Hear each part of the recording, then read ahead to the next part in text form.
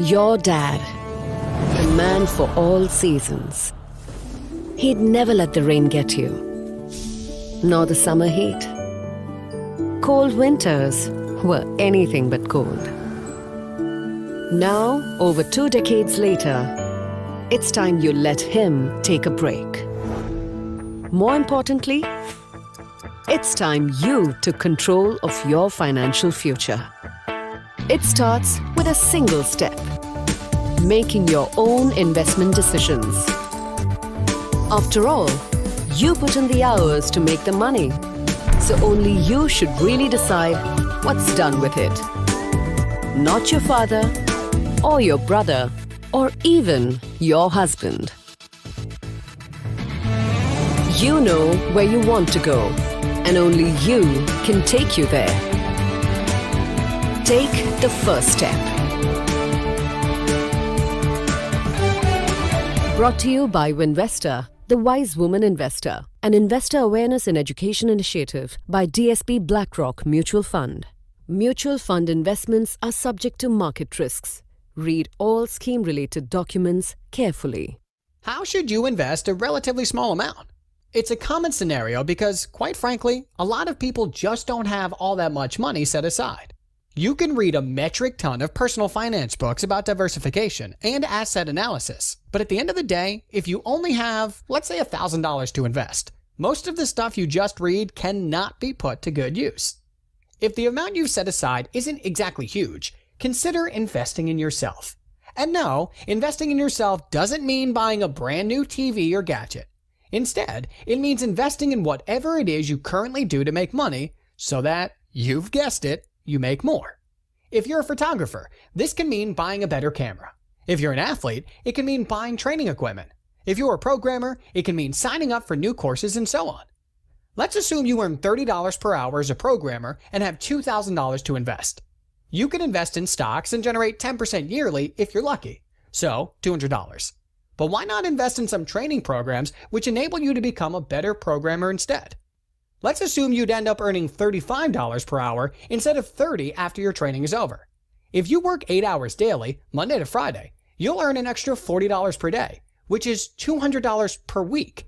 In other words, you'd earn as much additional income in 1 week after investing in yourself as you would after 1 year of investing in stocks. Just something to think about.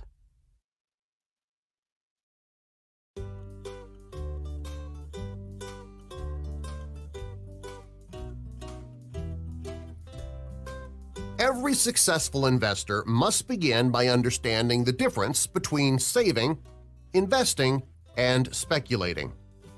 If you get those confused, you run the risk of losing a lot of money. Let's start with saving. Saving can be defined as the process of setting money aside in order to make a purchase a short time in the future, typically under 3 years. The most important element when it comes to saving is the safety of your money. You don't want the value of your savings to fluctuate because you'll need all of it to make your purchase. There are several options available to help you save money: savings accounts, money market accounts, and certificates of deposit, for example. Unfortunately, as a trade-off for protecting your money, saving typically pays interest at a rate that is just a bit higher than inflation. If you want to earn more than that, you'll have to look to investing. Unlike saving, investing is a long-term process. It often involves committing a portion of your money to owning a share of a business, with the expectation that you'll receive a higher return than inflation. The most important factor in investing is the growth of your money, and there are many ways to invest, with stocks, bonds, and real estate being the most popular. However, once again, there's a trade-off. While investing typically offers better returns than saving, it also carries more risk, as the value of your investment bounces up and down, at least when looked at in the short term. To be a successful investor, you must invest your money for at least 3 years. That's because, over longer periods, the value of your money will appreciate enough so that even if the value of your investment falls over a short period of time, it will still be higher at the end of the period than it would have been if your money had been sitting in a savings account. But what if you need to grow your money quickly? That's where speculating comes in. Speculating involves putting your money at risk with the hope that you will earn a high return in a short period of time. Day trading is a good example of speculating, where stock trades are opened and closed in a period of minutes or hours. Speculators can win big, but they can also lose everything. So, to sum up, save to protect your money, invest to grow your money, speculate to gamble your money.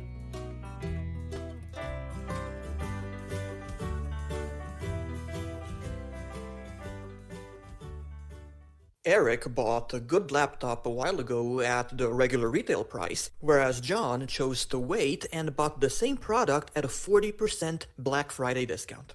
Both now own a good laptop, it's just that John bought it when it was, let's say, undervalued. The same principle is valid when buying stocks as a value investor. Developed by Benjamin Graham and David Dodd in 1934 and popularized through Graham's famous book The Intelligent Investor that to this day is even recommended by billionaires such as Warren Buffett, value investing simply revolves around trying to buy stocks that are trading below their quote-unquote intrinsic value. In other words, value investors don't believe markets are efficient enough to include all available information in the current price in a rational manner.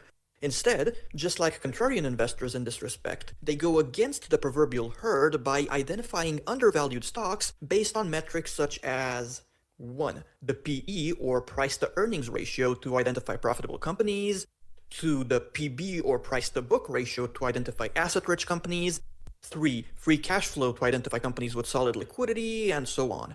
It's important to understand that determining this intrinsic value is a subjective endeavor, which is why you might want a margin of safety. For example, Graham recommends that you buy shares trading at 2/3 of the intrinsic value you've determined or less. Value investing can be adapted to other asset classes as well, but before making decisions, please understand that perfect strategies don't exist. Still, value investing can be a more than decent choice for patient investors who don't insist on picking hot assets or going with the flow. Instead, they diligently research and wait for buying opportunities. Common Sense 101. Through stocks, also known as shares or equities, you basically own a piece of a company.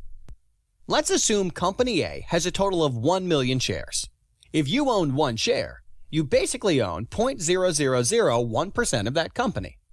If you own 10,000 shares, you own 1%, and so on. By owning stocks, you can make money in two ways.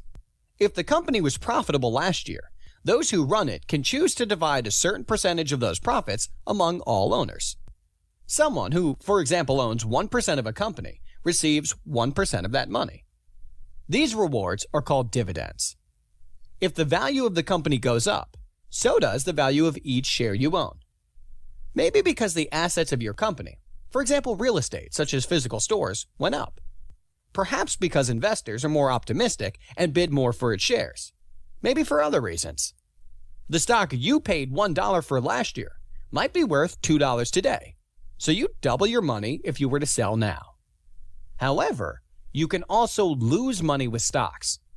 Businesses sometimes even go bankrupt, so you may very well occasionally lose everything you invested. Certain personal finance principles are especially worth embracing when you're young, with perhaps the top 5 being 1. Invest in yourself. For example, A. Acquire new skills, invest in things that enable you to make more money. B. Be aware of the top death causes for your age group, such as car accidents or suicide, and allocate capital accordingly. Buy safer cars and perhaps invest in defensive driving courses, take care of your mental health, etc.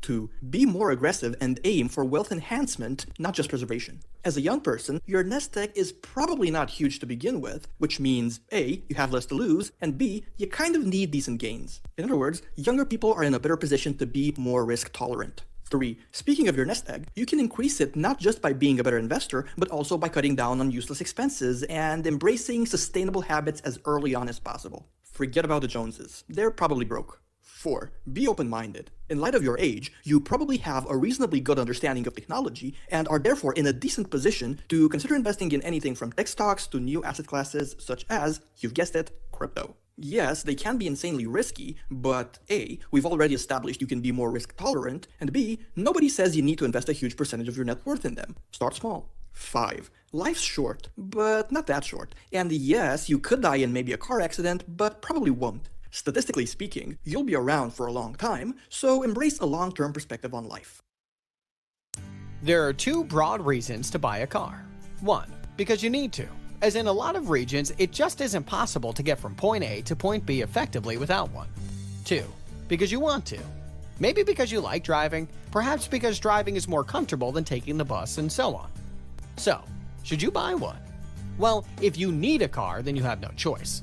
If you want but don't necessarily need one, however, then it's all a matter of asking yourself if you can genuinely afford it. 1. If you need an auto loan on which you can barely make the monthly payments, then either settle for a cheaper car or wait if you can't afford one that's good and safe enough. 2.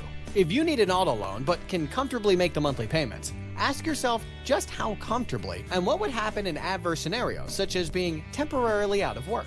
Just because you can buy one doesn't mean you should. 3. If you can buy the car without a loan, you can definitely afford it. But if that car ends up representing too much of your net worth, perhaps it would be a good idea to think about a cheaper one. 4. If you can buy a car without a loan and it represents a low enough percentage of your net worth, congratulations! You're making a calculated low-risk decision by buying it. The bottom line is this: since cars are depreciating assets, prudence is the operative word when deciding whether or not to buy one. Just like you can buy and sell stocks or bonds, it's also possible to trade currencies. The foreign exchange market, also called the Forex market, is actually the largest market by far in terms of trading volume, with an average of about $5.1 trillion being traded each and every day according to the Bank for International Settlements. All you have to do to get started is set up an account with a reputable broker and start trading currency pairs such as the euro-dollar. Here are the main pros of Forex trading. 1. 8 currency pairs account for most of the trading volume. It's definitely easier to keep track of 8 pairs than thousands upon thousands of stocks. 2. Making money in a declining market is a lot easier when trading currencies than with other assets, because when buying one currency, you're always selling the other. 3. Brokerage fees tend to be quite low. On the other hand, here are the main cons. 1. Unlike stocks that can send dividends your way, currencies don't generate any returns. 2. Forex trading is a zero-sum game, which means that for those who bought a currency in exchange for another to make money, the sellers have to lose. 3. The first pro can also be a con because due to the limited number of trading choices, developing an edge is easier said than done, especially as a small player. All in all, while diversifying rather than keeping all of your money in just one currency is highly recommended, actually becoming a Forex trader is usually not the best idea for the average individual. The net worth of a person is simple to calculate. All you have to do is subtract the money that person owes from the combined value of all his assets.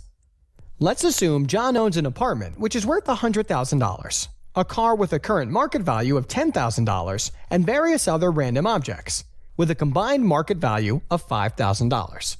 In other words, the combined value of his assets is $115,000. Now, let's look at his debt level and assume the only debt he has is $15,000 that he owes to his brother. After drawing the line, he has $115,000 in assets and $15,000 in debt. After subtracting the $15,000 debt from the $115,000 value of his assets, we're left with his net worth, $100,000. It's important to understand that a person's net worth fluctuates. Maybe a year from now, he paid off $5,000 of his debt to his brother, leaving him with only $10,000 in debt. On the asset front, we'll assume his apartment is still worth $100,000, that his random objects are still worth $5,000, but that the market value of his car dropped to $7,000. In other words, he now has $112,000 in assets and $10,000 in debt. So, a net worth of $102,000. It's ridiculously easy to determine a person's net worth. When's the last time you calculated yours?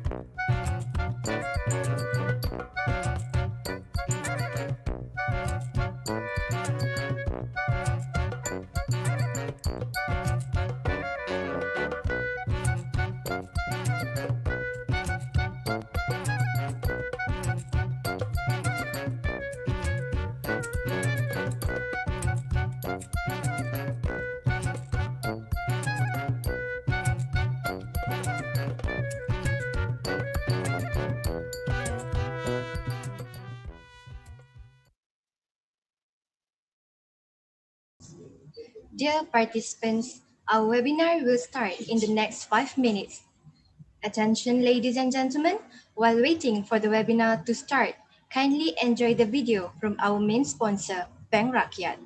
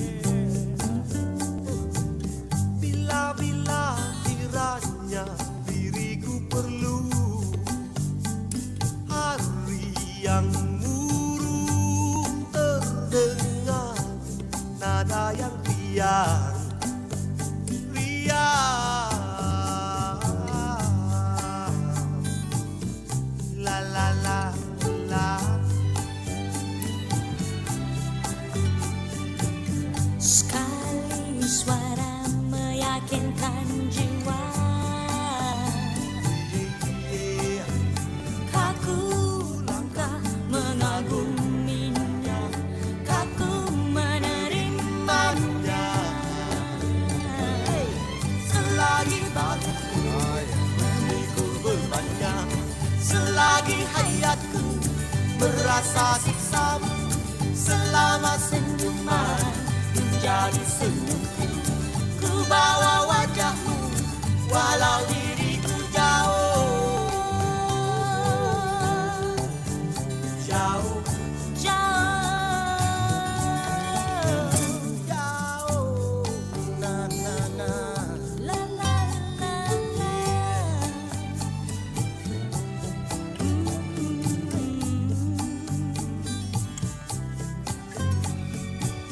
Bila-bila kiranya diriku perlu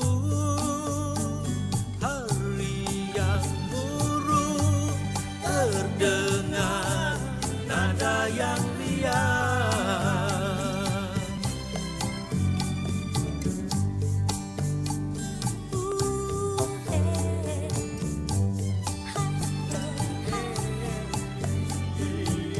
We are so young and free, full of desire, climbing higher and higher. Selagi Another window, mengikul berbanyak, selagi hayatku merasa siksamu, selama another senyuman human menjadi living senyum. in the world today. Ku bawa wajahmu walau diriku jauh, jauh.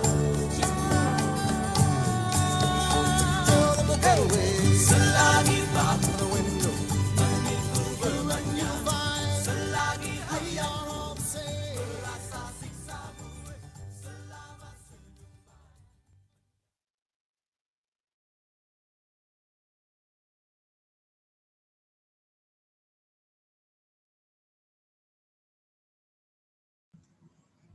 Assalamualaikum warahmatullahi wabarakatuh.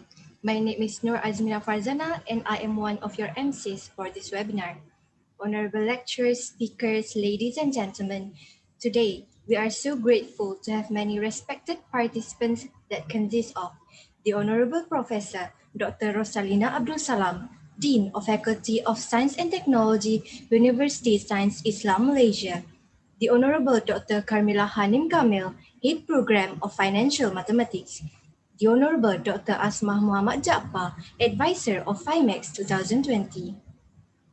We also are very blissful to welcome our panel guest, the Honorable Mr. Shane Chu, Bursa Malaysia's financial speaker, the Honorable Dr. Tuan Badrul Hisham, consultant at Israk Consulting.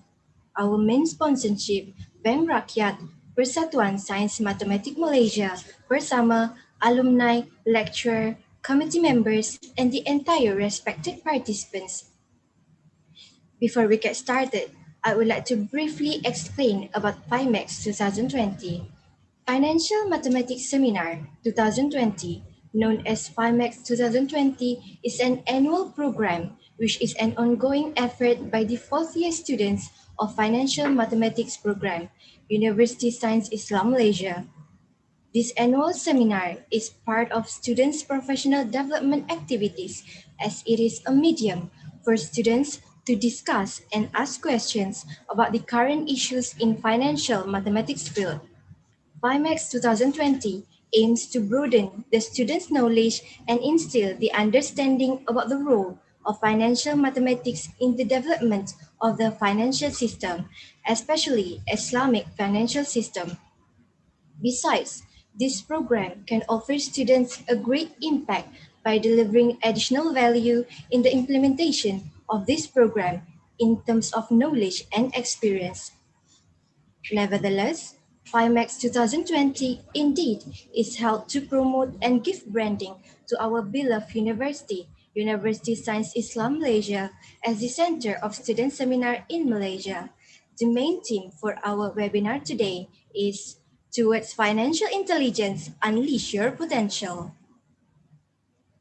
Before we proceed, I would like to brief the participants about this webinar. We will have 3 sessions and there will be quizzes and lucky draw in the first 2 sessions, while the last session, which is the third one, there will be no quizzes, which means that there is only lucky draw for the third session. All the participants can kindly wait till the end to join in the lucky draw session because who knows, you might be the lucky one. A short reminder, we will also have tweet contest, creative contest, and tutelage report contest. I will now read the guideline for the tweet contest. First, you need to follow Fimacs 2020 official account on Twitter at Fimacs 2020. Second, you need to post code that relate with our program. Third, you need to publish your Twitter account. Fourth, you need to use the hashtag Fimacs 2020, capital letter for FIMACS, and you need to use hashtag towards financial intelligence, capital letter for T, F, I, and the last hashtag, unleash your potential, capital letter for U, Y, P. And this tweet contest open to all Fimacs 2020 participants. For the creative contest, it will have the same guideline as tweet contest. The only difference is the platforms that are used. The platform for tweet contest is Twitter, while the platform for creative contest are Facebook and Instagram. Last reminder, the tutelage report contest will end at 2 p.m. Same goes to the tweet contest and creative contest. I hope that all the respected participants are aware of the important reminder given. Now, I would like to invite Muhammad Akmal Farhan for the Doa recitation.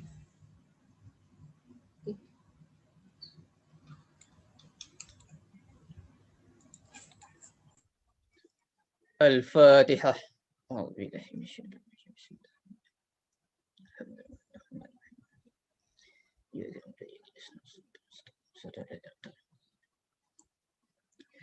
أعوذ بالله من الشيطان الرجيم. بسم الله الرحمن الرحيم.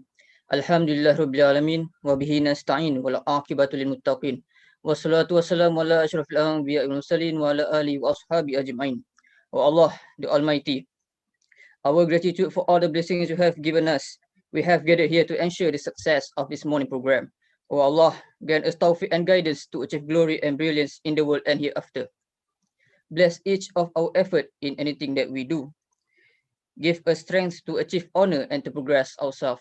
Ya Rahman, Ya Rahim, we beg you, Allah, ease us and bless our program today. We have no strength and power, but with your permission, O Allah, we can make through this. O Allah, make our hearts, our thoughts and practice to a smart roof and move forward in accordance as Khalifah in this world. Allahumma ja'al jamana hadha jam'an marhuma wa tafarruqna min ba'dihi tafarruqa ma'suma. Rabbana zalamna anfusana wa illam taghfir lana wa tarhamna lanakuna minal khasirin. Rabbana atina fid dunya hasanah wa fil akhirati hasanah wa qina adzabannar walhamdulillahi rabbil alamin. Amin, Amin, Ya Rabbal Alamin. Thank you to Muhammad Akmal Farhan for leading the Doa recitation. May our ceremony today be blessed with his love and mercy. Ladies and gentlemen, there will be a speech video from our advisor of Fimacs 2020, Honorable Dr. Asma Muhammad Jakpa, and Director of Fimacs 2020, Muhammad Arif Hakimi. Do lend me your ears. Thank you.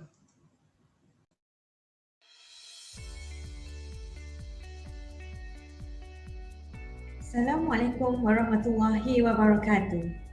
The Honorable Professor Dr. Rosalina Abdul Salam, the Dean of Faculty of Science and Technology, University Science Islam Malaysia, USIM. The Honorable Dr. Kamina Hanim Kamil, the Head of Program of Financial Mathematics. The Honorable Mr. Shane Chu, Bursa Malaysia Financial Speaker. The Honorable Dr. Tuan Badrul Hisham, Consultant at Isra Consulting, our alumni, sponsorship Bank Rakyat, lecturers, committee members, and the entire distinguished participants. Alhamdulillah, first and foremost, I'm grateful to Allah, the most gracious and the most merciful, for His blessing in giving us the opportunity to gather here at the Financial Mathematics Webinar Fimacs 2020 with the theme Towards Financial Intelligence, Unleash Your Potential. I would like to express my utmost gratitude and appreciation to all the committee members in ensuring the success of this event. It is a great pleasure to welcome all the distinguished participants, and I feel deeply honored by your presence today. Honorable guests, ladies and gentlemen, Fimacs is a tradition of financial mathematics program in USIM, which 100% organized by the final year student. This year, we have it online due to COVID-19 pandemic. The organizer and the committee are working remotely from all over Malaysia with a great spirit of teamwork to ensure the successful of this event. I believe this experience is very unique and very meaningful to all the students involved. Fimacs 2020 has provided usable input to students, especially in sparking new ideas and experience. Indirectly, this program also aims to test the creativity and the ability of the student in translating their knowledge and skill to meet industrial perspective. This is in line with the university aspiration to produce students who are creative and constantly innovative. Hopefully, students are able to gain or learn new knowledge from this event, as it is something that is different from the experience the students go through from the learning activities in university. To appreciate all the attendees to Fimacs 2020, we prepare various activities such as quizzes, creative contests, tweet contests, and lucky draw. These activities are open to all the participants. To celebrate and welcome the Junior in Financial Mathematics program, the organizer has created an exclusive contest named Creative Report Contest. I do hope all the participants could happily involve and enjoy all the contests, as the prizes prepared by organizer are interesting and valuable. Distinguished participants, allow me to once again express my gratitude to all parties who are involved directly or indirectly for the success of this program. Hopefully, our sincere and continuous effort will lead to the progress, prosperity, and harmony of the nation that we can harness together and for future generations. Thank you. Assalamualaikum warahmatullahi wabarakatuh.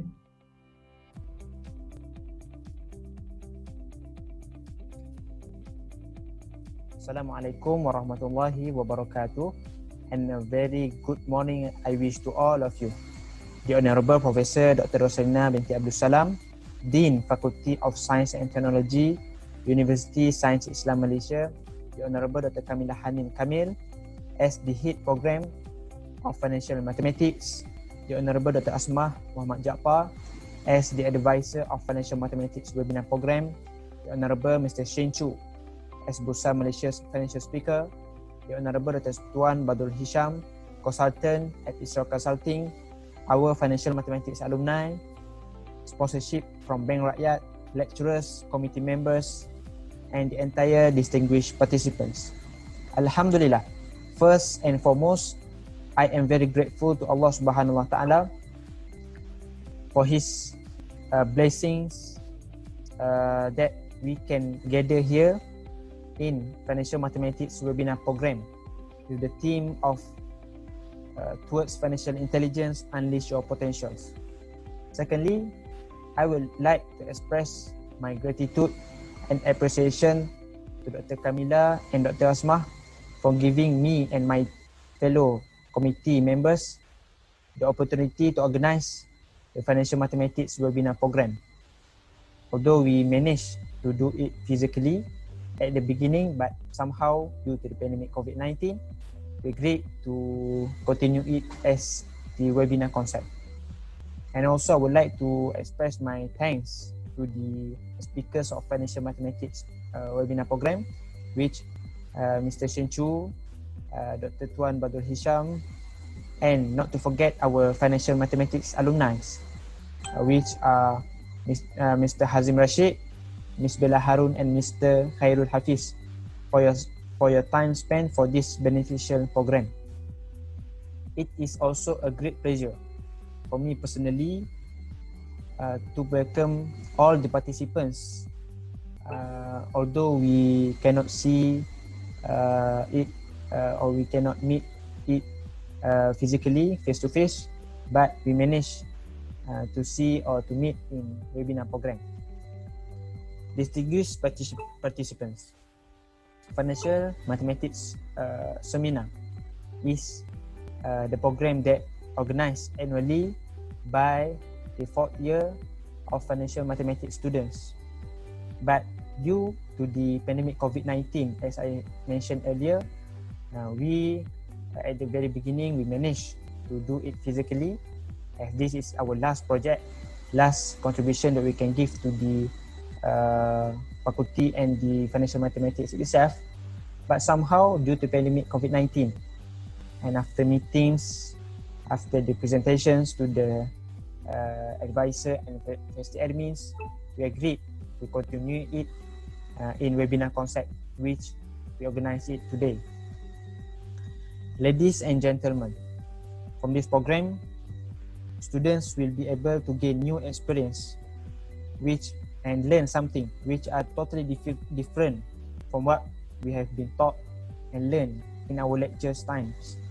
So deeply in my concern, I hope all the participants, especially the students, could grab this opportunity to gain lots of experience, to ask lots of questions to the panels, as this is our only time to ask the panels freely. And I hope that this program could be a milestone to the next batch to organize this type of concept, this type of webinar.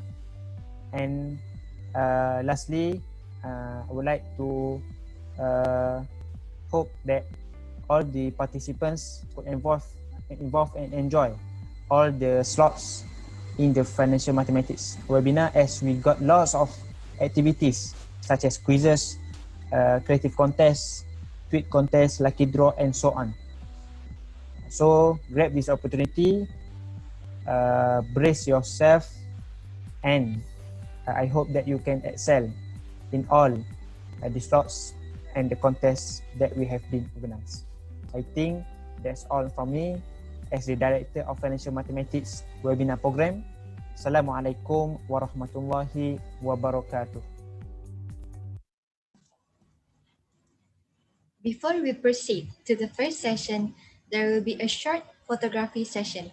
I would like to invite the VIP, Dean, Head Program, Advisor, and Director to open their camera.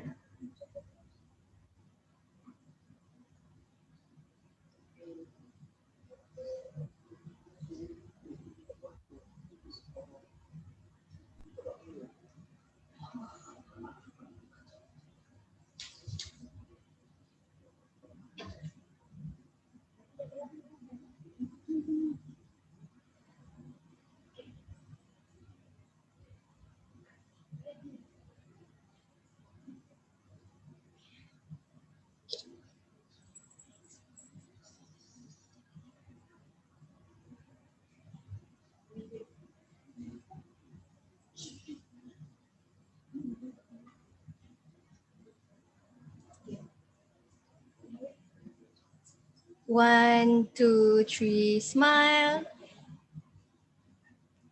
One, two, three, smile.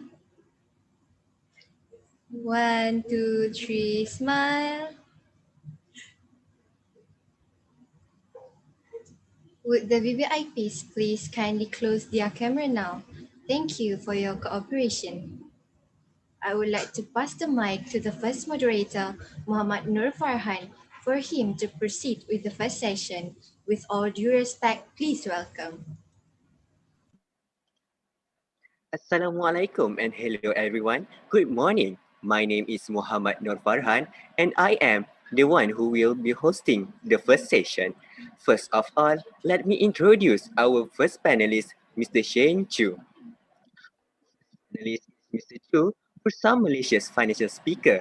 He is an investor and trader with 10 years experience trading and investing in local and international stock, ETF, and currency. Bursa Malaysia appointed him to design and conduct an investment curriculum for young investors and retail investors nationwide at the age of 26. He was acknowledged by President Obama for his work as a young leader in the financial education in 2015. And until now, he has trained 10,000 individuals in the stock investment. Ladies and gentlemen, we are lucky today because we have another two additional speakers as the representative from Bursa Malaysia in this session, Dr. Sobana Sivendran and Mr. Kaves Vijendran. They will talk about financial literacy. For further introduction regarding these two special speakers, I will pass this microphone to Mr. Chu. The topic about financial literacy will be conducted until 9:55 a.m.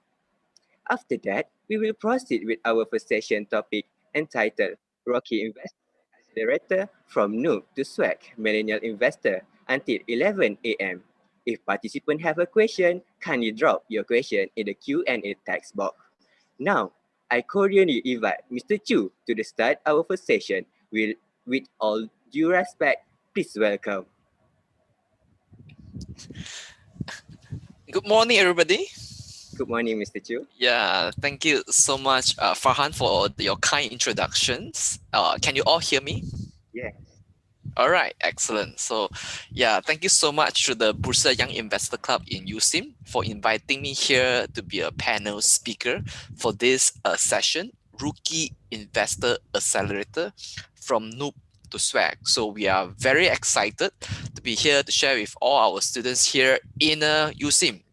And I also want to thank the whole committee for your hard work, and also want to thank Dr. Asma for for your kind collaboration with us to make it happen. So I think that we have really gone through a long way to come to this event. So very excited to have to speak to a few hundreds of students online right now. I see that there are close to 200 right now. So today, like what the name suggests, we are going to talk about this topic, which is Rookie Investor Accelerator.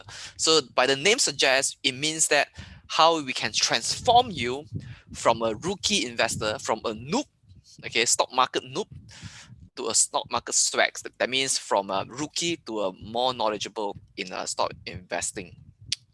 So this is what we are going to do. And allow me to share my screen for a little bit. Okay, hang on, yeah. I believe you can see my screen, right?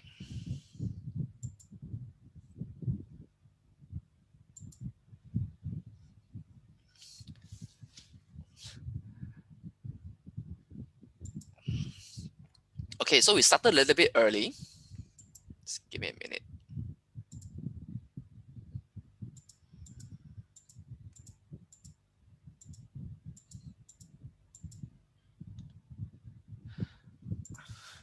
So allow me to briefly introduce myself. My name is my name is Shen Chu. I'm a financial speaker, trader, and investor with 10 years of experience trading and investing in the market. So much like you, I started when I was, in a university's time.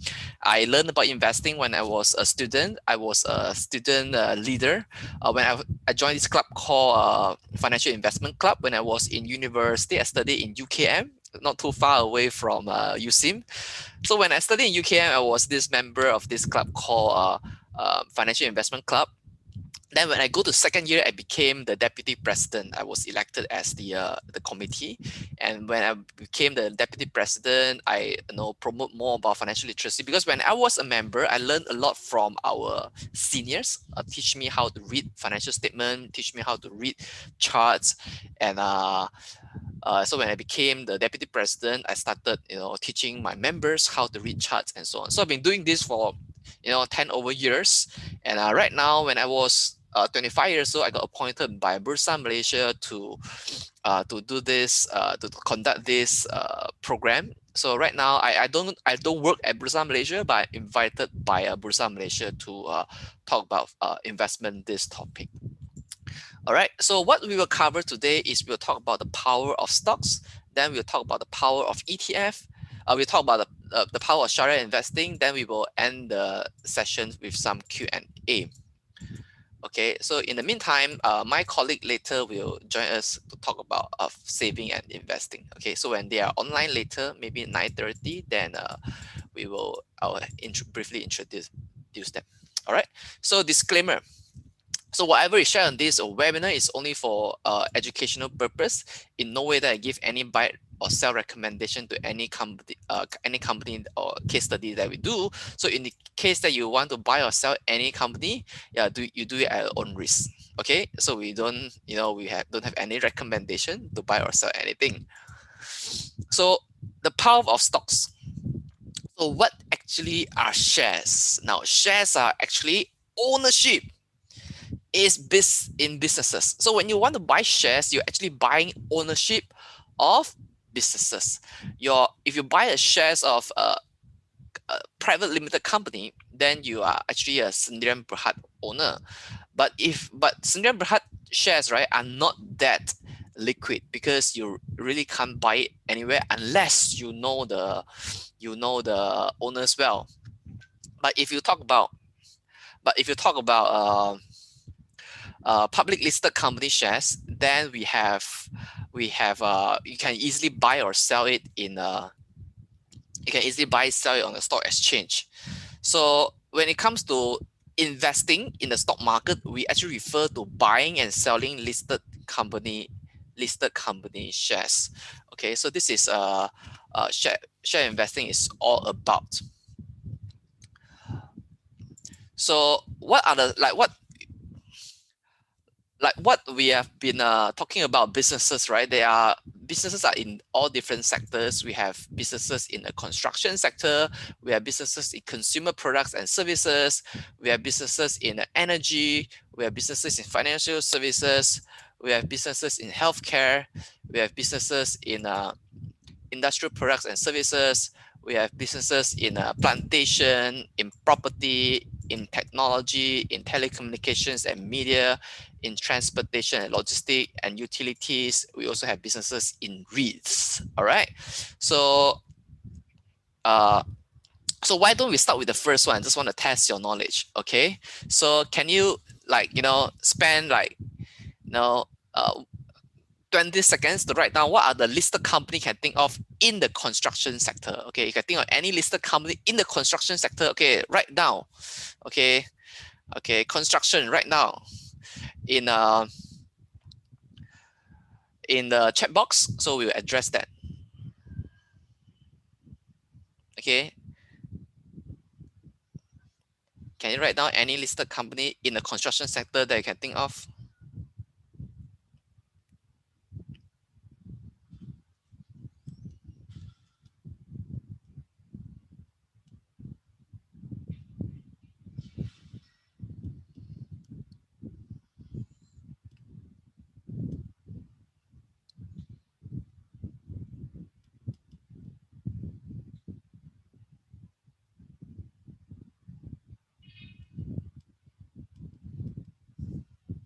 All right, let's see what we got here. Okay, we got Gamuda. Okay, correct. We got well, EcoWorld is more like, EcoWorld is more like property, and we got MRCB. MRCB. Okay, I think MRCB could be construction. MRCB, I think, is a mix between property and constructions. Okay, yeah, we've seen so many Hock Seng Lee, Econ Berhad, IGM. Okay, great. So this is an example of a construction company. Then can you name me a listed company in consumer products and services? I'll give you 10 seconds to write down what are the companies you can think of in consumer products and services.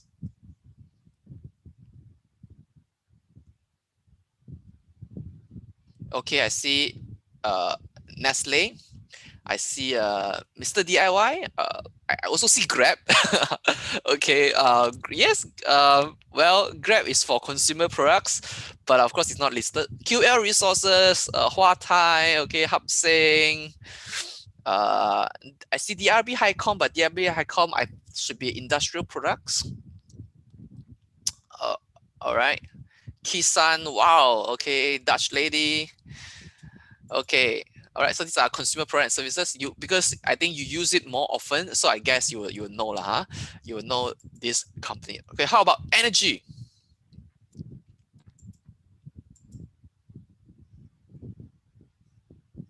Can you think of any energy company? Sapura Energy, Petron, okay, Shell, okay, Shell, yes, but then I think it's not listed here. Okay, I got Petronas. We also got TMB, but TMB is actually not really energy lah. TMB is more utilities. All right. Malakoff is also utilities. Okay, later we'll talk about that. Financial services.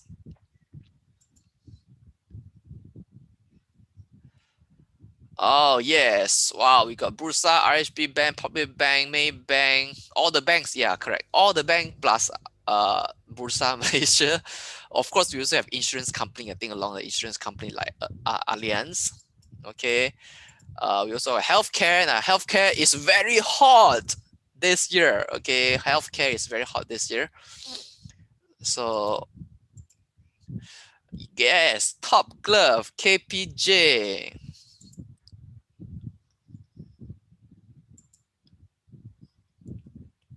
Pharma Niaga, Comfort. All right, Care Plus. Wow.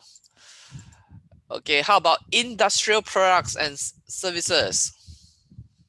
Hatta Lega, yes. How about industrial products and services?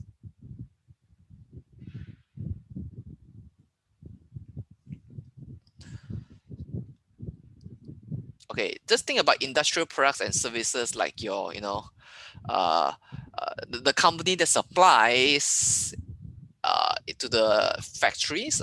It could be in a plastic packaging, could be in a steel, could be in aluminium. Okay, yeah. If you are not aware, you can think about one of the list. Our top 30 companies like Press Metal. This aluminum company like steel company like Anju, or plastic packaging company like Cytex. Okay, so these are companies in industrial products and services. Okay, how about a plantation?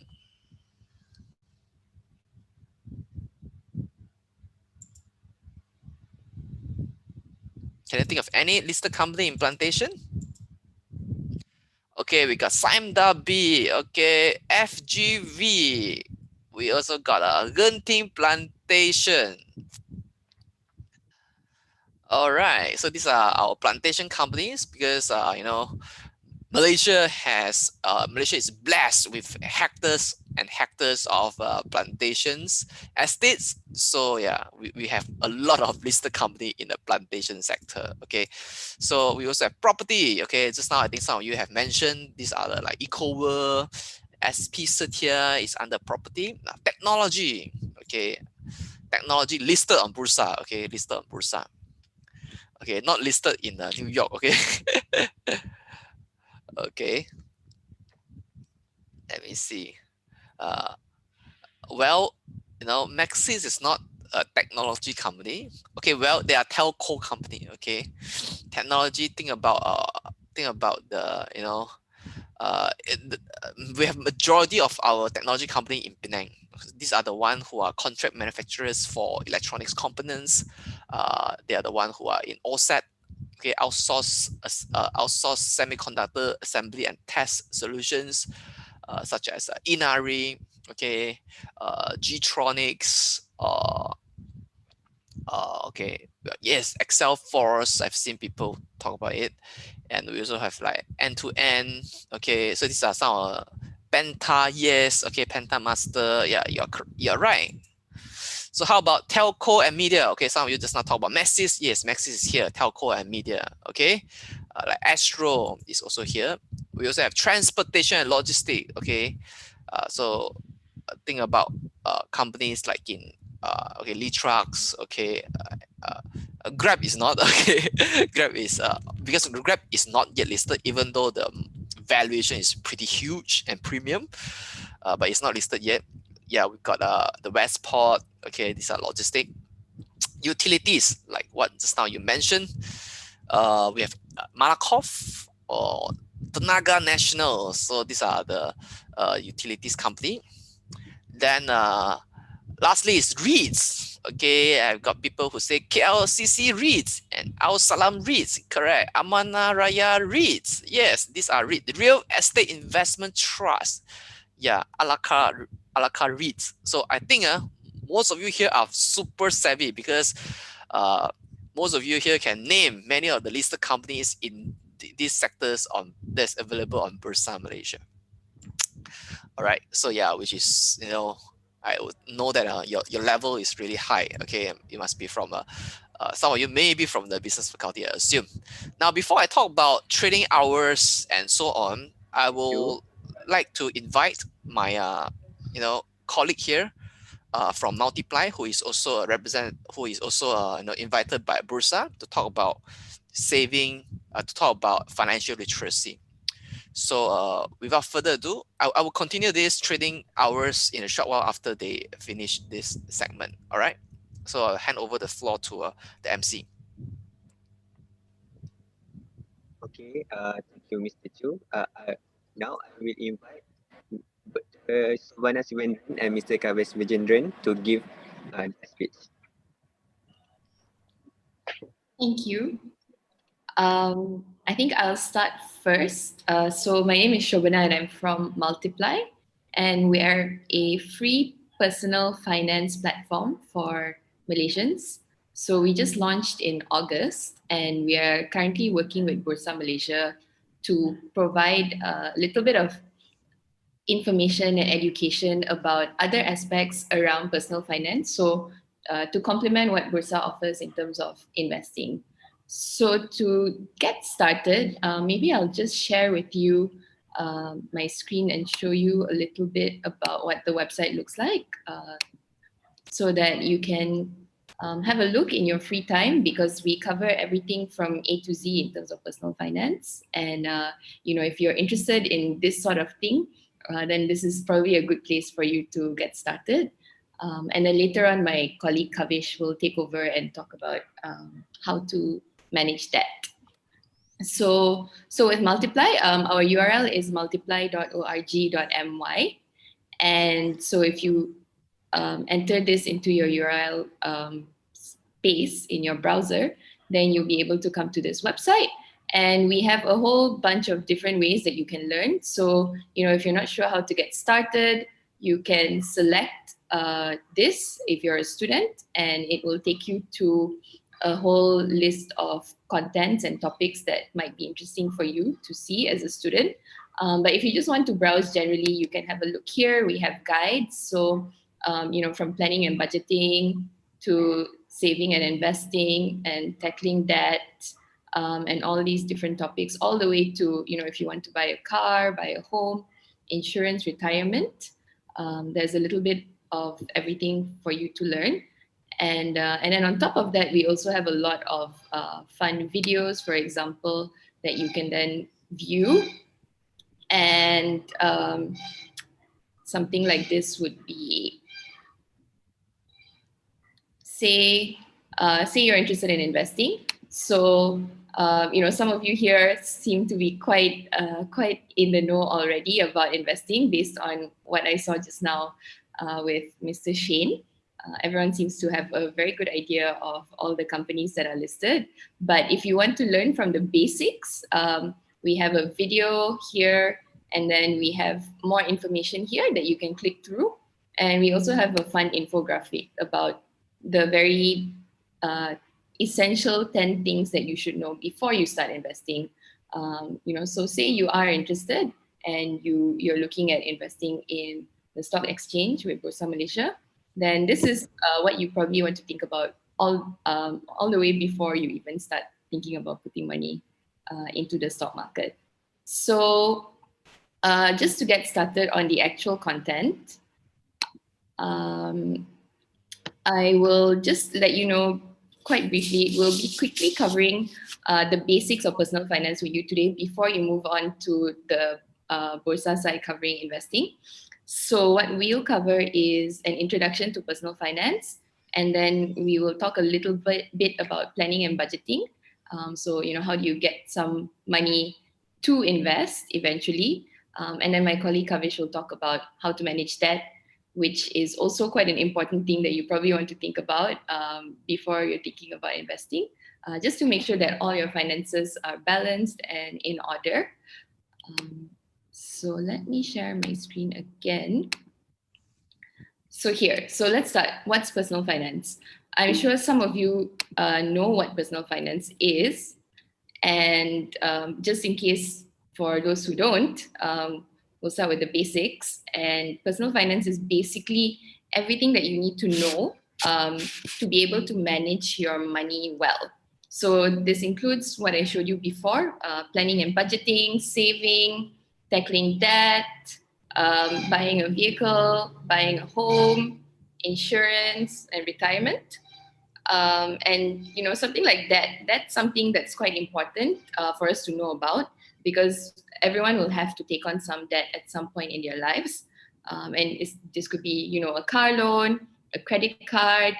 Some people even think of getting personal loans, or even something big like a home loan. So knowing how to manage your debt is very important, because it will affect you in the rest of your life going forward.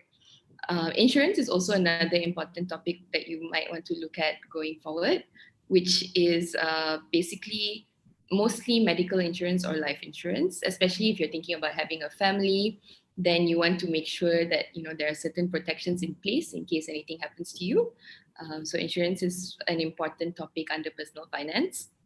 And then finally, retirement planning. So, we've heard a lot of news about EPF recently, and why is it so important? It's because actually the moment you start working, you probably want to think about actually setting money aside for retirement. And this is so that when you actually retire, you have enough money to live a comfortable life. So, it's important even as students to be having some ideas of what you might want to do when you start working, and how to set money aside for your retirement, so that you will be able to enjoy a good life when you retire. So in terms of why personal finance is important, there are a few reasons. These are three of the main ones that we think are important. So the first one is security, especially if you're planning to have a family. It protects your family from unexpected financial shocks. If you have enough savings, if you have carefully thought out your insurance plans, for example, and your investments. Then looking at relationships. So actually, financial problems are one of the biggest causes of stress to relationships. And in Malaysia, the statistics are nearly half of the divorces are due to financial problems. So, if you're thinking of starting a family, then you probably want to make sure that your finances are in order, that, you and your partner have spoken about finances, that you know how you're going to plan for your future. And so that's why you probably want to think about personal finance here. And then when it comes to health, financial stress also affects a lot of other parts of your life. And one of it is also causing a lot of health issues. So you probably want to be on top of your finances and try to avoid getting into any financial trouble to avoid being in poorer health. So now we kind of have an understanding of why personal finance is important. We can start with the first thing that you probably want to look at, which some of you are probably already doing, but let's just go through it in a little bit of detail here. Planning a budget. So why is budgeting important? Sometimes it might not seem so important, but actually when you try to do it, you will probably see some benefits from budgeting. So one of the reasons why budgeting is important is that it allows you to get the most out of your money. So how does it allow you to get the most out of your money? Well, actually, it makes you think about where you're spending your money, and whether what you're spending on is actually giving you the most returns for what you need in your everyday life. Then the next thing would be to keep your debt under control. Budgeting is also important, because when you actually look at how much you're spending every month, for example, and you look at what proportion of that is taken up by your loans, then you probably will have a better idea of how much more how much more loans that you can take, or how much when you need to stop taking loans, because it might become unaffordable for you to pay back the loans. And then finally, one of the other important things of budgeting is also to free up some money. So this is kind of, it allows you to have a look at, where you might be able to cut down on some of your spending, so that, if you want to save more, then you can look for areas where you can save more. Then other things are, maybe you need to build up your emergency savings, and even build up your savings so that you can start investing. So, if your budget is such that your allowance or your salary each month is just enough to cover your expenses, then maybe looking at your budget carefully and planning it carefully can free up some money so that you can start saving and eventually start investing as well. Then the next thing is, how do you actually plan a budget? So the first step we say is to know yourself. I'll go into this in a little bit more detail later. And then set your priorities of what you want to budget for.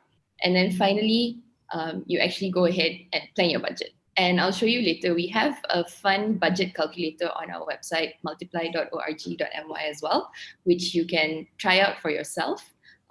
Put in all the values that apply to you. So what your allowance might be or your income might be, and how much you're spending on food, transport, rent every month.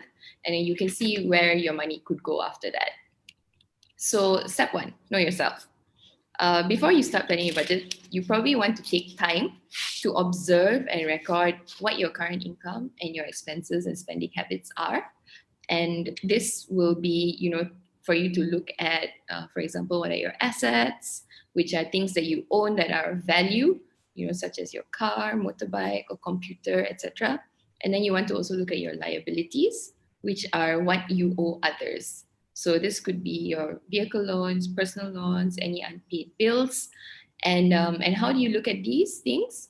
One way is to use this budget calculator that we have on multiply.org.my, or you can just keep a simple journal where every day or at the end of every week, maybe you take note of what you spend your money on.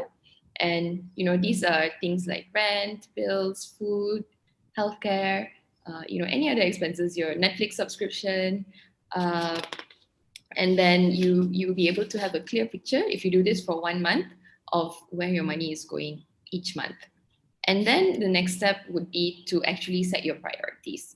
So then you look at your budget and you decide what you need and what you want. So what you need might be, you might need a new phone, for example, but what you want is the latest iPhone 12. So basically, then you might need to actually differentiate between, wanting the latest iPhone 12 and wanting a normal Android phone somewhere. And so look at what you can afford and then maybe stick to your needs first. And that's very important if you want to have some money to set aside for saving and investing later. So phone is one example. Other examples are when you're eating in restaurants, when you are buying clothes, you probably just want to think about, or even going on holidays, what do you need versus what you want. And we're not saying don't spend any money on your wants. You can spend some money on your wants, but spend it carefully and not the bulk of your money. So this is again, example of different things that, what's a need, what's a want. So is this new designer handbag a need or a want? Well, we think that it's probably more of a want. And, your food, your electricity and water, those things are needs that you need to have, that you definitely need to budget for. If you want to buy a motorbike, maybe, eventually you can build up to buying a very cool motorbike. But to start with, you might want to go for something simpler, which is more along the lines of what you need rather than what you want. And then finally, step 3, plan your budget. So when you actually plan your budget, this involves looking at, where you can save, what you can cut down based on what we talked about in step 2. And these are some kind of guidelines that you can use when you're planning your budget. So if you have credit cards, you want to pay off your credit card debt first. And my colleague Kavish will go through why in more detail after. Second is to budget to settle other loans. So again, settling loans is quite important, and we don't mean necessarily settle it in full, but you want to be able to make your monthly repayments on time. And then the third would be to save at least 6 months' salary for emergencies. So this is because, you never know if you suddenly have a medical emergency or a family member might need help, or something might happen to you even, if you lose your source of income, who knows, right? So the recommendation is to save at least 6 months' salary and to slowly build up to that. So, you won't have that immediately, but you can build up to that. And once you have that, then you know that if something happens, you'll be safe because you'll have the money to cover it. And then fourth is to save as much as possible for retirement. And fifth is for wants. So this goes back to wants, and you can spend some money on your wants. Maybe you want to just allocate 10% of your salary or your allowance to wants, so that you can give yourself the occasional treat, but you probably want to control it. And then if you have dependents or you're thinking about starting a family at some point, then you want to make sure that you have insurance as well. So let's now take a quick look at the calculator on Multiply. I'll run you through it and we can have a look at how that would work. And so basically on Multiply itself, if you go at the top here, we have the link for calculators. And then if you choose your calculators, so we have a lot of different ones that you can have a play around with. So savings calculator, investment returns, buying a car, buying a home, personal loans, and a few others. But today we'll be looking at the budget calculator. So if you click on that, it will bring you to this page. And then you can enter in your income. So, if you're a student, you probably get some kind of allowance. So how much do you get monthly? Maybe let's say 1,200 ringgit. And then choose your budget type. So you can either choose a simple budget format or you can choose a more detailed budget. The detailed budget you can run through in your own time. We'll go through the simple budget for now, just because it's a bit quicker. And you can use the simple budget to get a rough idea of your finances. If you want to actually, put in exactly how much you spend, then you can use the detailed budget and put in all the different items that you spend your money on. And so the simple budget has these topics here: rent, utilities, loans, savings, groceries, subscriptions, food, and transport. And you can add expenses if you want as well. So if you just click on this, then you can actually type in another item that you might be spending money on that we haven't included here, and you can put the values in. And then there's a drop down that allows you to choose either monthly, weekly, or daily. So for rent, for example, let's say you spend 300 ringgit monthly on a room. And then for utilities, maybe monthly 30 ringgit or something. And then maybe no loans at this point, but say you want to save 5 ringgit a day. So then you can set it at daily and put 5 ringgit in.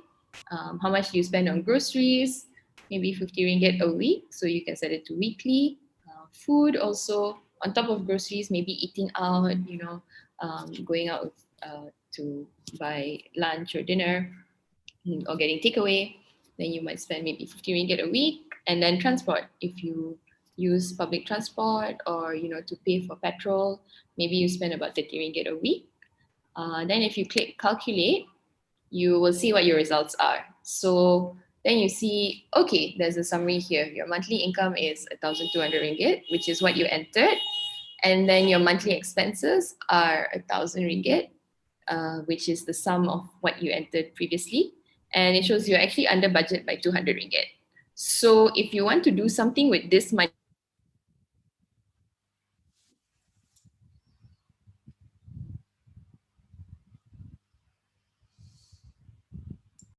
show you your budget breakdown. So if you hover on the pie chart, you will see, oh, okay, this is how much I'm spending on each of the items. So you can see the most you're spending your money on is rent.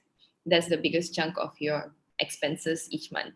And this is how much you end up spending on a daily basis, 48 ringgit 50 cent. And then on a monthly basis, you're spending this. This is a summary. And if you want to have a rough spending guide, you can also click here. We take you to a little table that is taken from, based on the EPF Belanjawanku guidelines on how much the average person will spend. So you can have a look at that. It's quite fun. And then we show you how your savings could grow. So currently, if you spend 5 ringgit a day, assuming 30 days in a month, you will save 150 ringgit a month. But you could save an extra 200 because, as you saw, you're under budget by 200 ringgit, right? So then if your interest rate, depending on where you put your money or if you invest it, is 2%, then we show you what your savings can grow to if you keep saving for a certain period of time.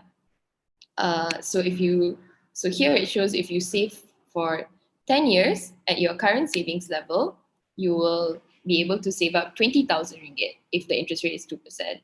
And here, if you save with your the extra that you are under budget by, then you'll be able to save up to 45,000 ringgit in 10 years, which is actually quite good. So, saving a little bit every day and every month will actually help you build up with the interest rate. So then you can actually play with the interest rates too.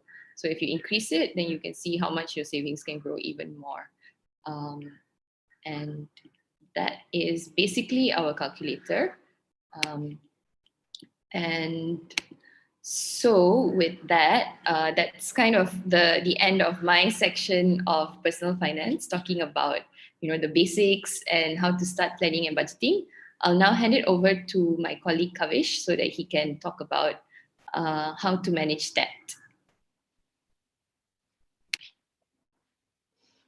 Hi everyone. Thanks, Shavana.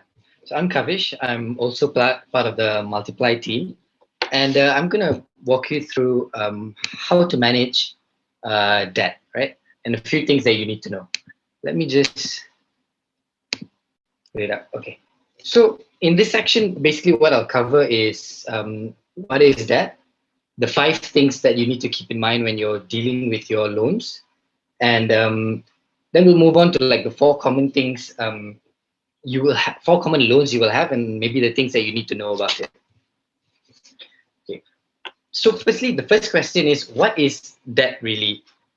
Debt is basically money that you owe someone else. It could be banks or another kind of creditor. And people usually take on debt to,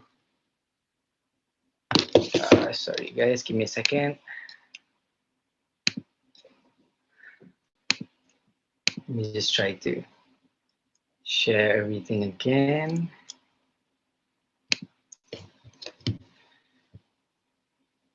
All right. All right. And basically, debt is, people take on debt. Why do people need debt, right? So you take on debt when you want to buy something that you can't necessarily afford immediately. And usually you'll take on debt. It can be helpful because you can take on debt to buy a car or to buy a house. But taking on too much debt can be a problem, right? So how do you know when you want it, if you're taking on too much debt? So for a rough idea, your total debt should be less than 40% of your income. So all your monthly repayments, when you add them up, should be less than 40% of your total income. And this, when I say all your repayments, it should include your credit card loans, your hire purchase loans, your housing loans, and all of that. So what are the 5 things to keep in mind when you're dealing with loans, right? So number 1 is to make sure you meet your repayments so it won't be too stressful for you, right? Because if it's more than 40%, sometimes you might not be able to afford it. You're going to have other expenses too, right? And if you just keep letting this amount grow, it will just become very stressful for you to make the repayments. And the second thing is, when you're taking a loan, is it a flat interest rate loan or a reducing balance interest rate loan? So for reducing balance interest rate loans, the interest is charged on the remainder of loan you owe the bank. So if you pay more towards your loan, the interest amount that you actually will pay at the end will actually come down. But for flat interest rates like cars, the interest is agreed upon when you take on the loan. So if you're going to buy this car, they will discuss the interest rate, they will add it in and divide accordingly to like the 5 years or 7 years that you've taken your loan. So every month you're already paying that interest amount. The third thing is you should always check the effective interest rate for your loan. Effective interest rates are basically the actual amount of interest you have to pay for your loan.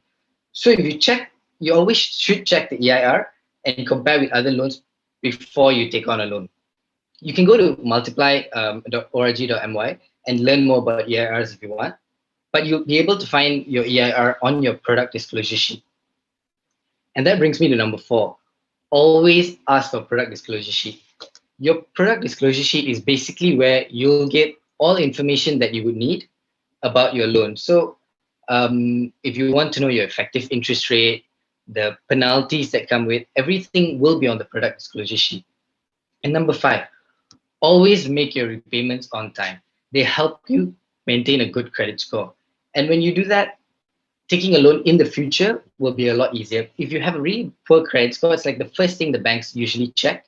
Then if you want to take a loan, it might just be a bit more difficult, or you could even get rejected. So then let's move on to like the common loans that you may have, and let's learn a couple of things about them, right? So let's start with number one, personal loans. Personal loans are actually the number one reason for bankruptcy in Malaysia.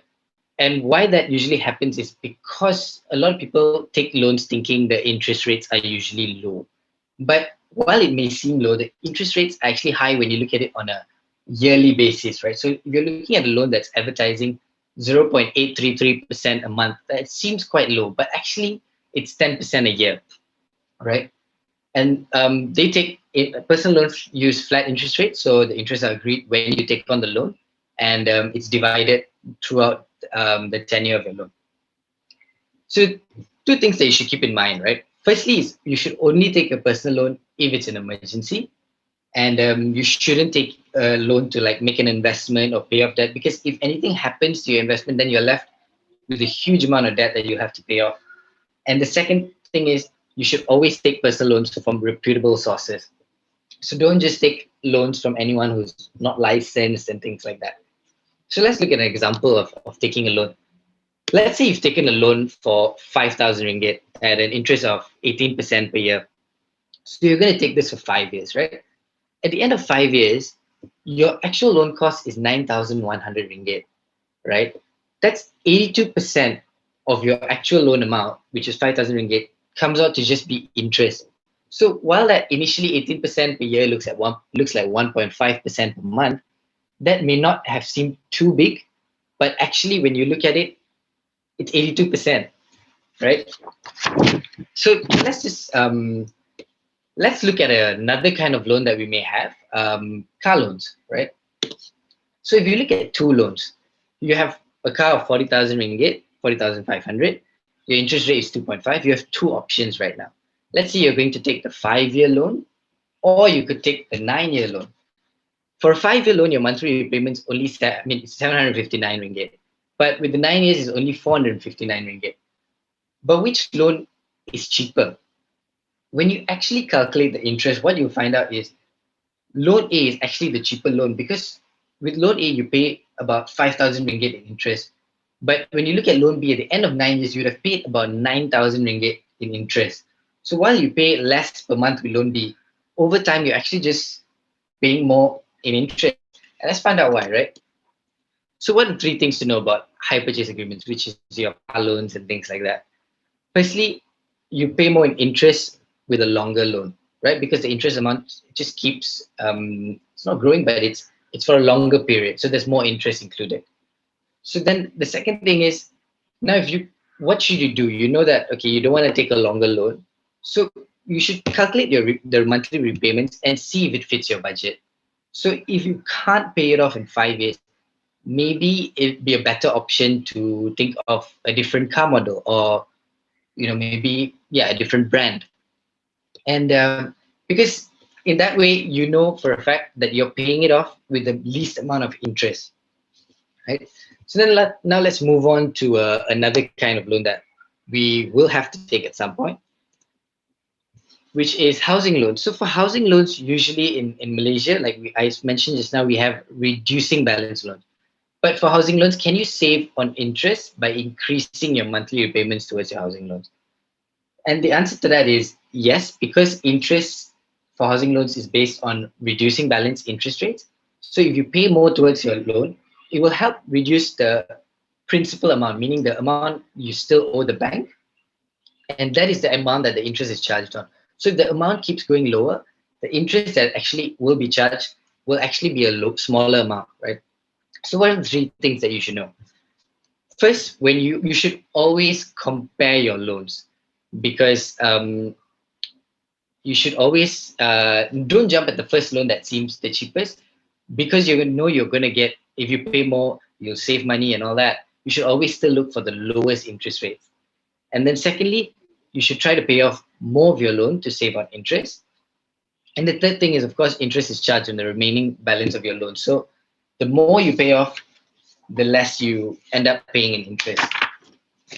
Now let's look at one of the most common things that most of us have.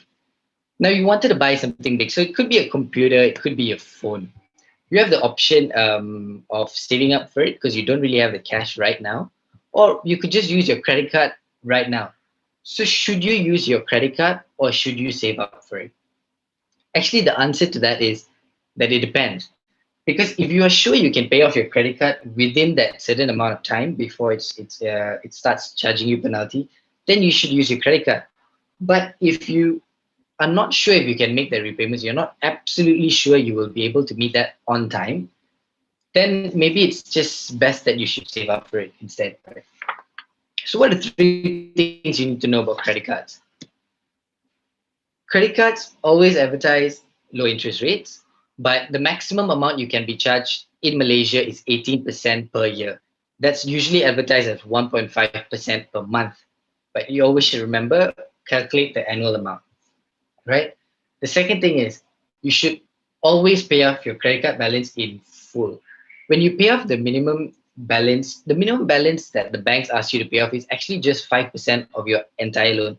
So if you owe the bank so much money, they're only going to ask you to pay 5%. Why they do this is when you only pay 5%, they get to charge you interest on the remaining of your balance that you owe the bank. So it will take you really long to pay off your loan, and you end up paying just a lot more money on interest. Let's look at an example, right, to see how that grows. Because what happens when we let that grow is we come into this thing called we kind of snowballs into this thing called compounding debt.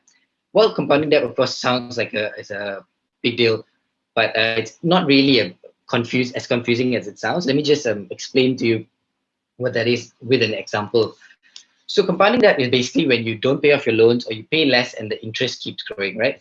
So let's say today you owe the bank, the credit card company, the bank, 1,000 ringgit, and you don't make those payments, and then in a month, what happens is you suddenly, with interest, you owe them to the 1.5%. So it's 15 ringgit this month in the first month after your payment date has passed.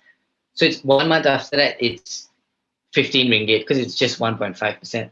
But what if we don't make any more payments or we don't contribute anything towards it?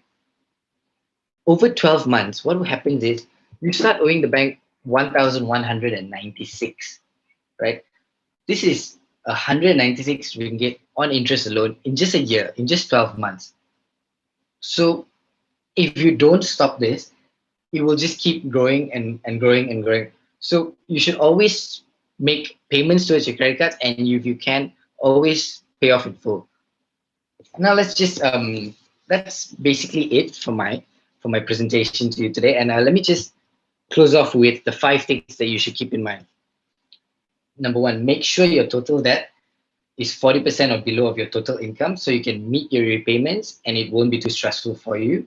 Number 2, check if it's a flat interest rate or a reducing balance interest rate so that you understand what kind of loan and how you can help yourself save on interest. And number 3, always check the effective interest rate for your loan.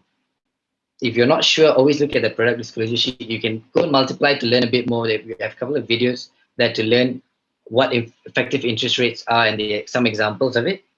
Number 4, always ask for product disclosure sheet. You can find all the terms of your loan in your product disclosure sheet. So be sure you go through it thoroughly and make sure what you're being told by the salesperson is exactly what you're signing on for. And number 5, always make your repayments on time. It helps you keep a good credit score and it will just make it a lot easier for you in the future. So that's basically it from our end at Multiply. I'm going to pass it back to the host. Thank you, Mr. Kamesh, for your speech. Okay, let's continue Mr. Shane to give his speech. All right, great. So just now you have learned from my colleague about the importance of personal finance, importance of doing budgeting, understand the importance of that. So before we learn about investing, it is of paramount importance that we know how to manage our money well. Because if we don't manage our money well, we don't even have to talk about investing. You get what I mean? So that's why we need to really look into our personal finance, make sure that we have surplus for us to invest away. So, okay, let me carry on with my sessions. So yes, thank you so much, Dr. Shobana and Kavish, for your wonderful sharing on personal finance. So let's go back into investing. All right. So now, just now we talk about, just now, if you log in late, I talk about my background as a speaker because I started investing much at your age, like in university, and you too can also do that. Okay. You just need to take baby step one point at a time, and then when you have gone long enough, then your experience will build up. All right. So then we talk about what are the sectors on Bursa Malaysia and what are investing in shares all about. So now let's talk about trading hours. So on Bursa Malaysia, we have the market open 9 o'clock to 5 o'clock. So in one trading day, there are about 6 trading hours. Okay, now why 6 trading hours? Because the market go for a lunch break from 12:30 to 2:30. Okay, so before 9 o'clock, we have pre-opening. Pre-opening means you can go in and queue your order. So as early as 8:30, you can go to the market and say that, yes, I want to buy Public Bank at, let's say, 18 ringgit. I want to sell Maybank at, let's say, 8 ringgit. So, or you say, I want to buy, this company, that company at what price. So as soon as 9 o'clock reach, then the stock market open, then they will facilitate your orders. So the market will transact your orders, buy and sell, to see if there is any buyer or seller who are able to match your buying price or selling price. So this is the opening, the first opening session from 9 o'clock to 12:30. Then go for lunch break. Then 2 o'clock is pre-opening again. Then 2:30 is the second trading phase until 5 o'clock. So in one trading days, there are 6 trading hours. 9 to 12:30 is 3.5 hours. 2:30 to 5 o'clock, 2.5 hours. So there are 5 trading days a week, which is Monday to Friday.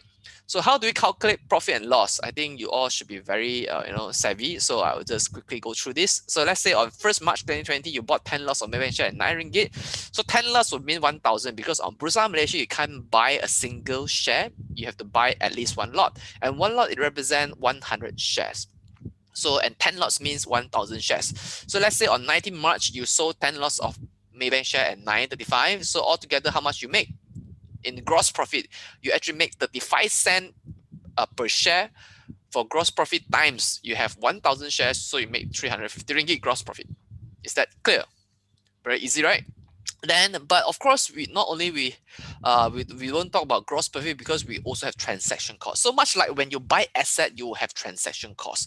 When you buy property, you have transaction costs, agent fee, insurance, stamp duty, and legal fee, and so on. So when you buy unit trust, you also have transaction costs, the asset management fee, the trustee fee, initial sales charge. So these are the transaction fee involved when you buy unit trust. But when you buy stocks, you also got transaction costs. But stock market transaction cost is very low. It's minimal. It's minimal because it's not only all add together, not even 0.5%. Okay, so we have stamp duty, which you need to pay to the government, 0.1%, minimum 1 ringgit, maximum cap at 200 ringgit. So it's round up to the nearest ringgit. Clearing fee is paid to Bursa Malaysia for doing the stock clearing for you, 0.03%, and maximum one can pay is 1,000 ringgit. Brokerage fee is 0.035% to 0.6%. The brokerage fee is different across different brokerage firms. Of course, the higher you pay, the more services you get from your dealer representative. So the industry standard is about 0.42%, minimum is 12 ringgit. SST, you pay to the government, and SST is 6% on brokerage fee. Now, SST is not 6% on your capital, okay? SST is 6% on your brokerage fee. So let me give you an example. So for example, if you buy 1,000 Maybank shares at 9 ringgit, so which will cost you 9,000 ringgit. So how much transaction cost you need to pay? The stamp duty is 9,000 times 0.1% equal to 9 ringgit. This paid to government. Clearing fee is 9,000 times 0.03%, 2 ringgit 70 cent. You need to pay to the Bursa Malaysia, and brokerage fee is 9,000 times 0.42% times 1.06. So what is 1.06? Now 1.06 is SST. Okay, so brokerage fee is only so only SST, only brokerage fee need to pay SST lah. So total is 40 ringgit and 7 cent. So the total transaction cost is 51 ringgit and 77 cent. So buy settlement is how much money, how much value of a share plus transaction cost. So when a buy settlement is, you need to pay 9,051 ringgit and 77 cent to acquire 9,000 ringgit worth of stocks. Now, transaction cost is also charged and incurred when you want to sell. So when you want to sell, let's say you sell 1,000 Maybank shares at 10 ringgit 30 cents, so you will take back 10,300 ringgit. But because you also need to pay transaction fee, so transaction fee is stamp duty, you have to pay 11 ringgit, clearing fee you have to pay 3 ringgit and 9 cents, brokerage fee you have to pay 45 ringgit 86 cents, which include SST already. Then total transaction cost is 59 ringgit 95 cents. So altogether, your sales settlement is you take the value of share 10,300 ringgit minus the transaction cost that you need to pay. So effectively, you're taking back 10,240 ringgit 5 cents. So, so the difference in net profit is that the difference between sales settlement and buy settlement is the net profit, which you will take back a net profit of 1,188 ringgit to the 8 cent. So what is your return on investment? 13.13%. Now, wouldn't it be nice if you can make like 13% in a couple of months' time? Yes, right? This is money work hard for you. You let your money to work hard for you. Now, let's study about what moved the share price. Now, what is the reason share price move? Okay, just think about that. Why share price move?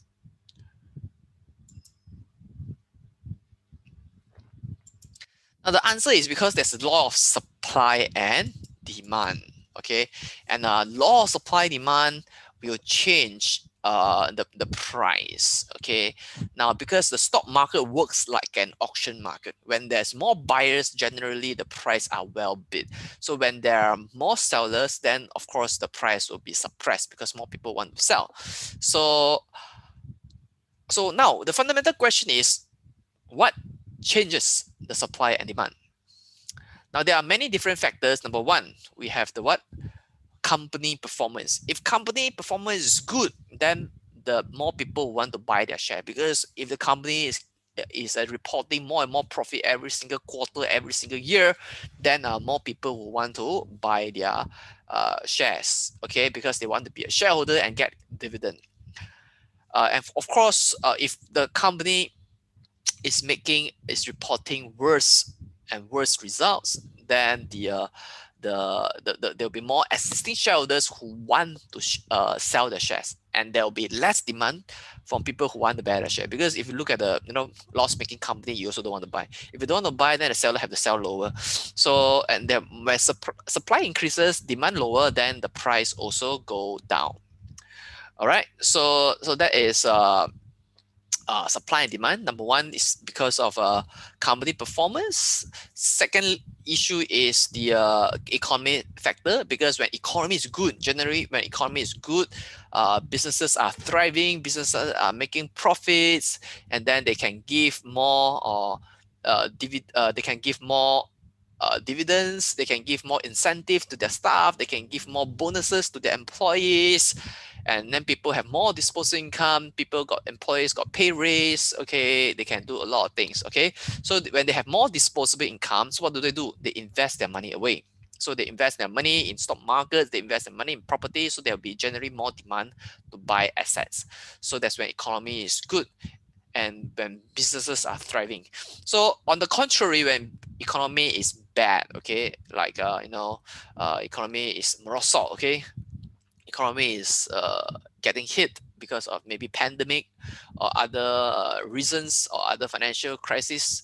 So when businesses are slowing down, when businesses are slow down, when some people may be laid off because of company restructuring, downsizing, people got laid off, people got no job, people got incentive, got revoked, got removed, then people have salary cut. So when people have less disposable income, then they will want to survive, right? How do they survive? They can sell their assets. So when they want to sell their asset to turn into cash, then they will have more supply in the market and less demand for the stocks. All right. So this is a chain effect. Then we have the third factor, which will change the supply and demand, which is political factor. Now, politics affects all facets in our life. So politics, when there's a political instability in the country, then foreign funds will leave the market because foreign funds don't like, country where it is politically not stable. Because when it's politically not stable, our currency will depreciate. So when our ringgit depreciate, whatever amount of money they invest in will suffer the same depreciation.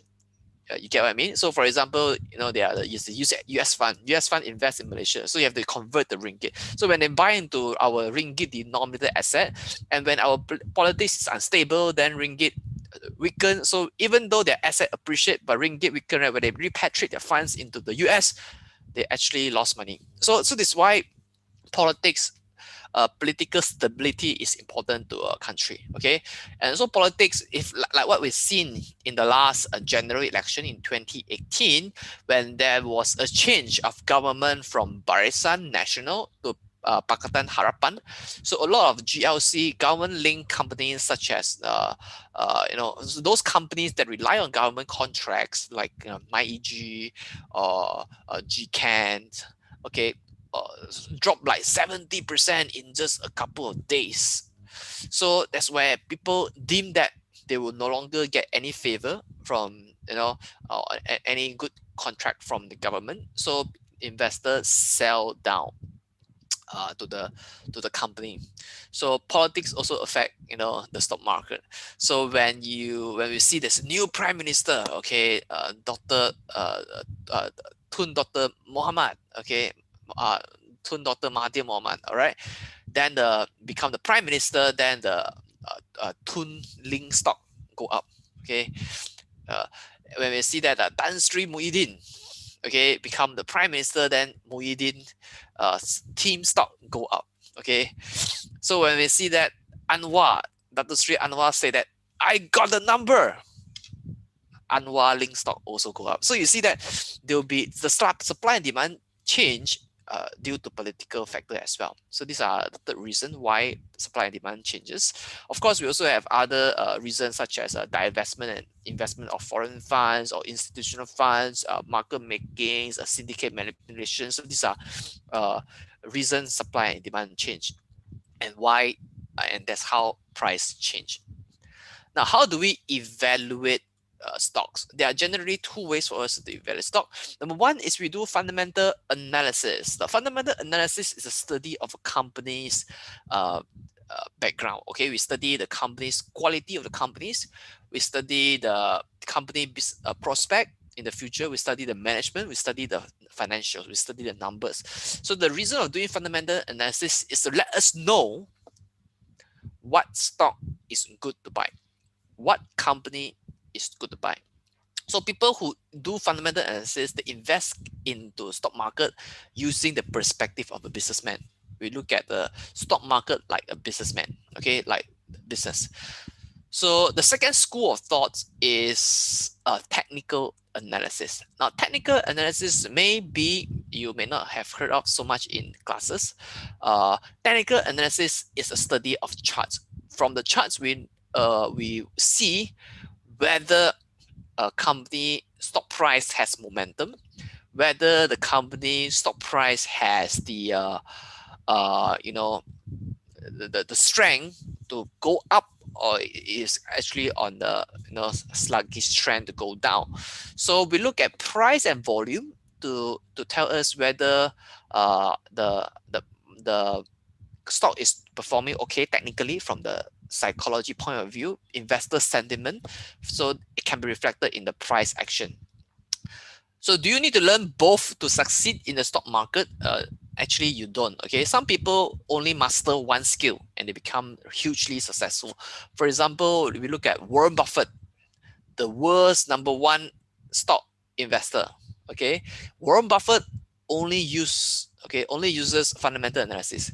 He only invests in company of because the business quality is good. The business quality is good, the prospect is good, then he invests in the company when the price is reasonable. So that is the study of fundamental analysis. And there are also chartists who purely rely on technical analysis to trade the market in and out. So they don't really care about what the company is. So long that the company move, then there's a chance for them to make money. So this is technical analysis. But there are also investors who use both. For example, I use both. I look at fundamental company to tell me what stock is good to invest right now. I mean, the business performance is great. And then I look at technical analysis to tell me whether this stock got momentum or not. Is the bull in charge right now or the bear is in charge right now? So I want to know. So that's why I do both. You can study both or you can just study one. It's up to you. So these are the two major schools of thoughts. So we also got the, I'm sure that you have heard of this term called trading. Okay, aside from investing. Now they are vastly different. Trading and investing are vastly different. They are vastly different in terms of psychology. They're vastly different in terms of strategy. They are different in terms of money management. So the concept is entirely different. So when you must pick the one that's right for you. So what is the difference? Trading means that the perspective is very long term. You invest in a company, invest in a company for a really, really long period. So in a relationship context, investing is long term, and investing is like a marriage. Okay, so you invest when you invest in the company until death do you both apart, right? That's what relationship is all about, isn't it? So when you invest in a good company, then chances are when you pass away already, the company will still be around. Okay, when you invest in really great company, chances are when your grandson pass away already, the company will still be around. So that's investing. So investing is like a marriage. Okay, you stay invested in a company until death do you both apart.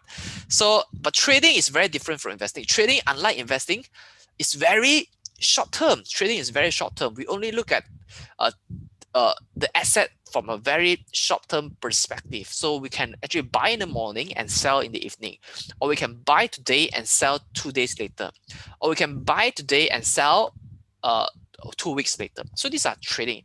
So some people do intraday trading. Some people do swing trading, means a couple of days to a couple of weeks. So it depends on your strategy. So you ask me, Shane, what is best for me? So now there's no perfect portfolio strategy for every investor. To find the right strategy for you, you need to know 3 things. Number 1, you need to know your investing objective. You must know what is your investment objective. If your investing objective is to compound your wealth, is to build your wealth, then you do investing. Is your objective is to create an income, like a part-time income for you, then you do trading. Okay, you get what I mean? To build wealth, then you can, you can deploy larger capital. Then you can invest in assets that are safer. So, but if your objective is just to make an income, to have a side income, then you cannot deploy so much capital. Then you have to control your risk. You got to do proper risk management. Then you got maybe go in with a smaller capital. Then you have a shorter term of time horizon. The second question you need to ask yourself is risk appetite. Are you a risk taker or are you a risk averse? So if you're a risk taker, maybe you can do more tradings, to go in and out in the market more frequently. If you are risk averse, then you have to really invest in asset or companies that have certain level of quality, fundamental quality, so that you are not speculating in the market. So the third is investing time horizon. How soon you need the money. Of course, if you don't need the money so soon, if you do it for your retirement funds, if you do it for your maybe your potential upcoming children education, then of course you can hold it for a longer period of time where you cannot invest in riskier asset. If your time horizon is very short, you just want to create an income, then of course you can do trading. Now some of us here are are a good investor. But some of us here are born traders. Okay, so we are all unique and different. So you must know which one works for you. I have friends that who are really, when it comes to investing, they are very lousy. But when it comes to trading, they are really, really incredible. Okay, they really trade in and out in the market and really make a decent living. So that's why you must know yourself. All right. Now today, because of time constraint, I can't do too much. So let's talk a little bit more about investment. Now, investment. Do you know who this gentleman is? If you look at this image, you must know that this gentleman is not born in our time. This gentleman is actually, his name is Benjamin Graham. He wrote this book, Securities Analysis, and became famous in the Great Depression. And he's famous for being Warren Buffett's teacher. He taught Warren Buffett investment. Okay, so he defined investment in this way. He says that an investment operation is one which, upon a thorough analysis, promises a safety of principal and an adequate return. Operations not meeting these requirements are speculative. So there are three keywords here. So the first keyword in investing is thorough analysis. Okay, not only you need to do an analysis, you have to do thorough analysis in whatever asset classes you want to invest in. Okay, so this is the first criteria. Okay, if you don't do analysis, if you don't study the company well enough, comprehensive enough, then you're not investing, you are speculating. Speculating means that you are gambling. Okay, now the second keyword here is safety of principle. So whatever things that you invest in must at least assure you a safety of principle. That means you know what your capital is being used for. Okay, is it used for increased productivity, okay, in the company, or is it used for other thing? Okay, you must know. It must at least assure you a safety of principle. And the third keyword here is adequate return, because we are not doing charity, we are not doing philanthropy work. We park away our hard-earned money with an asset that we expect to have yields. So that's why we need to demand some kind of return. So an investment must fit these three keywords. Okay, you must do thorough analysis, it must assure you the safety of principle, and then it must deliver you an adequate returns.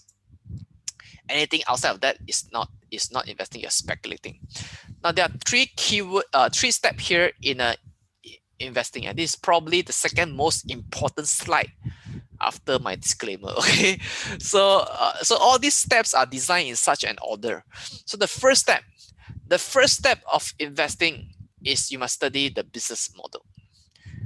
You must know, okay, what the business is all about. So that's the first step. Okay, you must know who are the customer they serve, what product and services they serve, what are their distribution channel, what are their cost structure, what is their revenue stream, how do they make money, and what are the competitive edge among the compared to their competitors, and what are their market leadership positions. So these are some questions that you must ask when you study a business. Okay, so as an investor, we invest in a company from the perspective of a business. Okay, we see the stock market as a place for us to buy into good quality asset that can grow our wealth. The first step is to study the business model. The second step is to study the management. Now, study the management means we study whether the management has always made good business decisions. Have they been effective in running the company? Do they create wealth for shareholders? Do they uphold the higher standards of ethics and integrity in the day-to-day business? So these are the questions that we must ask when we study a management. Having a good business is important. Having a strong management is even more important, because management is the one that decide what business model they want to use. So a management can sink a business if they are lousy. Okay, just imagine like a business is like a ship. A good business is a ship with made of a durable quality materials. So if a business is very strong, and then the ship can sail for a very long period of time. So think about management is like a captain of the ship. Even if the captain is lousy, right, the ship will also sink like Titanic, because the management make lousy business decisions, maybe lost a lot of money suddenly because of bad investment. So that's why study management is very important. Now, the first two steps are very qualitative in nature. That means there's no very little number involved. So what we look is we just use our common sense to study, to study the company and the business. So only the first step is good, then we go on second step. Now, if the second step is also good, then we go to the third step. So what's the third step? The third step is to study the price, because a good business, if sold to you at expensive price, it is also not a good investment, because more often than not, a great business always sell at a higher premium. Okay, and that means the price is a little bit high. So it may not be so suitable for investing. So what we need to do is we need to wait for the right time to buy, when the price is attractive enough for us to buy. So that is the three step. The first step is to study the business. Second step, study the management. Third step, only study the price. Now, more often than not, most retail investors, their number one mistakes is do what, They study the price first. Okay, they see, oh, this price, right? 140 ringgit, expensive, cannot buy. This price, 10 cent, very cheap, can buy. So most retail investors always look at price first. Okay, they determine the value of the company based on price alone, which is absolutely wrong. Okay, so that's why I'm very glad that you attend this webinar. Okay, this session brought to you by USIM. Okay, so why is it wrong? Because a company that is priced, the share price is priced 140 ringgit, maybe the true value of the company is 180 ringgit or 190 ringgit. So if the value is 190 ringgit, the price only 140 ringgit. Can you say that it's cheap? Very cheap, right? You cannot say it's expensive, right? But if let's say the share price is 10 cent, but really the value of the company is only 5 cent. Can you say this company is cheap? You can't, right? Because the value is only 5 cent. The market price is 10 cent. So we cannot base on the stock price alone to determine whether this company is cheap or expensive. Whether this company is cheap or expensive is relative to the value the company fetch. You get what I mean? So that's why we got to follow these three steps. The first step is to study the business. Okay, you must know what the business is all about. A lot of people, investors, when they invest in company, they don't even know what the business is all about. Then we have to study the management, who run the business, and third, we study if the price is attractive for us to buy or not. So these are the three steps in investing, not invert. Most people, right, the first thing is they look at price, they forget about what business is all about. Okay, so most important. Now, how do we find money making information? Now, if I want to say that, if I want to evaluate a candidate, okay, for a job vacancy, I will look at the academic result, okay, and their curriculum activities.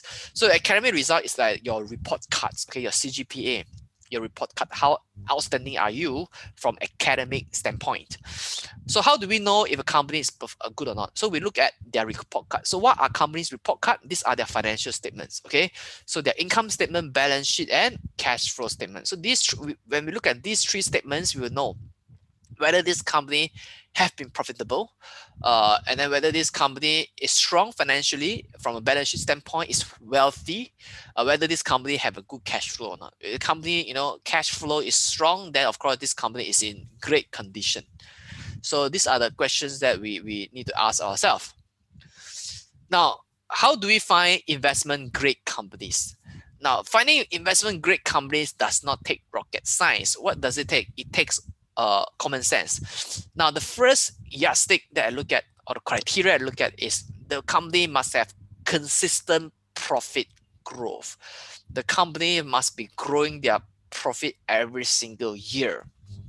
So that is criteria number one. For example, this company first year make 20 million, second year make 40 million, third year make 60 million, last year make 100 million. Do I invest in, is this company have profit growth? Yes, right? So how about the second company? Okay, first year 100 million, second year 80 million profit, okay, third year 60 million profit, last year 20 million profit. Is this company profitable? The answer is yes, because still make 20 million in the last financial year, right? But do they have profit growth? The answer is no. They have consistent profit decline. So is this a company you want to invest in? The answer is no. You want to stay away from this company. Okay. Not only we need to stay away from loss-making company, we want to stay away from company who do not have consistent profit growth. So this is first step in finding investment grade company. Okay. The second step is must see, okay, little debt. Okay. Can the company have a lot of debt? The company can have debt, but cannot have too much debt. Okay, because too much debt will maybe make the company a little bit risky to invest in, because if the company have too much debt when the economy recession comes, right, then they may have problem to service the debt. So the third is strong cash flow. The company must show you, must give strong cash flow. If a company displays strong cash flow, that means that they are able to pay the suppliers, they're able to pay the employees, they're able to pay rental, and then they are able to sustain their business. So there are also times where company cash flow is weak. So during that time, maybe it is some signal that this company is on a heading for some financial trouble. Now, third is they must give you increasingly more dividend. Okay, do you like passive income? If you like passive income, then this criteria is very important. Okay, every single year they give you more and more dividend. So that's how we can find investment grade companies. So does it take rocket science? No, right? It does not take rocket science for us to find investment grade company. What you need to do is, have common sense. Okay, look at the financials. Is their profit increasing every single year or not? If it's not, then maybe it does not fulfill the first criteria. Look at the company. Do they have a lot of debt or not? Okay, they have reasonable debt. They don't have too much debt. They have reasonable debt. Okay. Third is, are their cash flow okay or not? Okay, if the cash flow is not okay, every time, right, operation cash flow is negative. Okay, every year operation cash flow is negative. That means they don't make cash. They cannot collect money from their clients, so they got problem with the cash flow. So a company with huge debt may not go bankrupt if the cash flow is strong. A company with huge debt, if the cash flow is weak, then they can go bankrupt because they cannot service their debt. All right, so that's important. Okay, then we can see if the company give increasingly more dividend or not. Okay, so if the great company fulfill all these criteria, they have consistent profit growth, they have conservative debt financing, they got strong cash and healthy cash flow, and they give higher and higher dividend every single year, then this is a company that you can invest in. So find a good price. Okay, find at a good price at reasonable valuations, and then you buy into this company. Okay, so this is how we can find investment grade companies. Now I'm done with the power of stocks, so I have about 20 minutes left. Then I will allocate some time on Sharia investing, on Bursa Malaysia, Islamic. Okay, then we will open the floor for Q&A. I see that there are some questions for me, some on glove. Okay, I'll address that later. All right. So overview of a Malaysian Islamic capital market. Now on Bursa Malaysia, there are mainly 4 markets. Okay, we have securities market, which tracks all the stocks, structured warrants, REITs, ETF, closed-ended funds. We also have offshore market in Labuan. We also have Islamic capital market. We also have derivative market. Today we are not talking about derivatives. Derivatives are like futures, options, so it's a bit more complex. So now we want to talk about Islamic. Now out of the 900 over stocks here, 700 stock are Sharia compliant. Islamic stock Sharia compliant. Out of the 20 ETF here, 6 are Sharia compliant. Out of 18 REITs, 4 are Sharia compliant. And then we have bond. ETBS stands for exchange traded bonds as sukuk. Okay. Also, all 4 exchange traded bonds as sukuk are Sharia compliant. So if you can see, 900 stock, right, 700 are Sharia compliant. That means about 60 to 70%. About 70% stock are Sharia compliant. All right. So how do we make a stock Sharia compliant? They have to stay away from prohibited elements. Now, number 1, riba. Okay. Now riba means interest or usury. Okay. Any excess surplus charged over and above a loan, these are riba. Okay. So financial services are based on riba. So if you got riba, right, then it's not Sharia compliant. So among all the banking stock, right, they are all not Sharia compliant, okay, except Bank Islam. Okay, as far as I know, only Bank Islam is Sharia compliant. The second the second prohibited elements that they have to stay away in Sharia investing is gara, which means contractual uncertainty. Uncertainties in contracts regarding contracting parties, subject matter, price. Anything that's uncertain is is in violation of this thing called gara. Okay, because we want to ensure that in Sharia investing, we want to ensure that it's a responsible investing. So we want to ensure fairness and justice, and so we can avoid future disputes among contracting parties.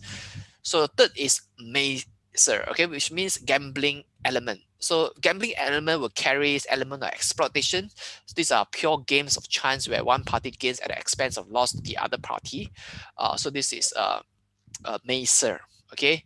And fourth is other non-permissible activities such as conventional insurance, non-halal food or related products, tobacco related product or activities, entertainment that contradict the Sharia principle, share trading in Sharia non-compliant securities. So these are other non-permissible activities. So when a company display all these four elements, so they will be deemed as non-Sharia compliant.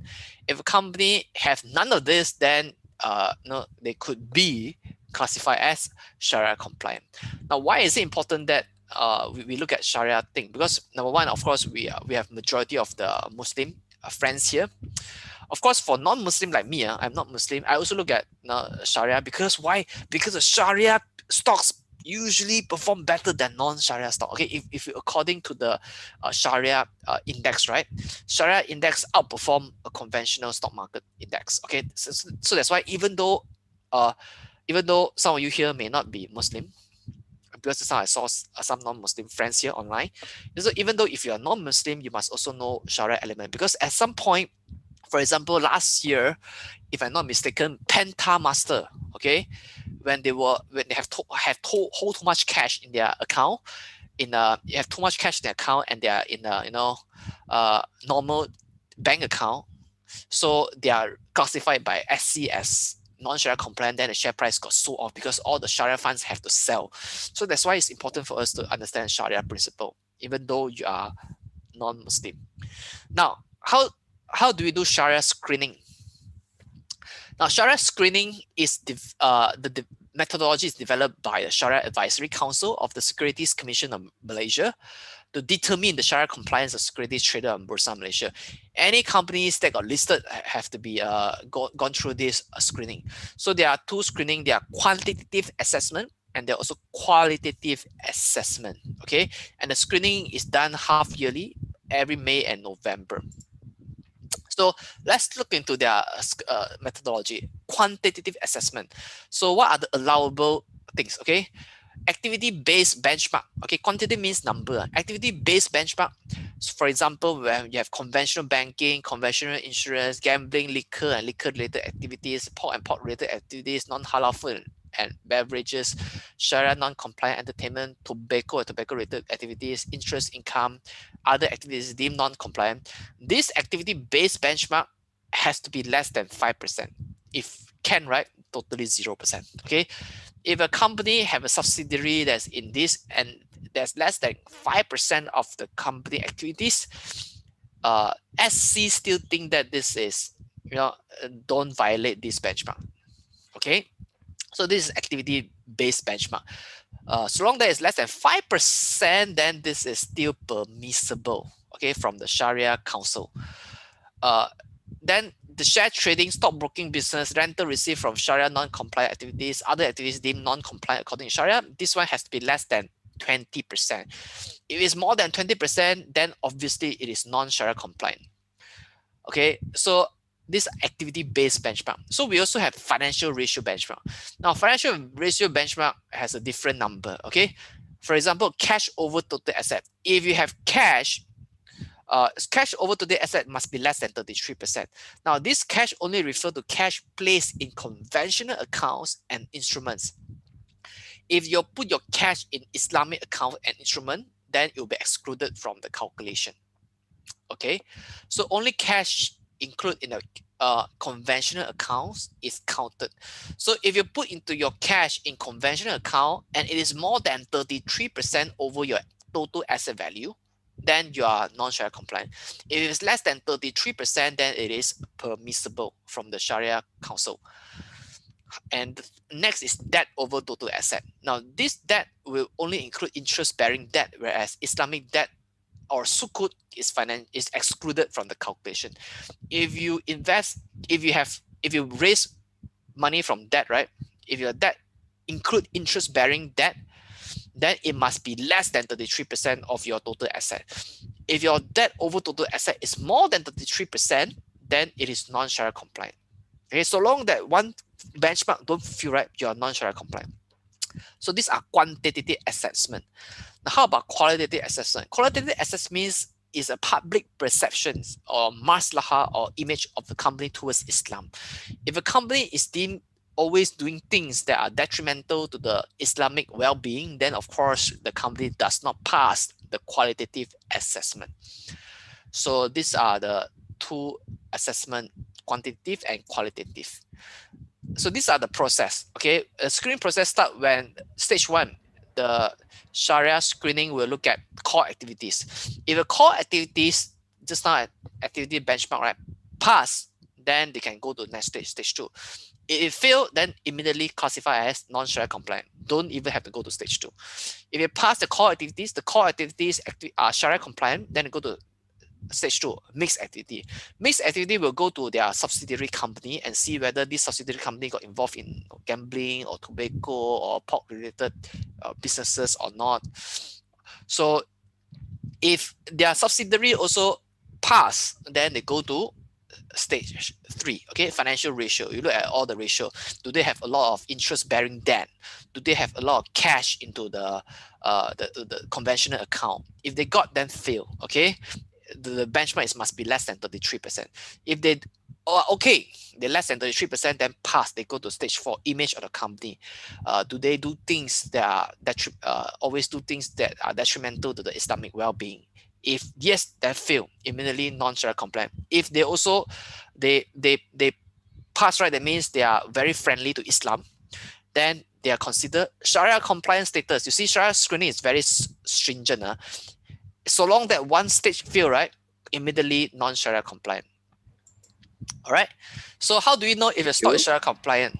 Yes. I'm sorry for interrupting. Yeah. Maybe you can give us last word before Q&A session, because Sure. Q&A session will start. Yeah, this is my last 2 slides already. Okay. All right. Thank you. So how do we know if a stock is Sharia compliant? Okay. Is Sharia compliant? You have go to the website, check the Sharia compliant, or go to Bursa website to see who are Sharia compliant. If you go to Bursa Marketplace, you just check the Sharia compliant symbol, then all the Sharia compliant stock will show up. Then Sharia compliant, you go to the Sharia Advisory Council by SC, they publish the list of the companies, or you can go to the symbol on the stock in the newspaper. You go to the newspaper, you see all with this square symbol, these are Sharia compliant stock. Or the best if you open an Islamic trading account. If you open an Islamic trading account, all the stock inside the Islamic trading account is Sharia compliant. If you open a conventional trading account, then some stock may be non-Sharia, some stock could be Sharia. All right. So yeah, I am done with my sessions. Yeah. So this is my last slide, which is if you want to learn more about investing, because today we only have limited time, you can go to Bursa Academy. Bursa Academy is a comprehensive one-stop e-learning platform that aims to provide investors with a continuous and holistic learning journey. It is simplified, user-friendly, and accessible anywhere, anytime. On Bursa Academy, we have resources such as videos, next webinar you can attend to learn about investing. You have coursework. We also have quizzes for you to do. So go to Bursa Academy to learn more about investing. All right. So yeah, open for Q&A. Okay. Thank you, Mr. Chu, for the wisdom and knowledgeable information sharing. Now is the time for the Q&A session. I will have Mr. Chu to pick a selected question from the participant in the Q&A text box, and Mr. Chu can respond to the given question immediately. Okay. So you ask me, right? Okay. Okay. The first question from Q&A box. Mr. Chen, a question regarding health shares. As we can observe in the stock market, Healthcare stock, especially glove manufacturing stock, have been hit the hardest in recent weeks. What is the future prospect of glove stock? There any possibility for them to increase based on their financial statement and global demand of glove? And the stock price do not really reflect the actual value of the stocks. How are we able to gauge and time an entry into those glove stock? Thank you. All right, thank you so much, Yi Xun, for the questions. Now, of course, many of you are very concerned about uh, glove, because glove was on a hot run from since the beginning of the year. So we will see that there are a lot of people are still holding on glove. In my opinion, glove company will still have stronger profit in the quarters to come. Maybe the average selling price will slow down in maybe the third quarter 2021, financial year 2021. So that's calendar year 2021 in third quarter. I will foresee that the average selling price will shrink, will decline for a bit in the third quarter next year. So in the next 1 or 2 quarters to 3 quarters, I think glove will still record earnings. So fundamental, it is still there, but then the market does not seem to give a high value to that because the market has already priced in for decline ASP, but we don't know low the how low the ASP can go. I probably think that it probably will decline by 10 to 20% eventually. But essentially, I think the glove fundamental is still here. It's still here to stay. Of course, if you are short term, then of course you may find trading opportunity in glove. If you are long term, right, any sell down of a big four, I think at the price right now it is attractive. Okay, but it does not mean I give any buy signal because I am not licensed financial advisor. So you please consult your licensed financial advisor. So in my opinion, the glove right now is undervalued. Okay, when will it go up? I don't know because I'm not the market. If the market have confidence in the glove companies again, then it will go up because I will see that the demand for glove is here to stay until at least until 2023 or 2024. Then the demand for glove will decline for a bit, and then because people have already used to the new normal, so the hygienic level, there's increase in the hygiene level, so there will be the demand in glove will sustain. Just that maybe the average selling price will decline for a bit. That will affect the bottom line of the glove companies. All right. So yeah, I hope I answered the question. Okay, for the next question is from the chat from Laila Mustaqim. Hello, I am Laila. In my final year project, I am doing the fundamental analysis to evaluate the stock. Based on my research, I found that financial ratio is the basic criteria on determining the best stock. May I know more on the financial ratio, or maybe you can give me a good website to learn all the financial ratio. Thank you. Oh, good website to learn financial ratio. I think the best website is Investopedia to learn about financial ratio. Now, understanding a financial ratio is critical to understand the well-being of a company, whether the company perform well or not. So the best online sources is Investopedia. Okay, but you can go to Bursa Marketplace, which is a platform for you to learn more about investing. There are also glossary, you can learn more. Of course, if you're a business student, okay, then of course you pay more attention in classes in USIM. So yeah, I hope that I answer your question. This question is in chat group, is it? Yes. Okay. Okay. Thank you for the answer. And maybe this last question for today's session. My apologies. I have a second question. Looking into our current situation, where interest rate is kept low, literally 0% in the US and hovering around 1% in Malaysia. Most of the money is being flooded into the stock market as investor hoping to get better return in the stock market, in which drive the stock price high.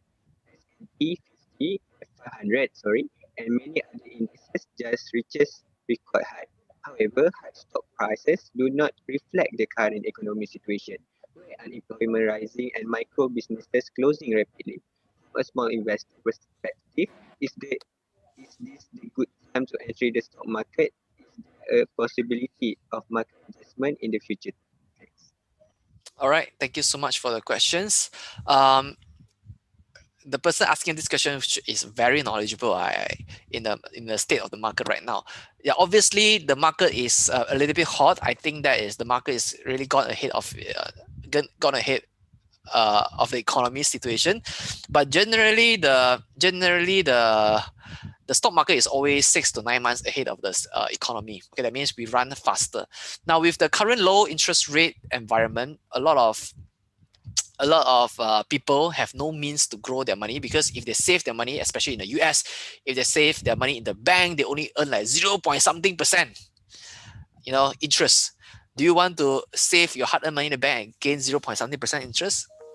You may not want to, because the interest rate is just too low to yield any meaningful return. So that's why a lot of people have, pour their money into their hard-earned money into the stock market, because they see stock market is reaching all-time high. Okay, every time all-time high. Okay, if the stock market is reaching all-time high, then they might as well make money from the stock market. That's why in the US there are a lot of money. Retail investor investing their money in the stock market. In Malaysia, we see probably 10 families, maybe 2 families invest in the stock market. In US, maybe 10 families, we see maybe 6 to 7 families invest in the stock market, because their interest rate is so low. That's why there are so many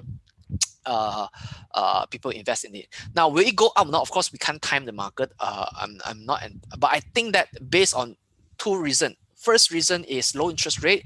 So this low interest rate environment discourages saving, encourages investing. So there'll be more and more people invest in the stock market, seeing that stock markets go record high. So they got a bit greedy, because stock market is a very emotional place. The second reason why I think the stock market may likely to go up is because of the cheap money. Because in the cheap money means that the Federal Reserve is printing money, and central banks around the world is printing money. So when the central banks are printing money, guess what happened to the value of money?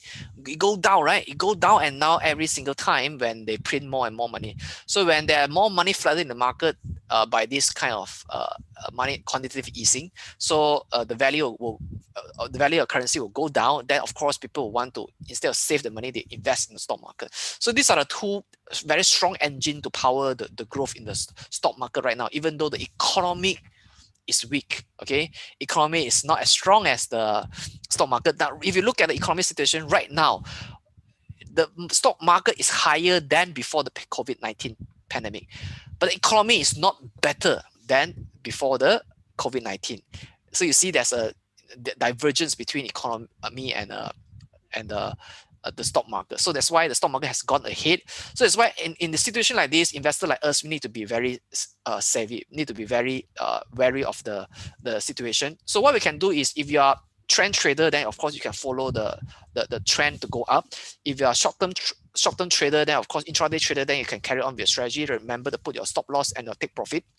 If you are a value investor or investor per se, like what I've just mentioned about what is investing, we look at businesses. So you need to really think about the valuation. Okay, when you buy into the company, are you buying expensive or you're buying cheap? Okay, you must know. If the company has a strong fundamental, and then if a company has strong fundamental and the price is reasonable, then you can buy.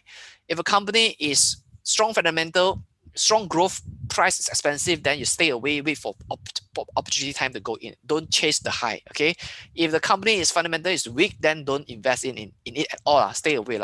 So these are some advice I can give. So I don't know whether there will be any correction in December. I don't know, because I'm not the business market. So but look at all the past. If you look at US market over the past 11 years, right? The month of December over the past 11 years yields 7 years of green month. Okay, that means over the past 11 years, 7 years, December is still go up. Okay, and only 4 years, December still go down. So next year, I think the stock market will still be going higher, in my opinion, because the new US government will not let the stock market fall, because new US government want to institute public confidence, and any big correction will be supported by the government or the central bank. Hope I answered that question. Okay, thank you to Mr. Chu for his speech and for the answer for the Q&A session. For Mr. Chu, you can answer the remaining question by the typing the answer in the Q&A section box and chat box if you like to do so. Okay, thank you, Mr. Chu. Yeah, thank you so much. I've sent you an evaluation form. Also help us to fill up the evaluation so that Bursa will know your feedback. All right. Thank you, Okay. everybody. So thank you so much for having me on your show today. Thank you so much to BYC USIM for inviting me here. And I believe my job today is done. Yours has just begun. All right. Okay, Bye, everybody. bye, and thank you, Mr. Chu. Well, I guess the mark at the end of our first session. I hope you guys are still with us. Now, I would like to invite Wan Nur Najwa Saida for our quizzes contest and lucky draw session. Stay tuned.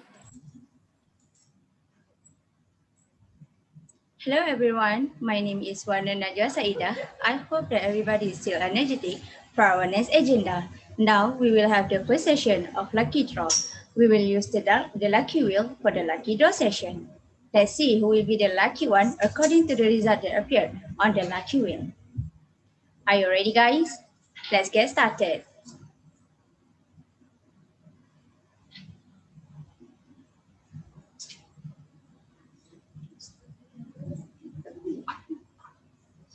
The first lucky person is F0016.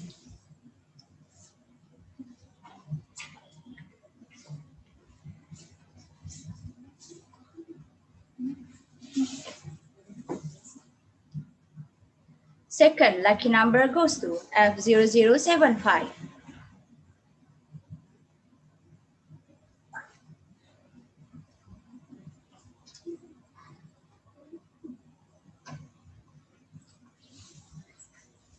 Third lucky person is F0038.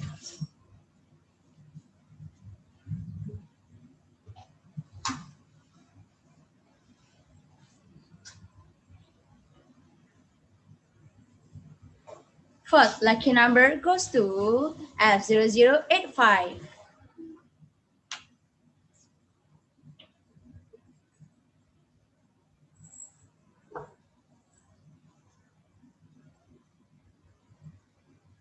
And the last lucky number is F0088. Congratulations to all the winners. Our committee member will contact the winner later for the prize claiming. Next, we will play some quizzes related to session 1. For your information, we also have another lucky draw for you guys after the quiz contest. Before we start, let me read the guidelines for the quizzes contest. First, you need to search for Kahoot or scan the QR code as you can see in the slide.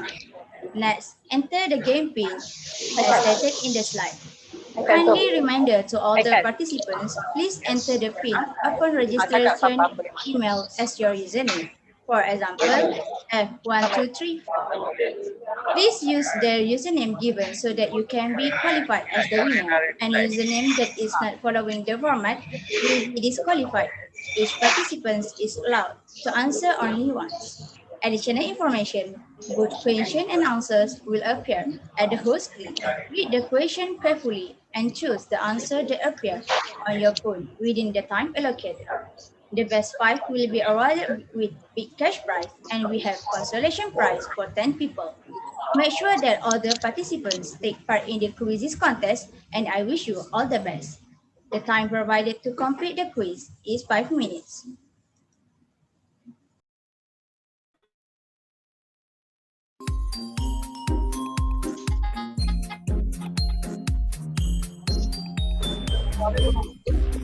The game pin for the first session is 5, 8, 7, 2, 8, 3, 6.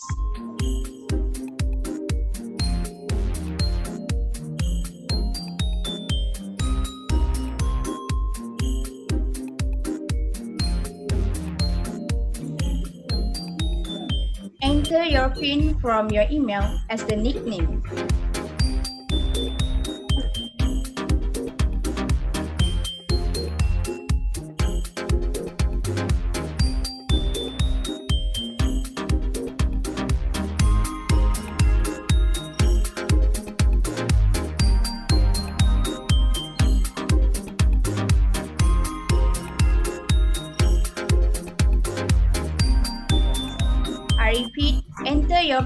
from your email as the nickname. As example, F1234.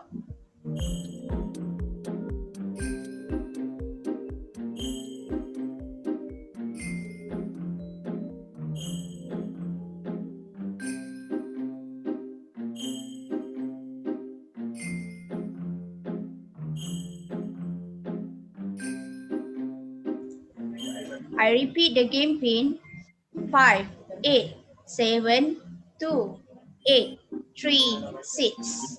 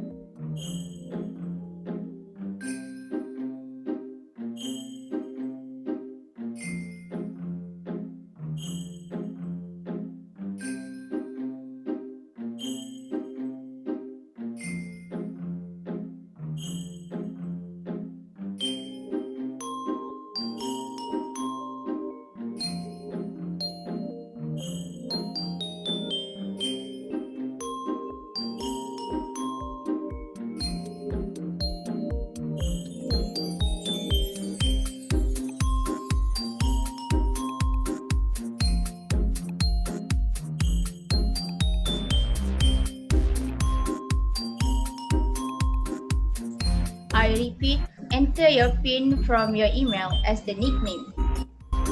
For example, F1234 or D1234.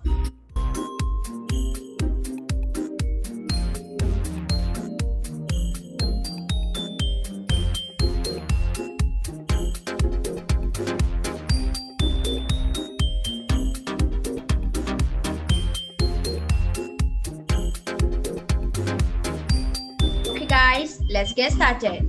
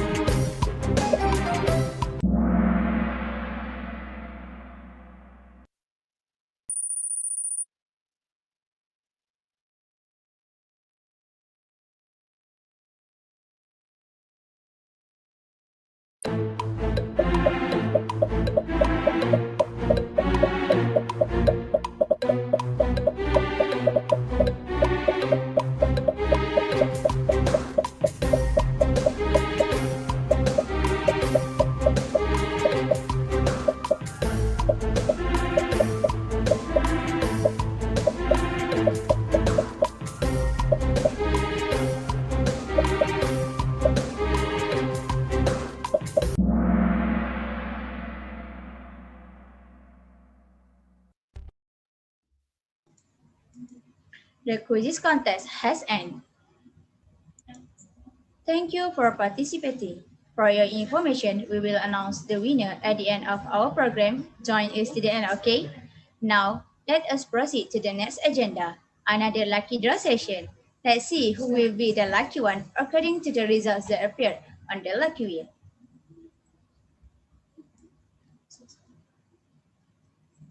Let's get started.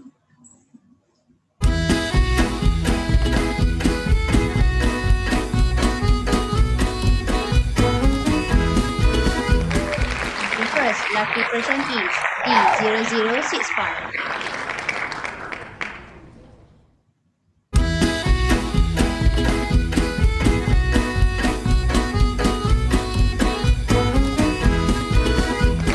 Second lucky number goes to D0072.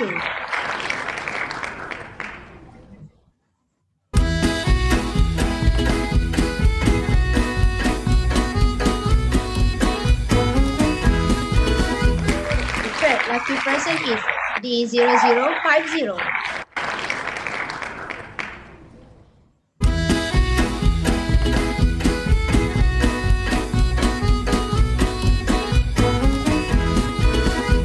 The fourth lucky number goes to D0038.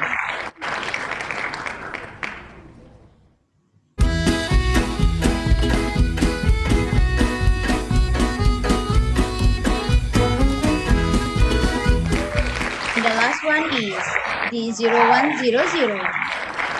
Congratulations to the lucky winners. Our committees will contact you later, so kindly respond to it. That's all for this session. For those who are not chosen for this round, don't worry. We still have 3 more lucky draw for you guys after this, so stay tuned. Now, I will pass to the next moderator, Muhammad Muslihin, for the next call. Thank you for your cooperation. Assalamualaikum and good morning everyone. I'm Muhammad Muslihin, your host for the second session. Thank you for still being with us. Our next topic is era artificial intelligence e-wallet, convenient or complicated. Before we start, let me introduce our second panel. Currently, he is working as a Sharia consultant at Israel International Consulting. He experienced in providing extensive Sharia consultancy and advisory services.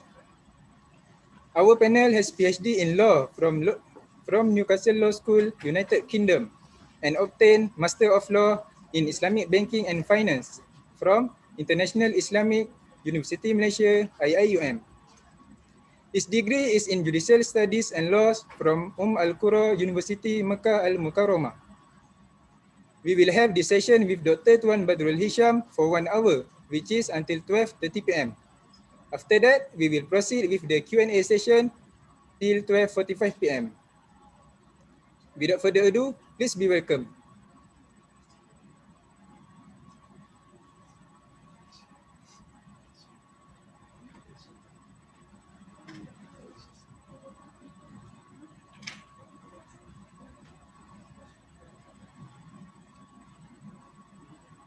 Can I share my screen, please? Yes, sir, can.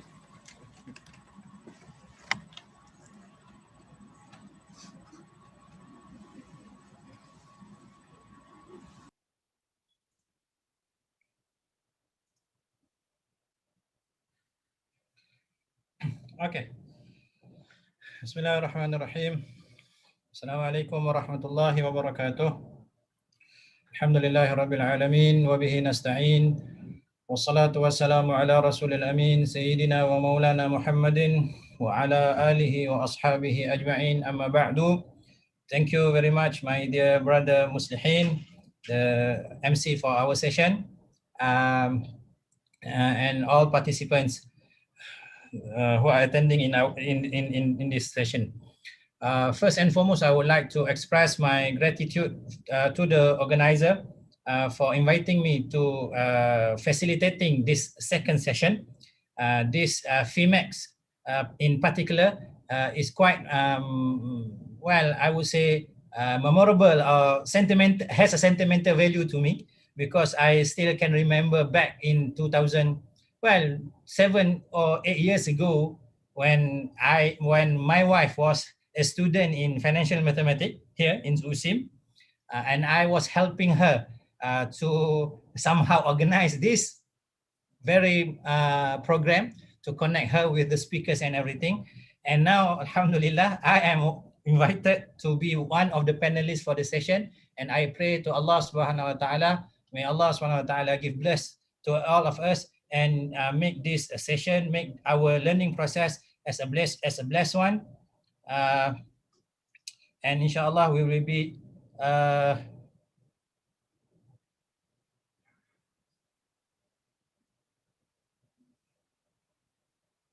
Can you see my screen now? Yes, Doctor. Yeah. All right. Okay. So yeah, I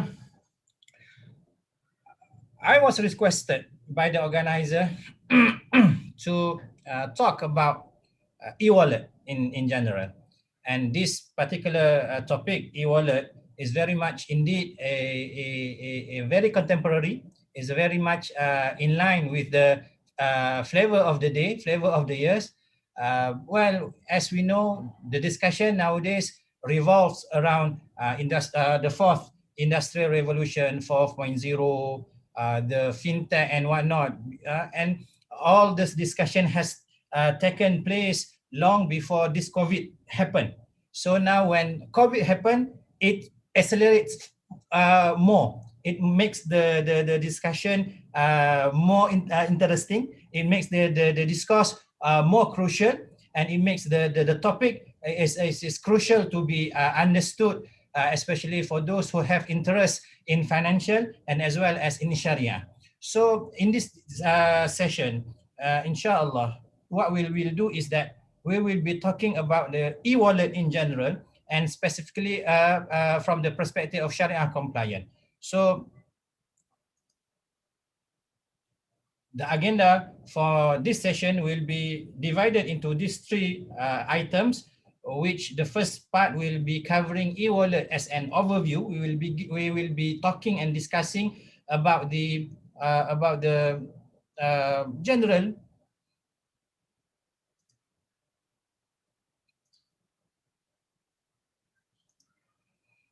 I'm not sure whether you can see my slide on or not, because committee keep asking me to do something, and I thought my presentation, my slide is perfectly can be viewed. Can you view my slide actually? Yes, can, Doctor. But can Doctor make the slide full screen? Full screen.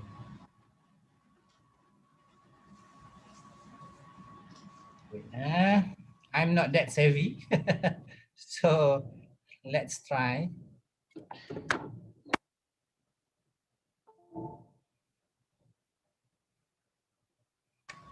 I'm sorry, Doctor. Or you can minimize the presenter view. Yes. Presenter view.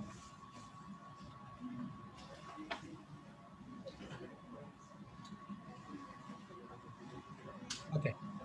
Okay, Doctor. Okay, Doctor. All right. Okay, thank you, Doctor. So, all right.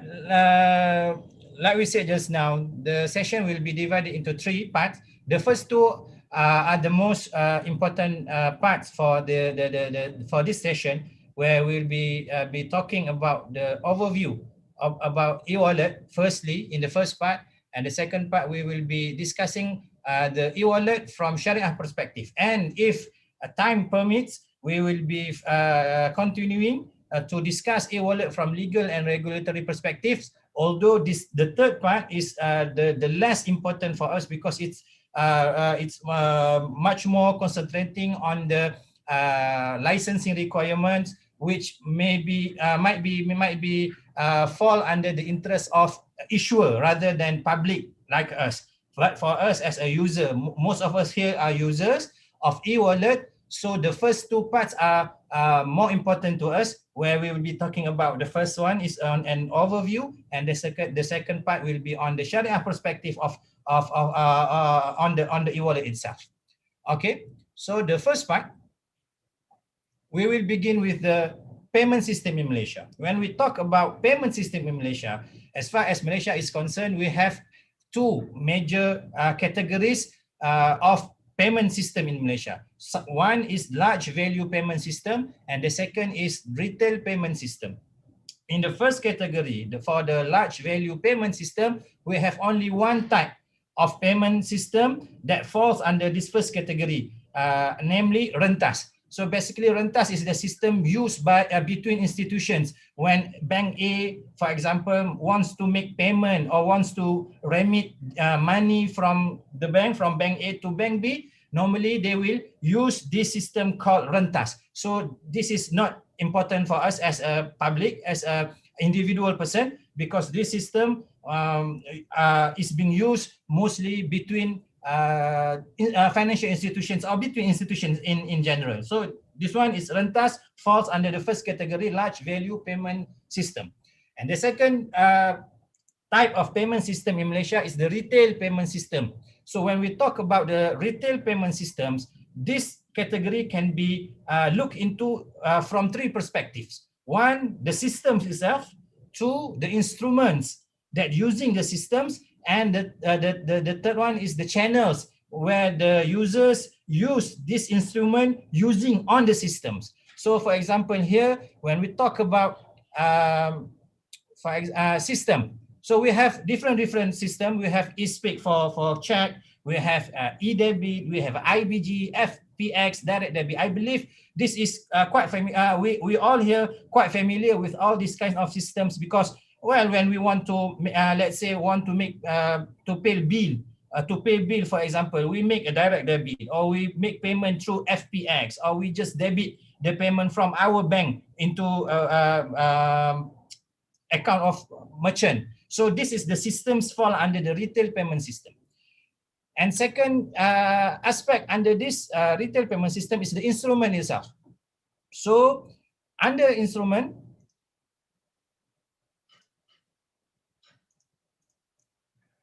under the instruments, we have so many instruments that using the system that we just mentioned just now. For example, for eSpeak in the system, the instrument is checks. For shared ATM network, we have credit card, we have charge card, debit card, and e-money. This is where our focus today. So e-money is one of the one type of instruments that fall under the retail payment system under the payment system in Malaysia. And the third perspective, like we mentioned just now, the channels. So we can use these checks, credit card, charge card, debit card, e-money. It depends on the channels that we want to use. Is either ATM, the internet banking, mobile banking payments, and whatnot. But what we want to focus, what will be the focus for our session today is this the e-money payment, e-money instrument under the retail payment system. So this is where e-money falls under the landscape of payment system in Malaysia. So this is important for us to give us a clear understanding about the position of e-money as far as the Malaysian landscape is concerned. It falls under the retail payment system together with other types of instruments like checks, credit card, charge card, debit card, and e-money. So all the requirements, all the general regulations that regulate all these kind of instruments will typically regulate also e-money. Okay.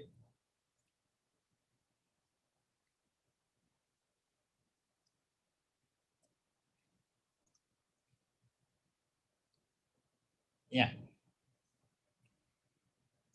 So when we talk about payment system, e-money, by law, there are some types of instrument that being deemed as designated payment instruments. If we have enough time later on, we will see the act or the regulations issued by the Central Bank of Negara itself, where they classify certain types of instrument as designated payment instrument, which will be governed and regulated with certain regulation and requirements. So as far as Malaysia is concerned, we have at least 4 types of designated payment instruments. One is debit card, like we mentioned just now. Second is credit card. And the third one is charge card. And the fourth one is e-money. So e-money is the new creature under the designated payment instrument. Bank Negara has issued designated payment order 2013. As we know, Bank Negara has been empowered with so many powers by the government of Malaysia to issue regulation guidelines to regulate all these kind of things under their purview. So one of them is they have the power to regulate. So they have the power to oversee the transaction being conducted under the Malaysian jurisdiction, and one of them is the payment instrument. So we have the designated payment instruments. Bank Negara has declared 4. They mentioned 5 actually. Debit card, credit card, charge card, e-money, and the 5 is any combination of these 4. So they also foresee that in the future there might be some of instrument that might be have the mixture features between these 4 payment instruments. Therefore, it shall also fall under this regulation and this requirement. Anyway, it's enough for us to know that e-money is the latest version of designated payment instruments that shall be governed and regulated by Bank Negara depending on the business that involved with this e-money. So before we go further, when we talk about e-money, Bank Negara, as I mentioned just now, has been empowered to issue guideline and regulation to regulate the transaction using e-money. So Bank Negara in its guideline on e-money has defined, okay, e-money. What's e-money? So you can, I strongly urge all of us here to, after this session, to go to website and search for yourself about this guideline, because this guideline will be among the major references if we want to further understand on the issue of e-money that is happening now in our country, but and also happening all around the world. But the major references of e-money in Malaysia will be, one of them is BNM, Bank Negara Malaysia Guideline on e-money. So in this guideline, Bank Negara Malaysia has defined what shall be deemed and construed as e-money. So here it says that e-money is a payment instrument, whether tangible or intangible, that stores funds electronically in exchange of funds paid to the issuer, and the second is able to be used as a means of making payment to any person other than issuer, or in their jargon or in their term, they term it as an open loop. So these 2 criteria is the most important thing that we need to always remember. One instrument can only be deemed and construed as e-money if they fulfill these 2 criteria. They can store funds, meaning that you can top up and you can put your money there. And also, this e-money can be used to make payment to any other person other than issuer. Because later on, we will see that some of e-money, it looks like e-money, but it doesn't meet both criteria or one of them. For example, let's say for a Starbucks card, if you always go to Starbucks, you will know this. Starbucks have the card. When you can reload, you can top up the card. You can put it 100 ringgit, 50 ringgit, whatever. But the thing is that you cannot use this Starbucks card except to buy Starbucks coffee at the Starbucks store. You cannot use this Starbucks card, for example, to purchase fuel at Petronas or Shell or whatever. So it means that this Starbucks card doesn't fall under the definition of e-money. Therefore, it will not be governed under the same regulation as the regulation that regulates e-money under the Bank Negara. So these 2 criteria will determine whether this transaction, this instrument shall fall under the purview of Bank Negara or not. So it must be able to store funds, means that you can top up, you can put your money in the card, and the second, you can use this card to make payment other than the issuer. So like we will see the example after this. just like, for example, Grab. You put your money in your Grab Pay, so you can use this Grab Pay. You can buy at 7-Eleven, at supermarket, and whatever. So for Grab Pay, it meets these two criteria. Therefore, it's considered under as e-money and shall be regulated and shall be governed by the same regulation of BNM guideline. Okay, so this screen here shows us about the trend of e-money transaction. Like we mentioned in the beginning, when we talk about e-money is so trendy right now.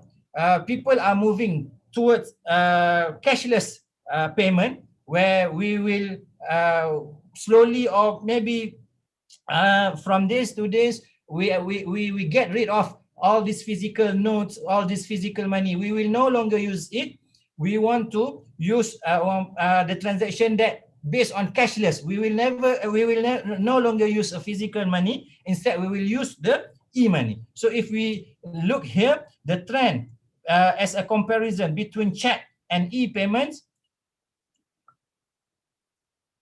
from 2015 and 2019. And if we look at the blueprint financial sector 2011 to 2020, I believe you can search it in the website of Bank Negara. In this financial sector blueprint issued by Bank Negara, the central bank, Bank Negara, targets for the volume for e-money transaction volume per capita by 2020 will be around 400. So now we have 149.5.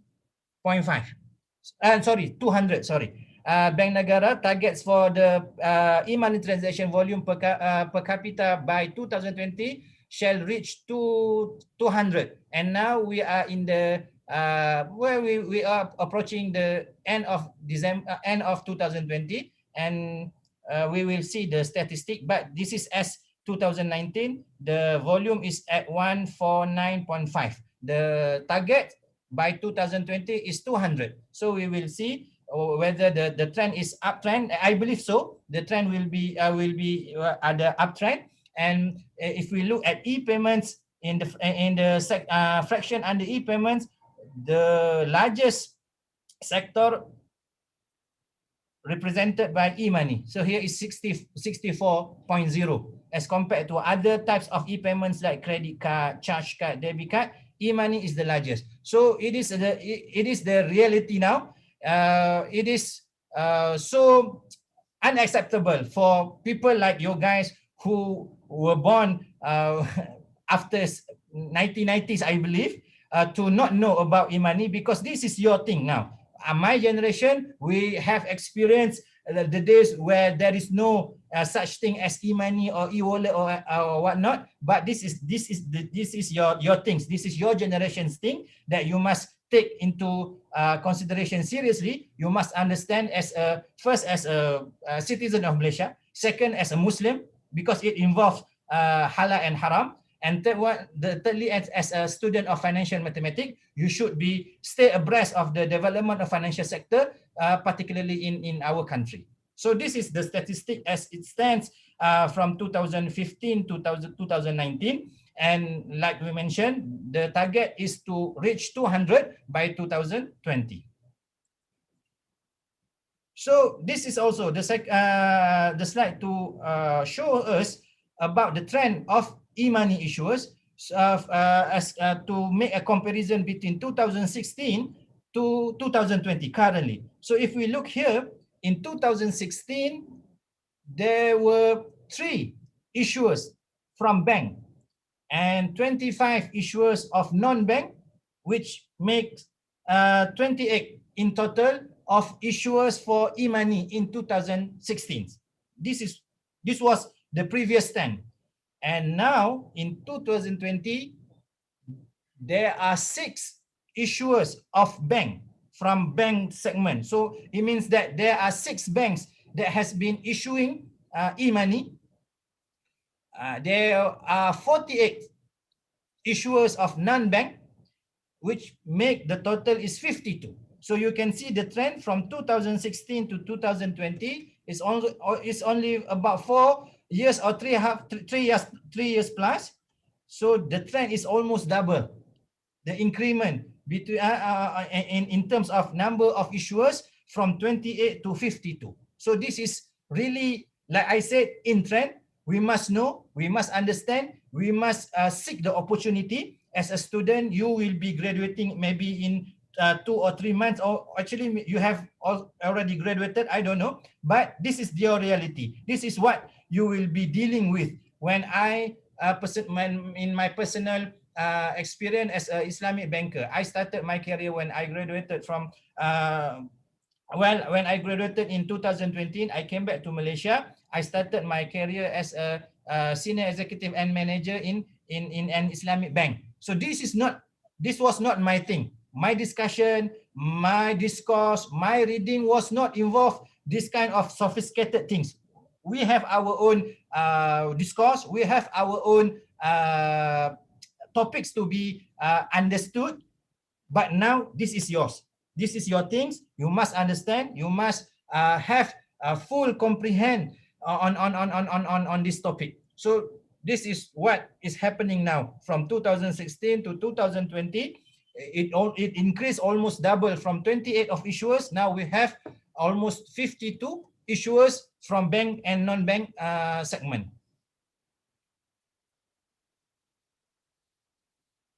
So here we have, let's say as September 2020, for bank we have 6 banks that has been issuing e-money. We have M-Bank, CIMB, MBSB, RHB, Maybank, Bank of China.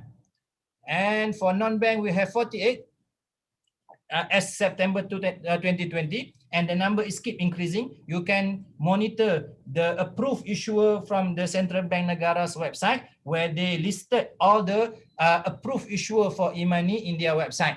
So we have so many issuers that is coming from non-banking sector. And of course, among the most popular issuer is PayPal, Touch and Go, well, so many things you can search for yourself. Okay. Now we comes to one of the most confusing part of this presentation. I myself sometimes caught in the middle, caught in the confusion, because we tend to sometimes use these two terms, e-wallet and e-money, interchangeably. Sometimes we have to differentiate between these two terms because they refer to different things. So when we talk about e-money, it's basically a digital equivalent of our physical e-wallet. Sorry, we start with the e-wallet first. So when we talk about e-wallet, it basically refers to digital equivalent of our physical wallet. So when we say e-wallet, it means that the wallet that we have now no longer in physical form, but instead in electronic form. And it appears as an application on your smartphone. So we have one thing that we call it e-wallet. Okay. And the second thing is that we have e-money.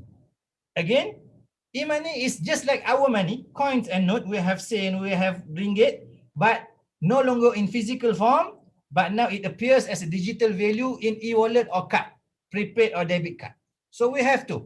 So it will be some e-wallet who also provide e-money, but there will be the case where e-wallet, but they don't issue e-money.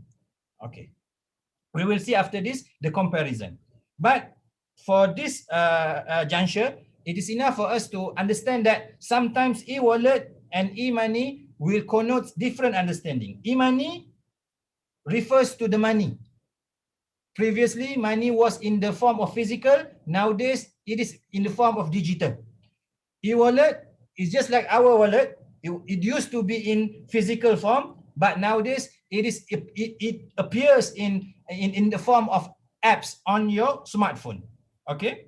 And for as far as e-money is concerned, it is divided into two categories. That this is laws basically. Law divides e-money into two categories. E-money, large e-money scheme, where it can store more than 200 ringgit, where small e-money scheme, will it only can store less than 200 ringgit. Then this is important for the issuer, where they will have different requirement. If they issue e-money, large e-money scheme, where they can store more than 200 ringgit, therefore they will have to maintain the paid up capital to certain amount. But if they only issue small e-money scheme, which can only store 200 ringgit and below, therefore they will have another amount as paid up capital that they have to maintain for their company. Anyway, so when we talk about e-wallet, there are e-wallet that is issuing e-money as well. Okay? And this e-money issuer must be licensed under Bank Negara, like we mentioned just now. And this e-money issuer or e-money can be divided into two categories. One is network-based, and the second one is card-based. Okay. What is network-based? It's basically, it doesn't link to any card network, not linked to Visa, not linked to MasterCard. We mentioned just now, to be qualified as e-money, it must have two criteria. First, it can be top up, it can store fund, and secondly, it can be used to make payment to other than issuer. So this one, the first category is the provider that fulfill these criteria. So basically, like we say here, we have, for example, GrabPay. You can store e-money on cloud, and it is open loop. It means that you can make a payment other than to GrabPay. It doesn't necessarily you have to make only payment to GrabPay. You can use this GrabPay to purchase your goods at supermarket and whatnot. So it can store money, and it also can be used to make payment to third party. Let's put that way. We can make payment to third party. And it is not linked to card network. So it means that you can have your GrabPay, you can have your Boost, you can have Zap, Touch and Go e-wallet, not Touch and Go e-wallet, and you don't have to have a card credit to link it with the e-wallet. Okay, so you can just put your money and it will stay there. This is one type of network-based e-money issuer that has been must be licensed under Bank Negara.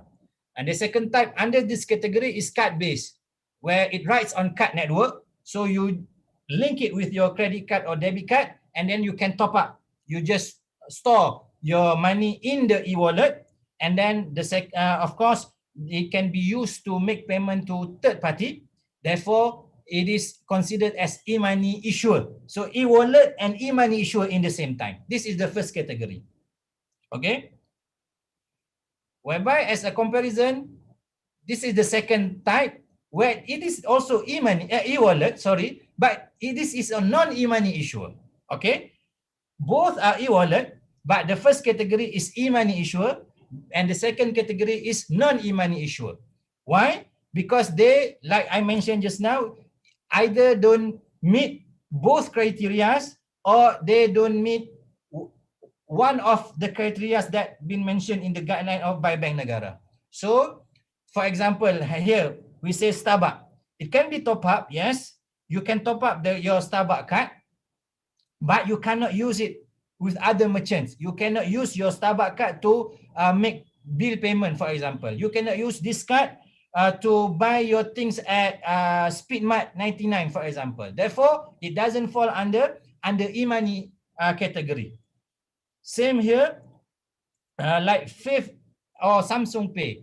You don't have to top up the Fave or Samsung Pay, but you just have to but you can make payment. Oh, sorry. You can make payment to other merchants. You can use Fave, you can use Samsung Pay to make payment at coffee shop or whatnot. But the problem is you cannot top up it. You can just link your Fave or your Samsung Pay with your credit card or your debit card. Therefore, it also doesn't fall under e-money definition. So if we look at this comparison, now we know that under e-wallet, there are two types. It's either e-wallet plus e-money issuer, and either the second type is e-wallet but non-money issuer. That means that they are not regulated under Bank Negara. Any of regulation, any fatwa issued by the Sharia Advisory Council, Bank Negara for example, doesn't apply in their case because they are not e-money issuer.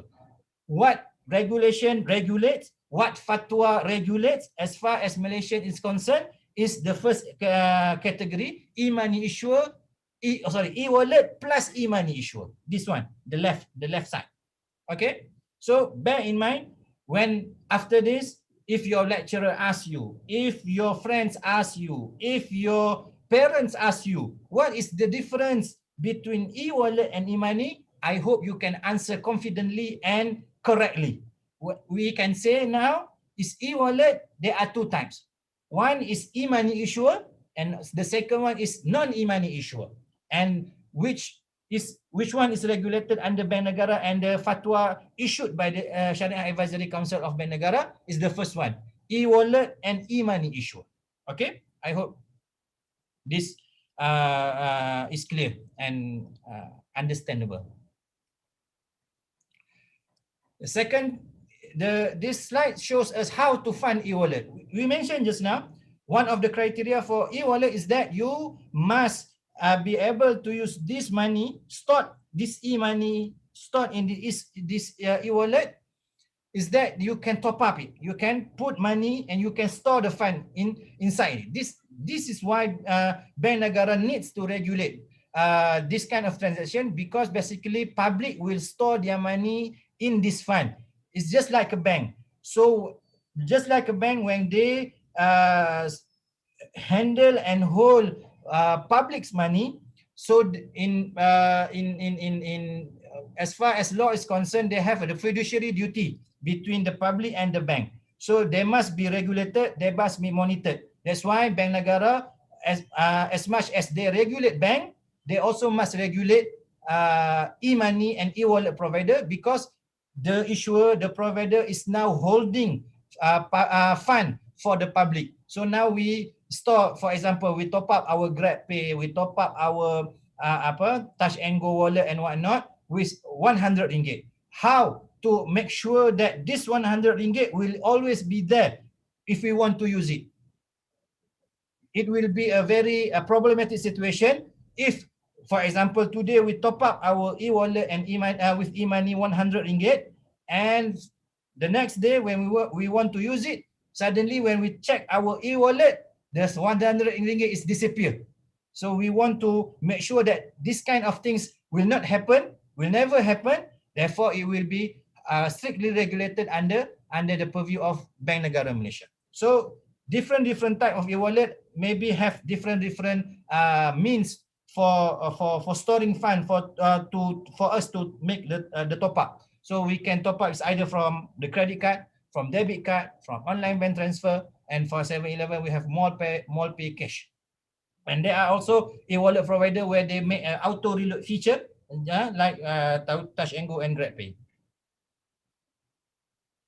So this is the last slide for the first part, where if we can see the comparison, the statistic on the usage of e-wallet. So we can see from quarter 1 2019, quarter 2 2019, and quarter 3 2019. Let's say for Boost, from quarter 1 it increased to in quarter 2, but it slightly decreased in quarter 3. For let's say GrabPay, or same, more or less the same, the trend. So this is the orang panggil apa, the trend that has been experienced by the issuer. It's steadily increased. It might show some decrease in the middle of the year due to so many factors, but it's also enough to demonstrate to us that the business is quite steady, the demand is there, the opportunity is there, the challenges is there. So as a financial student, you have to always remind yourself that you must stay abreast with the development. You must also stay abreast with the fatwa that will be issued from time to time to address the Sharia issues on e-wallet. Okay, move on to the second part of this presentation regarding e-money and e-wallet from Sharia perspective. Okay, when we talk about Sharia, when we talk about e-money, it must be mentioned upfront that there will be two types of e-money. One is comply with Sharia, one is not certified as Sharia compliant. We wouldn't say that clear cut there will be conventional or haram e-wallet, but what we can say here is that they are Sharia compliant, Sharia approved e-wallet. And the second part is they are not yet certified. So they might be certified if they make an application and meet certain criteria. But when we talk about Sharia compliant e-wallet, three aspects can be discussed. What will be the motivation and objective for users like us? Why we bother want to have e-wallet? Because like we mentioned just now, when we talk about e-wallet, for example, e-wallet is just a wallet like we have now, wallet in our pocket. The only difference is that the wallet that we have in our pocket is the physical wallet. We can touch and with our hand. And whereby the e-wallet is the wallet in the form of digital. It stores in your smartphone in the form of application. So that's one thing. That's the only difference between normal wallet and e-wallet. So if we ask ourselves, or if somebody asks us, why we should bother about Sharia compliant wallet and non-Sharia compliant wallet? We don't have that kind of issue when we talk about physical wallet, right?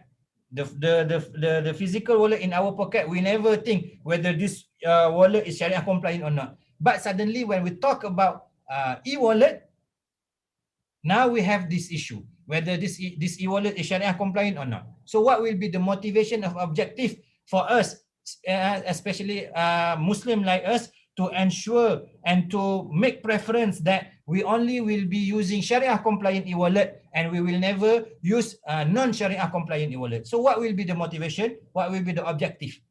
And the second perspective is the perspective of shareholders and operators of the issuers. So now issuers has the options whether want to issue Sharia compliant e-wallet certified and approved by Bank Negara, or they can just simply issue e-wallet and don't have to bother whether this is Sharia compliant or not.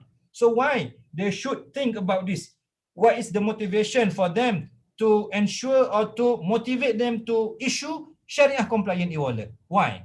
And the second is from the investor's perspective.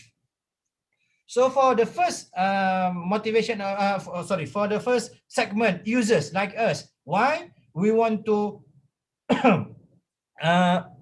use or prefer only wallet that has been approved and certified as Sharia compliant? Because first of all, we want to ensure that our lives is in Sharia compliant manner. We only deal with end-to-end Sharia compliant product, because later on we will see that the difference when we're dealing with the Sharia compliant e-wallet and non-Sharia compliant e-wallet is that for Sharia compliant e-wallet, when we store the fund in the e-wallet, the issuer will use our fund to invest for their business.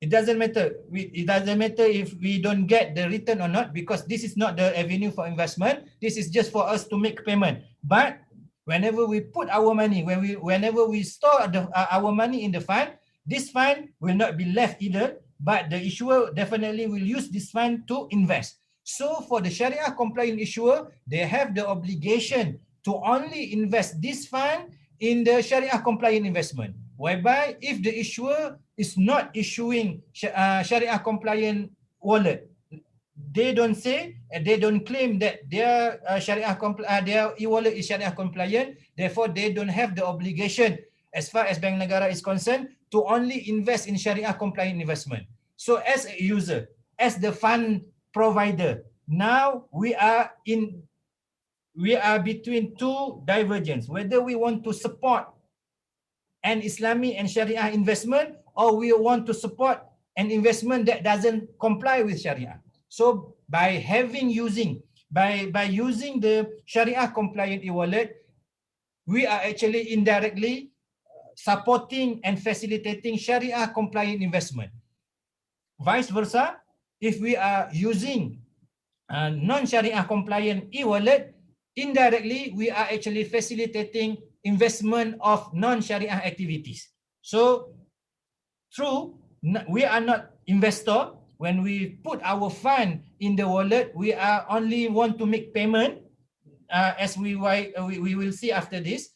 But in one perspective, why we want to only confine ourselves to only Sharia compliant wallet? This is one of the reasons, because we don't want to as much as possible to facilitate or to involve in the non-Sharia activity investment, and we want to be part of Sharia compliant investment. And as a Muslim, we know in the Quran, Allah clearly mentioned, وَتَعَاوَنُوا عَلَى الْبِرِّ وَالتَّقْوَى وَلَا تَعَاوَنُوا عَلَى الْإِثْمِ وَالْعُدْوَانِ. We are ordered to involve and participate and facilitate the thing that in line with the Sharia, and we are prohibited to be part of or to facilitate or to involve in any activities that doesn't is not in line with Sharia requirement. Therefore, as far as users as concerned, as far as our concern is that we need to always make sure that we only use Sharia compliant e-wallet for this purpose. And the second segment, shareholders and operators, what will be the motivation for them to issue Sharia compliant e-wallet is that Sharia compliant e-wallet company shall be listed as Sharia compliant company. This is one thing. And the second thing is that they will attracting Sharia compliant investors, because when the operator, if they want to seek funds, they want to invite the investor to invest in their company. If they have the declaration, if they can provide Sharia compliant e-wallet, they will have successfully captured the segment of investor that only will be investing in Sharia compliant company. In contrary, if they say that no, our Sharia our e-wallet is not Sharia compliant, we don't bother about Sharia compliant status, some investors that only will invest in Sharia compliant investment will never invest in their company. So by having this Sharia compliant status, by having this Sharia compliant e-wallet, they will attract more Sharia compliant investors to invest in their company.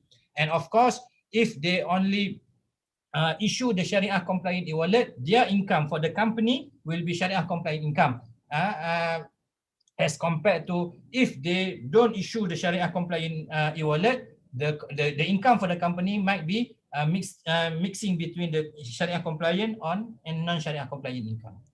And for the third perspective from the investors, the motivation to have Sharia compliant e-wallet is that for the to have the Sharia compliant income, the dividend. So for investors, if they invest in the company that issue Sharia compliant e-wallet, therefore they have the income that they will get from this investment definitely will be Sharia compliant and no need for purification. Just now in the first session, our first speaker talks about the screening methodology, which is very true. If certain securities or certain counters they don't exceed the threshold 5% or 20%, and they comply with all the screening methodology, they might be getting the Sharia status, Sharia compliant status. But that's from the company or from the stock perspective. But from the investor perspective, if let's say they invest in one particular stock or particular security, which is listed as Sharia compliant, but the investor knows that this one is considered a Sharia compliant securities or stocks, is because they don't exceed the threshold. So like for example, it's only involved in 3% of non-Sharia activities. But they know that these 3% are not Sharia compliant. So among the scholars have the discussion that investors has their responsibility, individual responsibility. Nobody can compare, nobody can force them, but it is good for them as a Muslim, as a people who is concerned about halal and haram, so long they know that although these securities or this stock is Sharia compliant, but it's also involved in 3% of Sharia non-Sharia compliant activities. Therefore, when they get the dividend, when they get the income, they have the individual responsibility to purify this 3%. So let's say the dividend, the income is 100, they have to exclude this 3% from 100 to charitable body to purify the income, to make sure that the income they get is 100% is Sharia compliant. But if the company itself does not involve in any Sharia non-compliant activities, 0%, for example, therefore the income derived to the investors is what we call it, pure, and therefore no need for further verification. So this is the motivation that leads us as users, or maybe as a shareholders and operators, and maybe as investors, to have a Sharia compliant e-wallet. Otherwise, we don't see much different from wallet, physical wallet, and e-wallet. E-wallet, like we mentioned just now, is just wallet in our pocket. Is in digital form. But if we look at the activities behind the e-wallet, because when we talk about wallet, physical wallet in our pocket, it doesn't involve any investment element. We put 100 ringgit in our wallet, and then we put in our pocket, and that's it. Nobody can touch our money. Nobody can take our money to invest and whatnot. But differently, in the case of e-wallet, when we put our money in the e-wallet, this money, while waiting for us to use this money, the issuer will use this money for their investment. Therefore, if we have a Sharia compliant, we will be facilitating Sharia investment.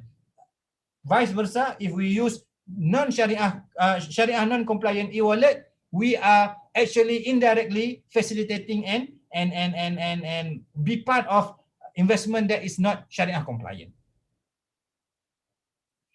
Okay, so when we talk about Sharia perspective of e-money,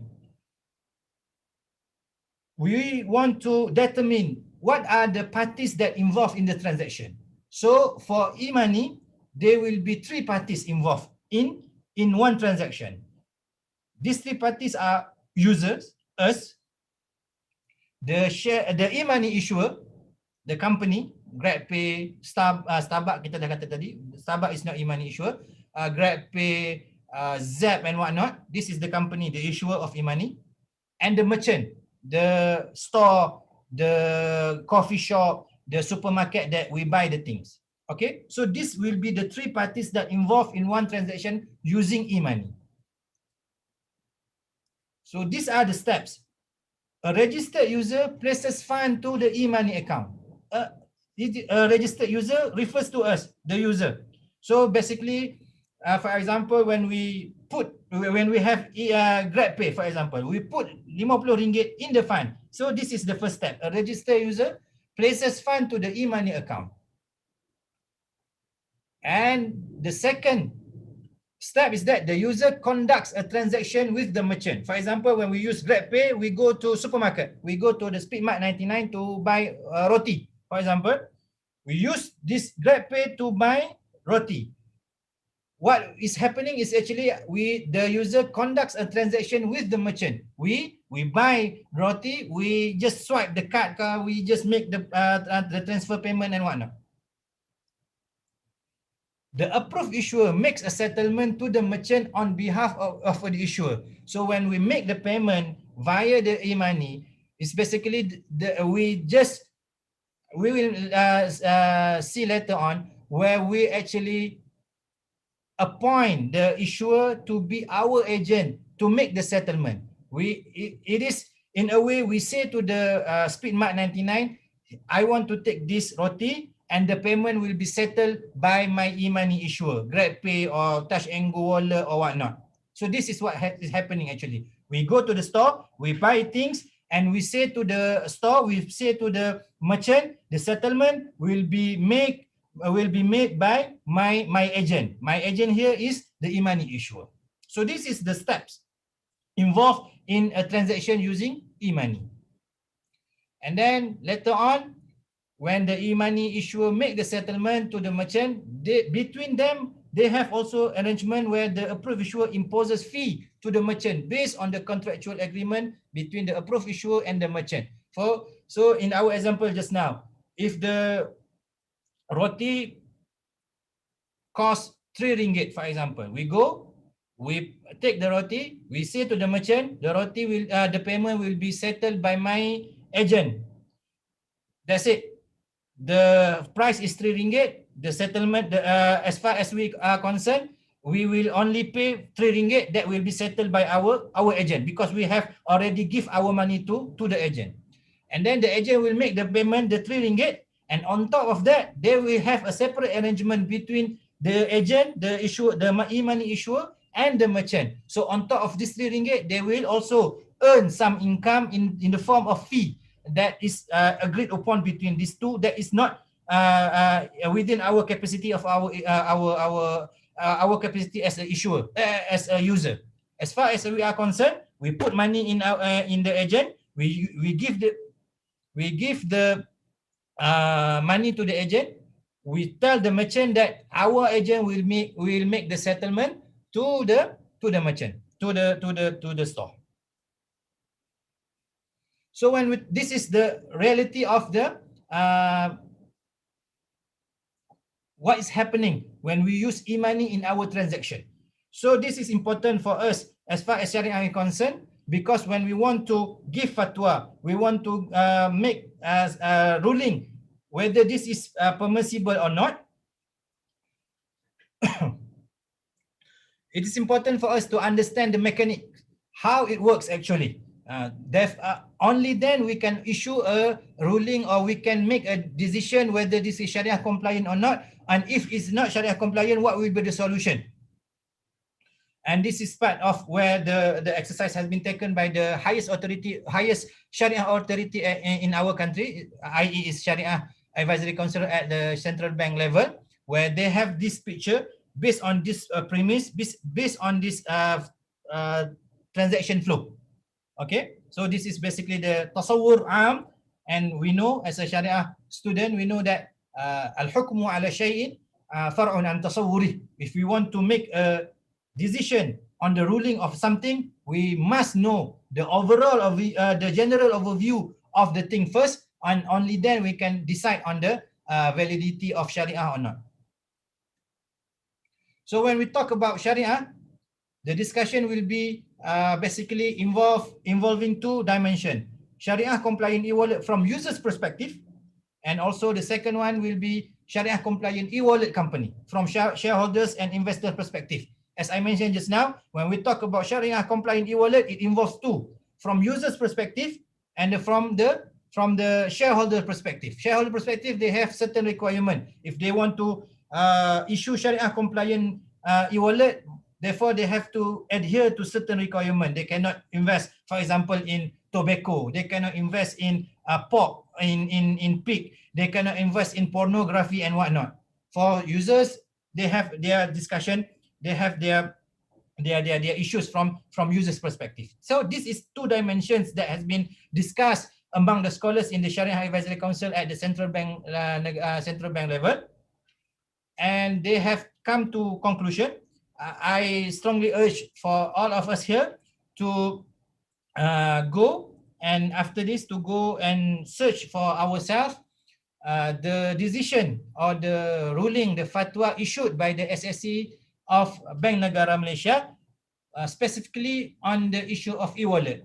And we hopefully by having this session, and later on when you read by yourself this ruling or this pronouncement, you will have a clearer understanding on what the basis of the ruling and how the Sharia Advisory Council reached to their conclusion. So basically, when we talk about Sharia compliant e-wallet, there are four major issues that has been discussed. One is the contractual relationship between user and e-money issuer. We mentioned just now the involved parties in one transaction using e-money basically will be three: user, e-money issuer, and the merchant or the store. So what is concerning us the most is that what is the relationship, the contractual relationship between us and e-money issuer.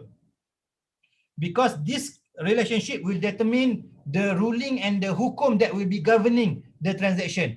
Like we mentioned just in banking sector, for example, it's basically when we open an account, a saving account, for example, at a bank. In reality, the contractual relationship established between a customer, between us with the bank is that basically we are creditor to the bank. We lend our money to the bank. We give the bank our money. The bank can use the money for whatever reason, for whatever thing that the bank wants, but the bank has the obligation to pay us every time we make the request. So, for example, when we put 1,000 ringgit in our saving account, it's basically we are lending our money to the bank. We give money. We are the creditor, and now bank are the debtor. We cannot question what bank do with the money. The only thing that we have is that we have the right to make request for the payment. So every time we go to ATM, for example, we cucuk duit, we want to withdraw 100 ringgit, the bank has the obligation to honor the request. They have to pay us 100 ringgit because they lend, because they borrow from us 1,000 tadi, 1,000 ringgit, and now we are requesting part of it, 100 ringgit. So they have to make the payment. So this is the contractual relationship, the basic contractual relationship between a customer with the bank in a saving account, for example. So, and in nowadays we have so many types of saving account, specifically in Islamic bank, where the saving account can be you can be construed or can use so many underlying contracts. They qard and wadi'ah, they have tawaru and whatnot, and different contractual relationships will render different requirements and sets of regulations. So same here, same case here. When we talk about e-money, we have to determine what is the contractual relationships between us, between the user and the e-money issuer. And after we have ascertained the nature of the relationships between the customer, between the user and the issuer, and after that we will determine what is the ruling and the hukum that will be governing the transaction. So this is the first issue that has been discussed by the SSC of Bank Negara in issuing their pronouncement or their fatwa. And the second is the management of fund placed by user. We just mentioned just now about the investment. When we put our money in e-wallet, it's basically the fund will be used by the issuer to make an investment for their company. So if they are declaring themselves as a issuer for Sharia compliant e-wallet, they have certain obligation to adhere with, and they have to certain requirements to meet, and they have to ensure that the investment cannot go beyond this framework. And the third issue is that reward by issuer to user. And the fourth one is the transaction involving Sharia non-compliant product. So these are the four issues that has been discussed by the SSC Bank Negara. So we go one by one, inshallah. I can see a lot of questions coming in. I will answer inshallah if I can. If I cannot answer, I will just ignore it. Oh no, I will say la adri, because la adri is also a part of answer, right? We can, if we don't know, we just say I don't know. I can't be knowing everything. Okay, for the first issues, appropriate Sharia contract between user and e-money issuer. Based on the said consideration, the SSC is of the view that wakalah, this is the important thing, appears to be one of the suitable Sharia contracts that appropriately governs the right and obligations of the contracting parties in an e-money transaction. The SSC here refers to the Sharia Advisory Council at the Bank Negara Malaysia. This is the highest authority. We know under Bank Negara has made compulsory to all Islamic financial institutions to have their respective Sharia committee. So at the bank level, they have their own Sharia committee. But at the central bank, the highest point, they also have the Sharia committee Sharia Advisory Council, where they have certain powers to issue guideline and regulation that will be binding all the transactions which falls under the purview of Bank Negara. So he says here the appropriate Sharia contract between user and e-money issuer is that wakalah. It says here is appears to be one of the suitable Sharia contracts. It means that as the SSA Bank Negara does not discount a possibility for issuer to have different types of relationship or different types of contract in issuing Sharia compliant e-wallet. Like I mentioned just now, originally, for example, for saving account at Islamic Bank, for example, we used to have wadiah, which is equivalent to qard. So this is the original form of saving account in Islamic Bank. But nowadays, this form has evolved. Now banks has the option. Some banks still using the original form, wadiah yadud damana or qard. But certain banks, or most of the banks nowadays, they are moving towards tawarruk. So the saving account and the current account as well, originally they use wadi'ah, yadu damanah or qard. Now they also have the option to use another type of contract, namely tawarruk. So this is also will be the case in the e-wallet or e-money, where one of the most suitable contract that appears to the SSC is the wakalah. But it doesn't make limitation. It does not discount the possibility of having other types of contract as an underlying contract for e-wallet. But as far as the Sharia Advisory Council is concerned, among the most appropriate contract is the wakalah contract. The SSC ruled that the application of wakalah in the e-money transaction may be structured as follows. The approved issuer offers agency services to make settlement on behalf of the user to the merchant. So this is the one. This is what I mentioned just now. When we put our money in e-wallet, basically this e-money or e-wallet becoming of our agent. We appoint them to be our agent to make settlement whenever we instruct them. So when we put our money in the e-wallet, we say to them, please hold my money. You have to safeguard my money. And whenever I want to make a purchase at any stores, you have to settle it on behalf of me, because I have appointed you now as my agent to make the settlement. So the user places the fund in a registered e-money account with the approved issuer, and the approved issuer establishes trust account. This is one of the most important thing to be highlighted as well. When we give to the GrabPay, it doesn't mean that GrabPay will take our money as their money. No, they will put in one separate account, trust account. So they have the obligation. They cannot simply use our money for as they wish. They have to comply with the trust deed. They have to comply with the agreement as a trustee. We have to understand that when we give our money to them, it's actually we appoint them to be our agent to make the settlement. And as well, if you look at the term and agreement, we allow them to invest, to use our money to invest for their appetite. But what is the most important thing is that they have to make the settlement whenever we make a purchase at the store. Okay.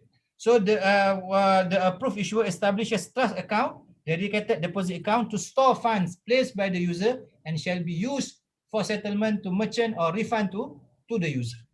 So this is the nature of the e-money transaction, e-money ecosystem as far as Sharia is concerned. It's basically the relationship between al-wakil and muwakkil, the agent and the principal. We as the users as the principal, and the e-money provider, e-money issuer as our wakil, as our agent to make settlement.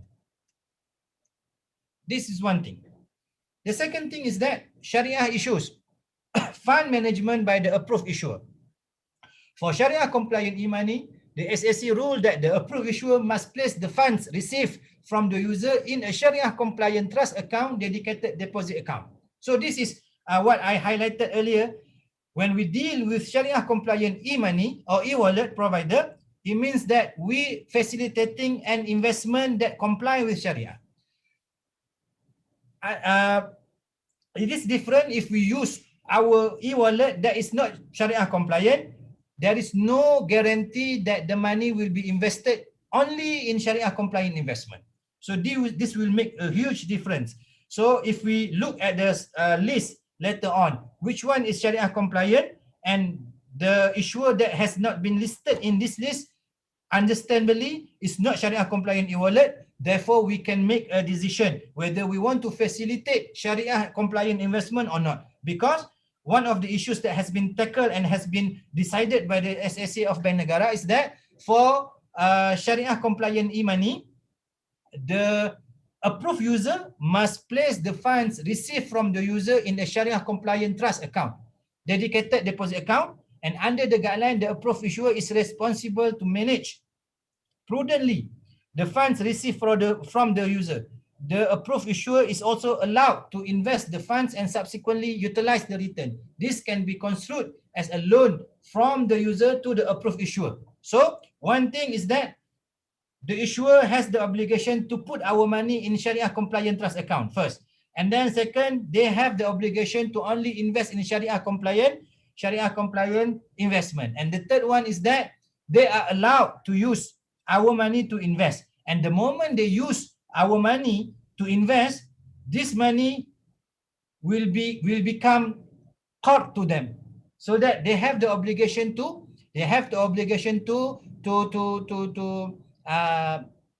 ensure that the money will be returned to us or will be used by us as and when we want to.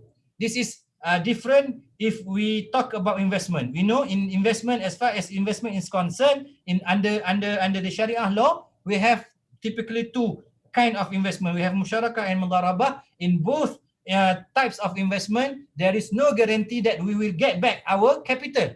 This is investment. When we invest, we have to ready to expose ourselves to the possibility of losing our capital. But for qard, no. If we give loan to the debtor, we have the right to request the capital to be guaranteed to us. So if we lend 10 ringgit, we have the right to request that 10 ringgit will be returned back to us, but not more than that. Third, the reward by the issuer to issue. The issue of benefit to accrue to the lender, qard jarra naf'an. So we mentioned just now, the basic principle or the basic underlying contract under e-money is wakalah. That's one thing. But the moment the Sharia issuer, the e-wallet issuer uses our money to invest, this money shall be construed as a qard, as a loan.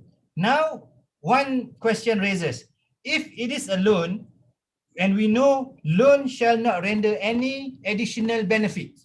Okay, if we give 10 ringgit as a credit or as a loan, we cannot receive anything more than 10 ringgit because it will be tantamount to riba otherwise. Now, we say that it is wakalah, but the moment e-wallet provider uses our fund to invest, they are now basically borrowing our money. We are lending to them our money. It becomes qard. And qard shall not render any additional benefit.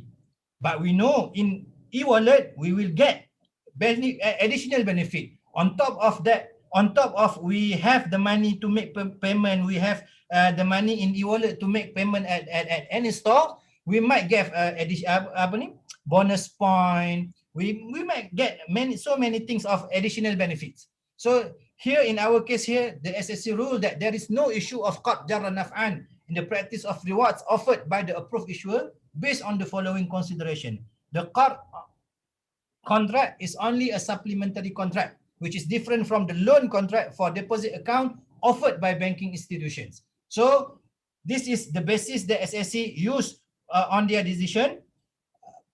Although the money can be construed as qard, but this qard is deemed as incidental qard. It is not the original nature of the contract, because the original nature of contract is the wakalah, as we mentioned just now. So the later on part where the money is being used by the issuer to invest hence turns the money into qard.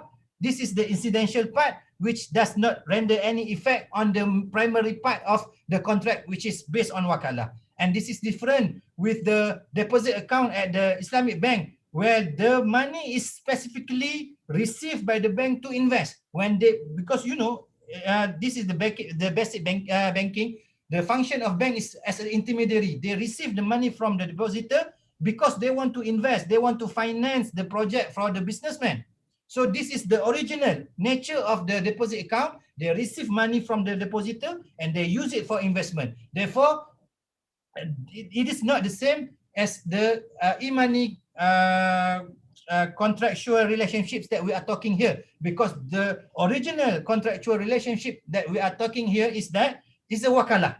What happened after that is the incidental. The issuer might or might not be using our money for investment, because this is not the first, or this is not their major business, because their major business is coming from the fee that they are getting from the merchant that we mentioned just now. The major or the main income that they will get is the fee from the merchant, not from the investment. The investment is some strategy just to safeguard the money and whatnot. It is different from the deposit income at the bank, where the main income, the major business that bank conducts from the depositor funds is for investment. Therefore, we cannot compare between deposit account and the e-money account that we are talking here.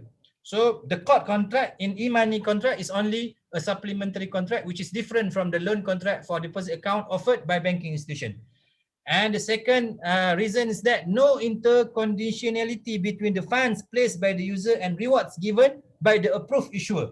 Okay, so when we open an account for e-wallet, we are not looking for any benefit. There is no agreement, or there is no interconditionality between these two. It just we basically, when we have e-wallet, we want to make payment. The additional benefit comes later on, which is not mentioned in the original agreement. Therefore, it will not render any effect on the wakalah features. And then the guideline expressly prohibits approved issuer from issuing e-money at a monetary value that is greater than the amount received. This is based on the guideline. The issuer cannot, for example, you top up 10 ringgit, but you have the purchasing power worth 11 ringgit. Cannot. It must be 10 to 10. It's not that you give 10 and then you get 10 plus 1 ringgit, 11 ringgit. No. The guideline expressly prohibits that kind of benefit. So from monetary benefit, there will no such a thing of monetary benefit, because you cannot do that. You cannot have 10 ringgit in wallet, but you have the purchasing power of 11 ringgit. I'm sorry, Doctor, for interrupting you. Yep. Can we proceed with the Q&A session? I just conclude this. Can I conclude this slide? Okay, sure, Doctor. Yeah. And then this is basically the fee, like we mentioned just now. Any approved issuer that is approved under IFSA, this is the main act that governing all Islamic transaction under the purview of Bank Negara. So any approved issuer shall observe the following: no transaction with Sharia non-compliant merchants. However, the SSC rule that is in exceptional cases as determined by the qualified Sharia advisor of an approved issuer, such approved issuer shall observe the conditions specified by the qualified Sharia advisor, and no product bundling and cross-selling involving Sharia non-compliant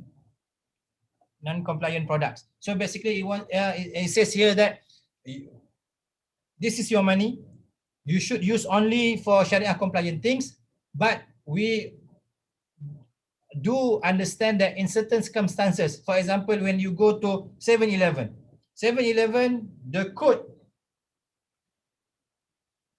merchant is Sharia compliant, because 7-Eleven is a convenience store. It's a convenience store. You can buy so many things. But for example, if one use the Sharia compliant e-wallet to purchase liquor, for example, from 7-Eleven, so the issuer has no obligation to stop you from that, because as far as Sharia as the issuer is concerned, you are buying you are using Sharia compliant e-wallet from a Sharia compliant store. 7-Eleven. 7-Eleven is a convenience store just like normal supermarket. It's not like you buying liquor from liquor store.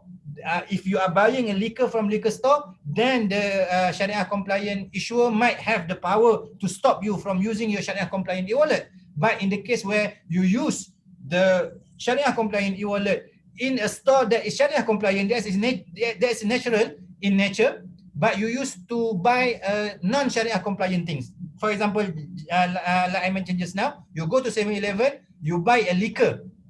Please don't buy liquor. But if this guy buy a liquor from 7-Eleven, the issuer has no obligation.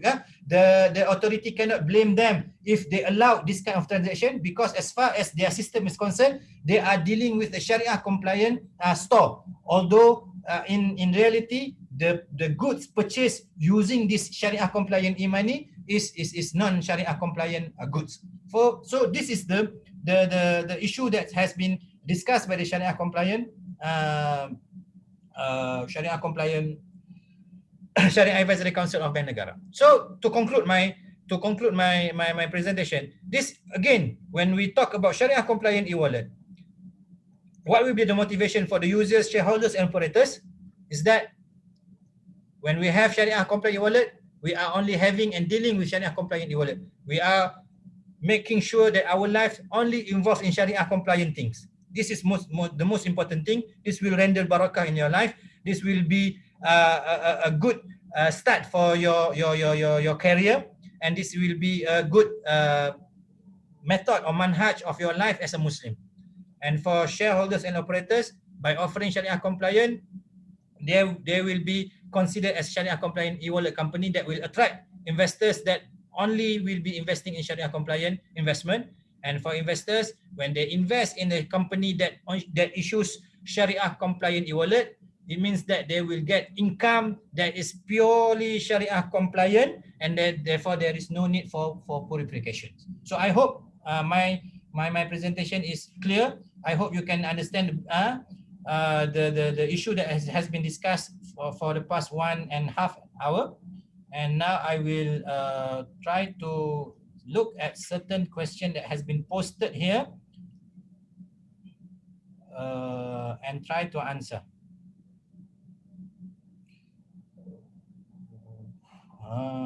Okay, this one. Is e-wallets should have their own Sharia council like Islamic Bank? Yes, certainly. Yes, certainly. And in fact, this is the directive that we are taking now at Sharia at the Central Bank Negara. They are now coming up with the regulation to impose this kind of regulation that they have with Islamic banks. As you know, Islamic banks, they are obliged. They are obligated to have their dedicated Sharia committee at their level, at the bank level. So the same thing shall be adopted for the Sharia company, Sharia for the company that issuing Sharia compliant e-wallet. So yeah, I do think that they need to have their own Sharia committee. We say at the bank level, we will normally refer to Sharia committee. But Sharia Advisory Council normally refers to the highest Sharia authority at the central bank. As there are so many e-wallets available nowadays, which e-wallet is best for us to use? It depends. All I can say is that the best to use is you make sure that this e-wallet is Sharia compliant. You can refer to the list in the central bank website. If you find the Sharia the e-wallet there, then it is good for you to use. So I cannot say that the Sharia e-wallet A is better than B is better than C. It's beyond my capacity. I don't know what is the strategy. I don't know what is the benefit. But as far as Sharia is concerned, the best thing, but in fact, the compulsory thing is that for you to use only Sharia compliant e-wallet, that you can get the names from the list on the website of Central Bank Malaysia. As we move towards a cashless society, we are witnessing the mushrooming of digital wallet payment platforms in the country. So, is there any incentive provided for elderly or people who are not used to the technology to use e-wallet. I don't know if there is any incentive in place already, but if you ask my opinion, I would say that the best incentive for them is not giving the money, but to educate them and to make the facility accessible to them by improving the system, by improving the technology, by making these technologies reachable for them, especially those who are living outskirts, those are living in a remote place. So this kind of incentives is much needed because by hook or by crook, they will be they will be pushed towards this directive. When government give 50 ringgit e-wallet through e-penjana to citizen, what are the benefit that government will get? You will be voting them in the next general election. I suggest. But also on a serious note, like I mentioned in the beginning of the presentation, in the blueprint of financial sector issued by Bank Negara, it is within the government's vision to drive the society, the people of the citizen to move towards cashless payment, to use more of this kind of e-payment instrument and whatnot. So by giving them this 50 ringgit incentive, I believe this will instigate the interest, will put more interest in the society to move towards this direction. Does e-money have implication on money supply and monetary policy? Do BNM control the money supply from e-money? Basically, I would say that e-money is just transferring the existing money in the market into digital. It will not, I don't see any direct correlation between the creation of money and e-money.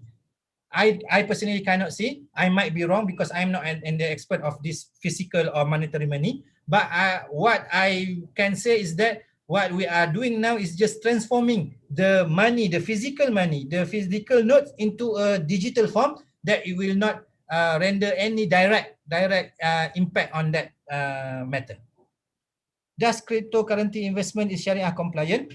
As far as I am concerned, the Securities Commission has issued two types of cryptocurrency investment that is Sharia compliant. You can refer to the Sharia to the Securities Commission website. I believe the statement or the press release by the Sharia Advisory Council of Securities Commission is there. And as far as I am concerned, if I'm not mistaken, there are at least two cryptocurrency investment that has been declared as Sharia compliant. I don't know. I cannot say. I cannot remember exactly actually.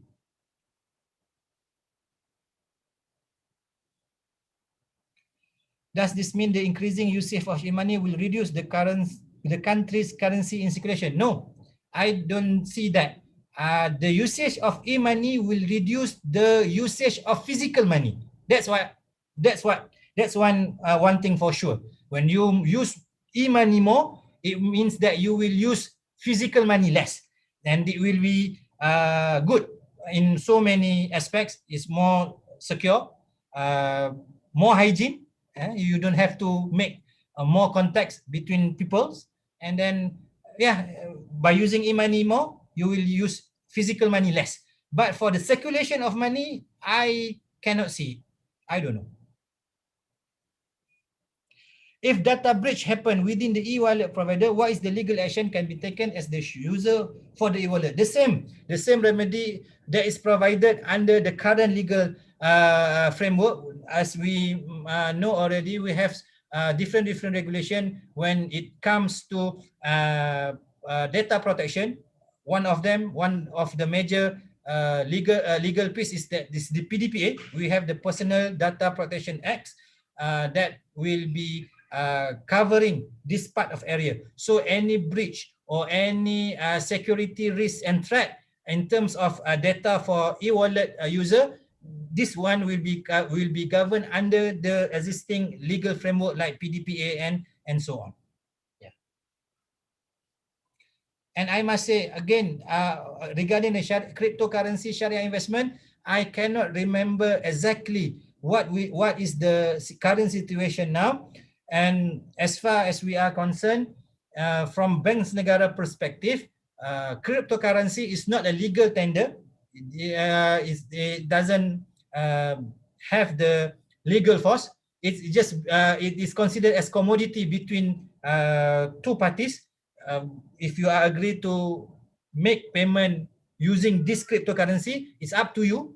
The risk is totally upon you, and Bank Negara will not be having any orang panggil hands if there is any problem arising in the future. But that's from Bank Negara perspective. Cryptocurrency is not a legal tender. It still cannot be considered as currency. But for cryptocurrency investment, I cannot recall exactly what is the current situation and what more for Sharia investment. I am sorry for that. I might be wrong. Maybe we can find about it later on, inshallah. Thank you, Dr. Tuan Badrul, for the wisdom and knowledgeable information sharing. For Dr. Tuan Badrul, you can answer the remaining questions by typing the answer in the Q&A text box if you like to do so. One of the question here, it says moderator handsome. I don't know whether it is question or just statement. But it says moderator handsome, which I agree. It's just joking, Doctor. All right. Okay, thank you, Doctor, for today. Thank you. Good luck. I'm waiting all of you guys. If you are graduating now, I'm looking so much to meeting all of you in the real world, in the industry, and I hope we can work together in the future, inshallah. Thank you very much. Thank you, Doctor. Good luck. Siru ala barakatillah. Assalamualaikum warahmatullahi wabarakatuh. Waalaikumsalam.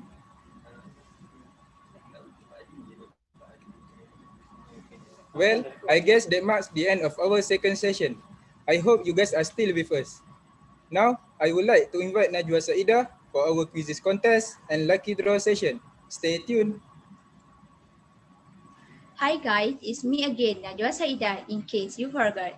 Please bear with me because I have a lot of prizes to offer you guys since I am appearing myself again on your screen. Short reminder, creative contests and tweet contests are still ongoing and end at 2 p.m. Do join our contest because we have a lot of prizes awaiting. Without further ado, let's proceed to the third session of Lucky Draw. Let's spin the wheel.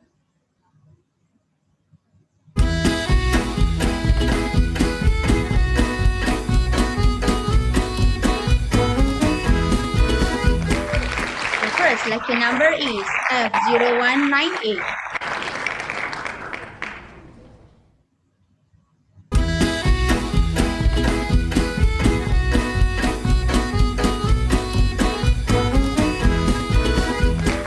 Second lucky number is F0124.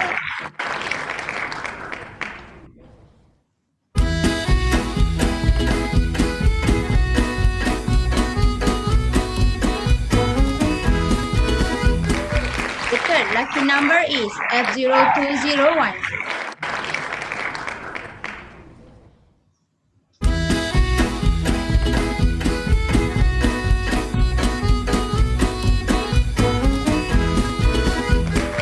The next lucky number is F0202.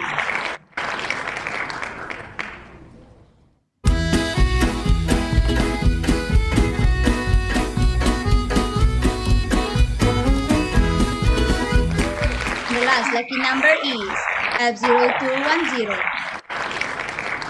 Congratulations to the lucky winners. Our committee will contact you later, so please respond to it. We will have one more lucky draw after the quizzes contest, so stay tuned. Let's start with the second session of quizzes contest. As you can see from the slide, the guideline of the quizzes contest are same as before. You can read the guidelines from the slide. Make sure that all the participants take part in the quizzes contest, and I wish you all the best.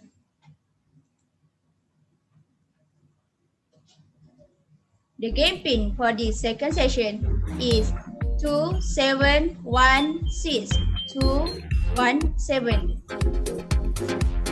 Please enter your pin from your email as the nickname.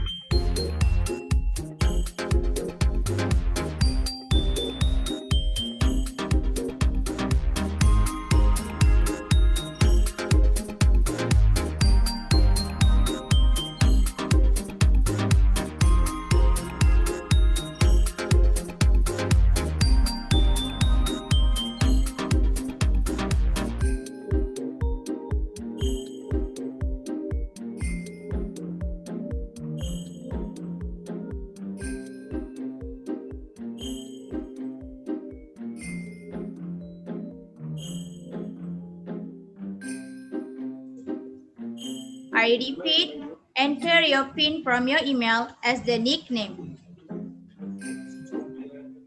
The game PIN for this second session 2716217.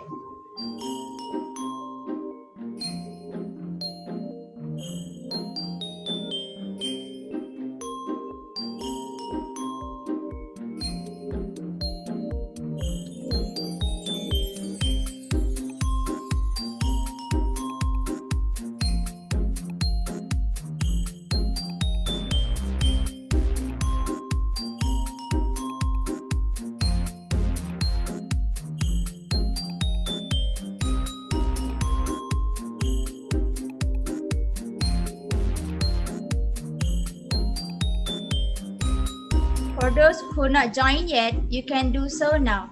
Enter your PIN from your email as the nickname.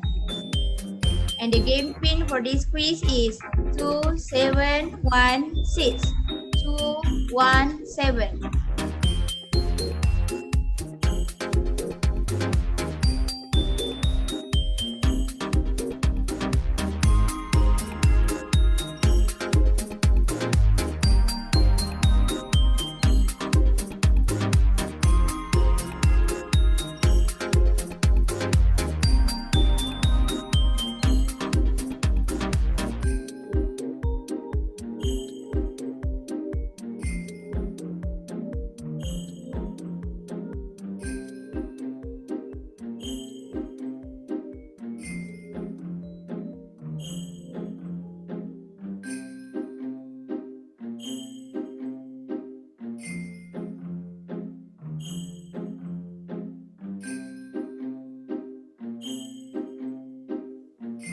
Okay guys, let's get started.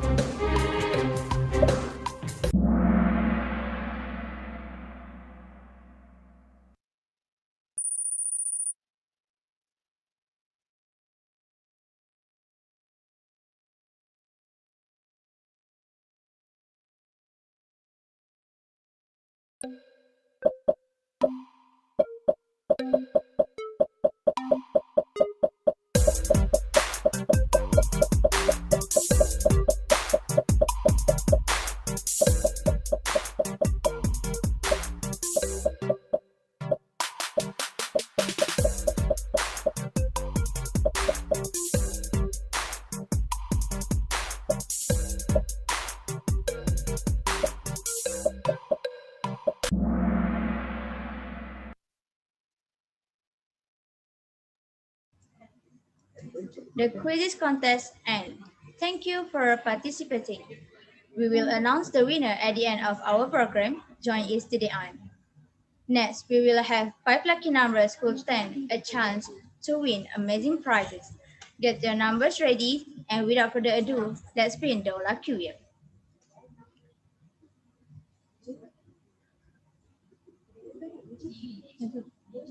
Let's get started.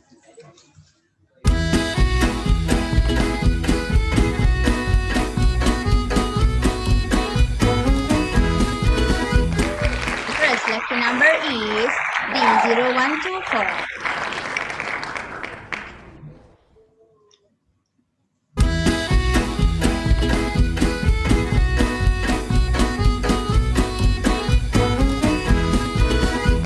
Second lucky number is D0159.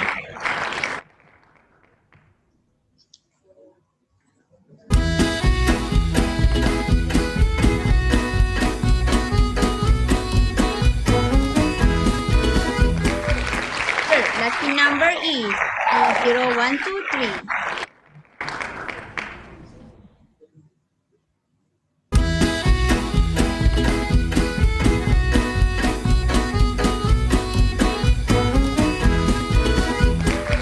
Fourth lucky number is D0120.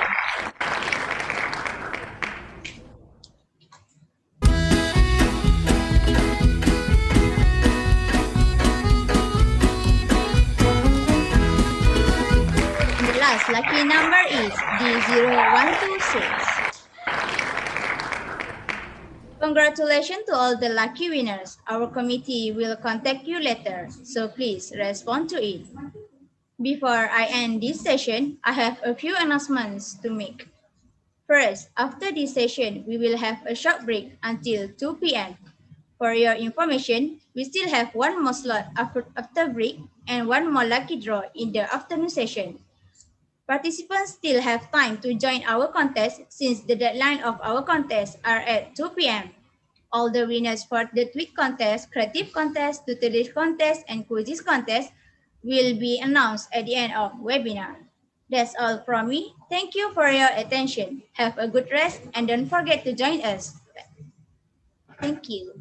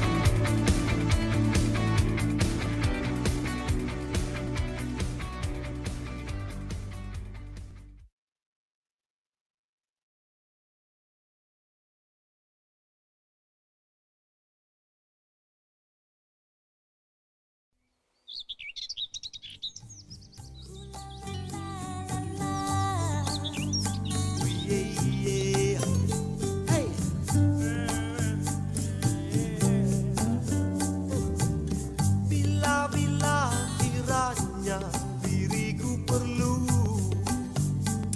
hari yang murung, terdengar nada yang riang,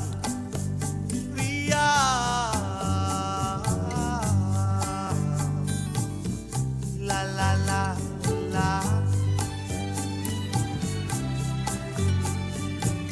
Sekali suara meyakinkan jiwa, kaku langkah mengaguminya, kaku menerimanya. Selagi bahuku memikul bebannya, selagi hayatku merasa siksamu, selama senyuman menjadi senyumku, ku bawa wajahmu walau diriku jauh, jauh, jauh, na na na, la la la la.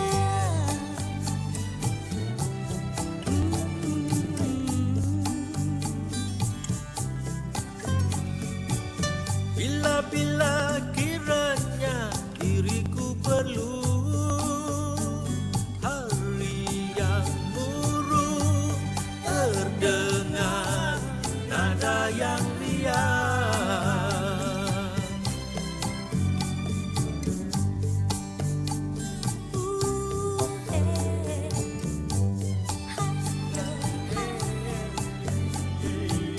We are so young and free, full of desire, climbing higher and higher. Selagi It's another window memikul bebannya, selagi hayatku merasa siksamu, selama senyuman menjadi living in the world today. ku bawa wajahmu walau diriku jauh, jauh. Tell them to get away. Selagi bahu Another window. memikul bebannya, selagi We are all the same. merasa siksamu.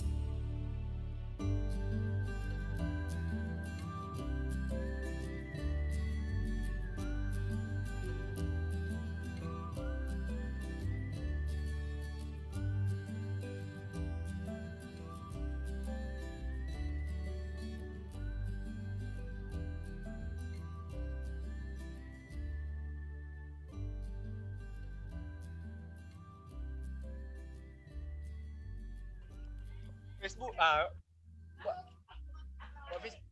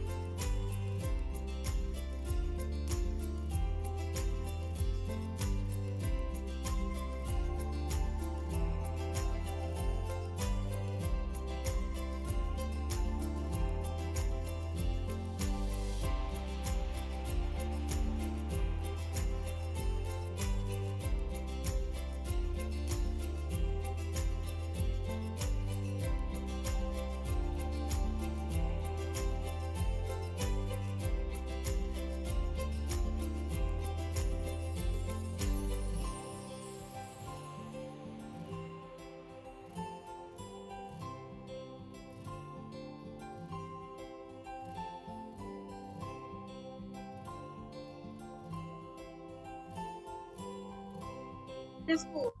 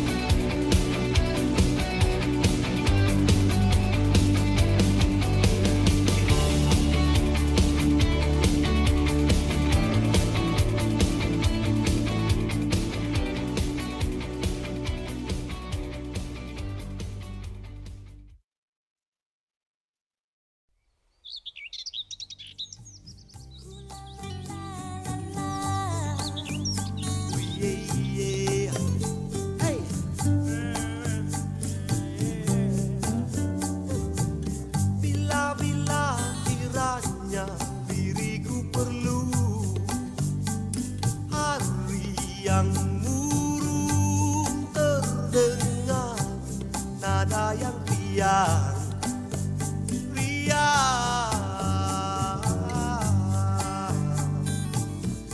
La la la la. Sekali suara meyakinkan jiwa,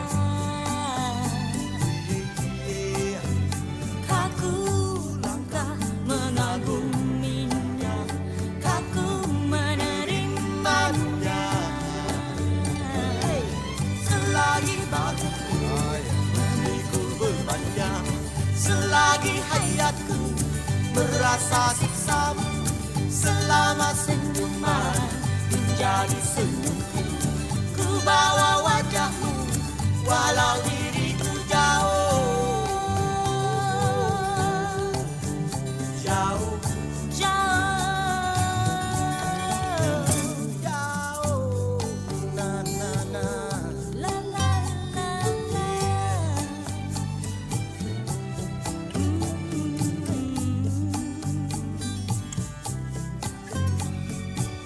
bila-bila kiranya diriku perlu hari yang murung, terdengar nada yang riang.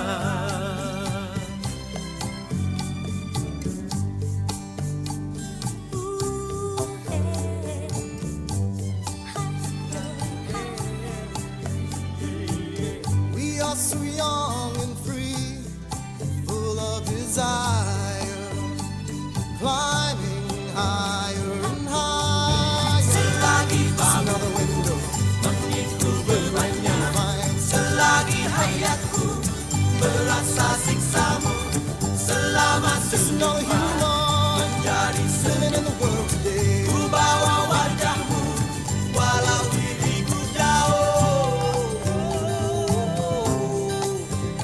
jauh. Selagi bahu memikul bebannya, selagi hayatku merasa siksamu, selama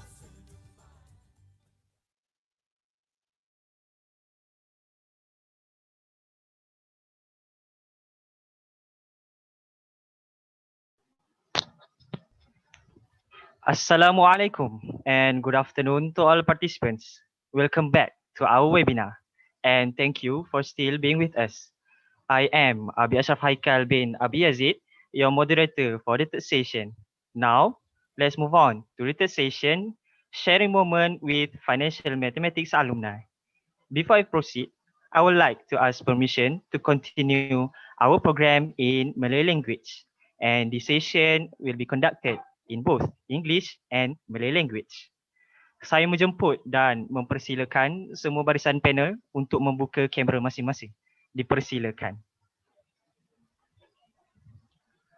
Untuk makluman semua, sesi akhir ini akan membawakan konsep town hall dan panel merupakan graduan Matematik Kewangan Universiti Sains Islam Malaysia. Barisan panel kita pada hari ini adalah yang pertama, Saudara Muhammad Hazim bin Rashid. Apa khabar Saudara Hazim? Alhamdulillah, sihat. Baik, panel kita yang kedua adalah Saudari Najwa Nabila binti Harun. Apa khabar?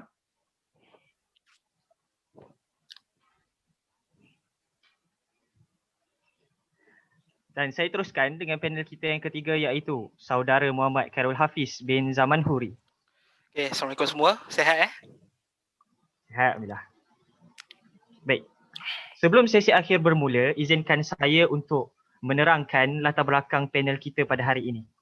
Panel kita yang pertama, Saudara Hazim, merupakan seorang business analyst di Akasia Communication Sdn Berhad. Panel kita yang kedua, Saudari Nabila Harun, merupakan seorang ahli perniagaan. Dan panel kita yang ketiga iaitu Saudara Khairul Hafiz, merupakan seorang pelatih akaun pada 2018 dan kini menjawat sebagai Chief Marketing Officer di Burj Watch. Seterusnya, izinkan saya untuk menerangkan secara ringkas konsep Town Hall yang akan dilaksanakan selepas ini. Town hall merupakan konsep komunikasi dua hala antara para panel dan juga para peserta. Pada kali ini kita akan membawakan 4 pusingan. Pusingan yang pertama akan ada soalan berfokus kepada setiap panel. Pusingan yang kedua, kita akan berikan soalan umum kepada setiap panel. Pusingan ketiga adalah merupakan soalan daripada para peserta dan pusingan yang akhir sekali adalah penggulungan daripada setiap panel. Oleh itu, saya ingatkan kepada para peserta pada petang ini, anda dialu-alukan untuk memberikan soalan kepada barisan panel kita di ruangan Q&A. Soalan anda akan dipilih oleh urusi program untuk diajukan kepada para barisan panel. Kepada barisan panel, diharapkan dapat menjawab soalan daripada para peserta maksimum hanya selama 3 minit sahaja supaya kita dapat meraihkan lebih banyak lagi soalan-soalan daripada para peserta. Baik, saya rasa sebelum saya mulakan, eloklah saya tanya lagi sekali kepada para panel. Apa khabar? Panel pertama, Saudara Hazim, sihat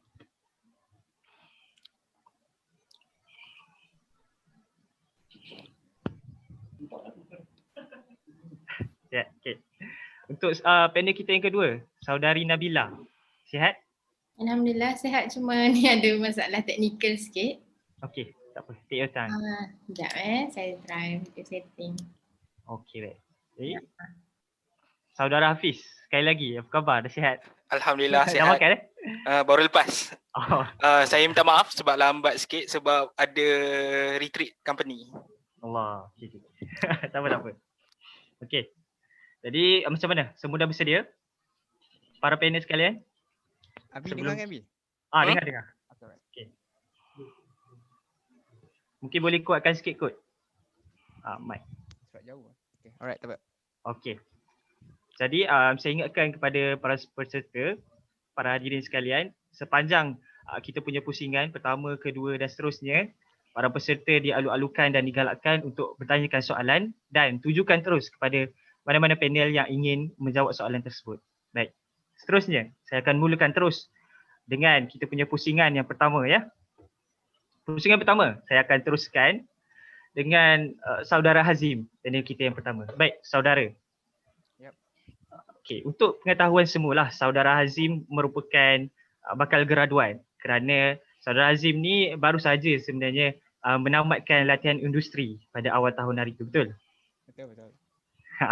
Jadi, boleh tak saudara kongsikan, sebab pada tahun ni kita tahu kita digemparkan dengan pandemik COVID-19 dan saudara berhadapan dengan latihan industri dalam dua bentuk.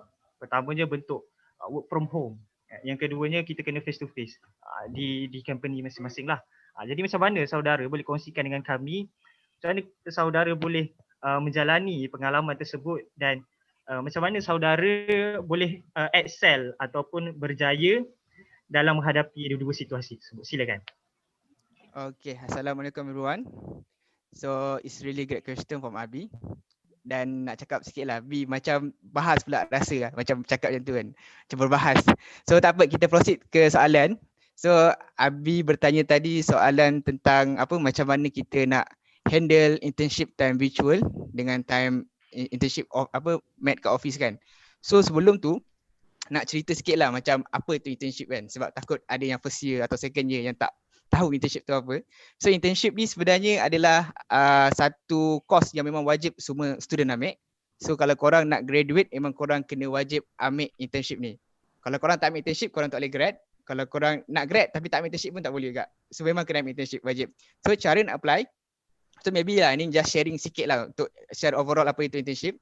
So cara nak apply korang boleh buka dekat website company atau sekarang ni dah mudah sangat kan. So korang boleh buka kat LinkedIn, Jobstreet ataupun website career ataupun pergi career fair. So ataupun sekarang ada webinar, ada web untuk career fair secara virtual, korang pergi join untuk tengok apa internship yang buka time masa ni kan.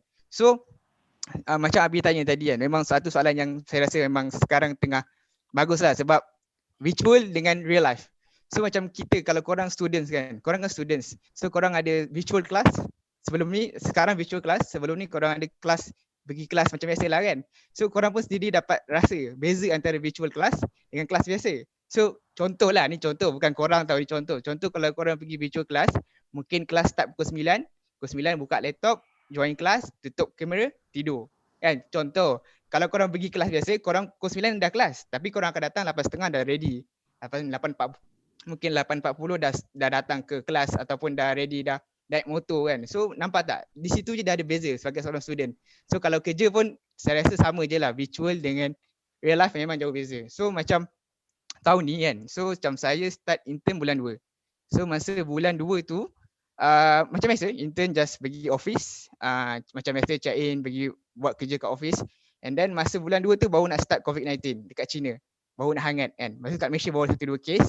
And then bulan 3 tak silap saya mid March start PKP. And then after PKP kita orang ada virtual lah, virtual internship daripada March sampailah ke Jun, and then Jun sambung balik dekat office, lepas tu PKP balik. Kan? So macam mana nak cakap challenge virtual ni dengan real life, sama macam mana korang rasa challenge tu sebagai student. So kalau student virtual, korang tak akan rasa feel, betul? So first korang tak akan rasa feel macam mana nak buat kerja tu. Sebab contoh korang buat kerja kat rumah and then korang tak ada surrounding office. Bila tak ada surrounding office, korang akan rasa demotivated. So korang tak bersemangat kadang-kadang kan. Kadang-kadang bangun kerja just punch in, lepas tu macam aduh malas buat kerja kan. So macam tak apalah, buat nantilah pukul 10 ke kan. And then itulah sama je apa yang korang rasa. Apa yang korang rasa time student sama dengan time belajar. Sama dengan time kerja. So challenge yang pertama adalah first of course mencabar sebab korang tak ada sesiapa. Second, susah nak communicate. Sebab apa susah nak communicate? Sebab bila korang buat kerja, katakan korang ada task kena buat. Contoh kalau korang jadi auditor, kan? So bila korang jadi auditor, katakan korang kena buat cash flow statement, katakan. So bila korang kena buat cash flow statement, kita FM ni kita tak berapa katakan kita tak berapa mahir sangat buat cash flow, kita jarang belajar cash flow kan. Kita banyak belajar pasal Soci dengan SFP katakan. So nak buat cash flow ni macam mungkin kita tak tahu. Kita pun baru masuk kan. So nak tanya, kita tak tahu nak tanya siapa. Nak tanya siapa kan? Kita kat rumah ni kan. Nak WhatsApp bos ke? Nak WhatsApp klik ke kan? Ataupun kita nak call bos ke? Nak WhatsApp ke? Nak call? Itu satu soalan enggak? So ini satu tips saya nak bagi. Yang first tip pertama, bila korang virtual, first korang jangan malu bertanya. Sebab challenge tadi saya kata apa, susah nak communicate kan. So cara nak counter dia yang pertama adalah korang kena rajin bertanya. Contoh macam tadi, statement cash flow, korang tak tahu nak buat macam mana kan. So lepas tu korang nak tanya bos, lepas tu ataupun tanya supervisor. Lepas tu korang kata, nanti supervisor aku kata aku ni macam menyebuk ke kan. Kita kan tak tahu benda senang kan. Jangan ada mindset macam tu. So korang just tanya, WhatsApp tanya, jangan risau. Semua supervisor dengan semua bos memang diorang akan jawab. Sebab diorang tahu kita budak intern. So diorang akan jawab dengan okey, jangan risau. Jangan rasa takut dalam hati ni nak tanya kan. Macam nanti bos ni kata kita macam tak tahu buat kerja kan. Tak apa. Lagi banyak tanya lagi bagus. Tapi janganlah korang tanya benda yang macam korang tak cari dulu benda tu. Contoh macam tadi statement of cash flow kan. So bila korang nak tanya, korang kena kaji dulu. Korang kena cari dulu macam mana nak buat benda tu. Katakan dah cari kat internet, dah cari kat buku, korang tak faham tak, baru korang tanya. Sebab kalau korang tak cari dulu, korang tanya terus kat bos, kadang-kadang akan ada awkward moment. Means kat situ, contoh korang tanya kat bos korang, lepas tu bos korang kata nak tanya apa pasal cash flow, lepas tu korang tak tahu nak tanya apa. Sebab aku pun tak tahu nak tanya apa sebab aku pun tak biasa buat macam tu lah. So korang cuba cari dulu masalah tu, contoh ada masalah, belajar dulu, cari cara solution sendiri, cari dulu, lepas tu baru tanya dekat bos kalau tak dapat. So kat situ korang akan ada intelligent interact antara korang dengan bos korang lah, dengan supervisor korang. Tu first, communicate. Yang kedua, kalau boleh, recommend dekat semua students yang nak ambil internship virtual ni, korang kena ada selalu meeting. Meeting tu maknanya ada video meeting, video call ataupun voice call. Tapi saya recommend kat semua students untuk buat video call. Sebab video call ni korang nampak muka tau. Macam sekarang kan ada webinar. So nampak muka saya, nampak muka Abi, nampak muka Hafiz, muka Nabila. So semua empat-empat kita nampak. So kita ada even walaupun kita tak dapat touch contact, tapi kita dapat rasa muka tu, dapat muka, memek muka tu kita nampak. Tapi kalau korang buat voice call, katakan bukan tak boleh buat voice call. Tapi bila buat voice call, korang hanya dengar suara. Bila dengar suara, kadang-kadang korang rasa macam tak selesa. Macam dengar pun macam kadang dengar tak dengar, kadang macam cakap pun malas kan, macam tu kan. So kalau boleh recommend suggest kat bos, kita nak buat call seminggu sekali mungkin, video call just nak tanya macam mana kerja, kadang-kadang bos akan macam adalah macam personal sikit, nak tanya macam mana hidup personal kita, macam okey tak kat rumah kan, macam mana okey ke, ataupun korang just bual pasal isu semasa. Contoh kalau korang bahagian investment, korang tanyalah pasal apa stock market sekarang macam mana, apa yang naik, apa yang turun, volume mana paling tinggi kan. So tu just some of thing that korang boleh buat. Yang first tadi saya kata apa, follow, cuba communicate dengan colleague. Second, cuba buat video call. And this one, last one ni paling penting saya rasa. So yang last one ni adalah follow the schedule. Mana follow the schedule ni, contoh kalau korang kerja start pukul 9 kan. So kerja ni dia tak sama dengan belajar. Kalau belajar mungkin korang boleh start pukul 9, buka laptop, tengok lecture and then korang boleh tutup laptop. Contoh kan. Tapi kalau kerja tak, kerja start pukul 9, masuk pukul 9 check in and then korang start buat kerja. Jangan delay kerja, itu yang paling penting. Sebab kalau korang buat intern kat rumah ataupun kerja kat rumah, possibility untuk korang delay kerja tu agak tinggi tau. Sebab korang akan bermalas-malasan sedikit compare daripada kerja kat office. So jangan delay kerja, ini paling penting. Sebab kita sebagai internship, kita nak show kita punya impression yang terbaik.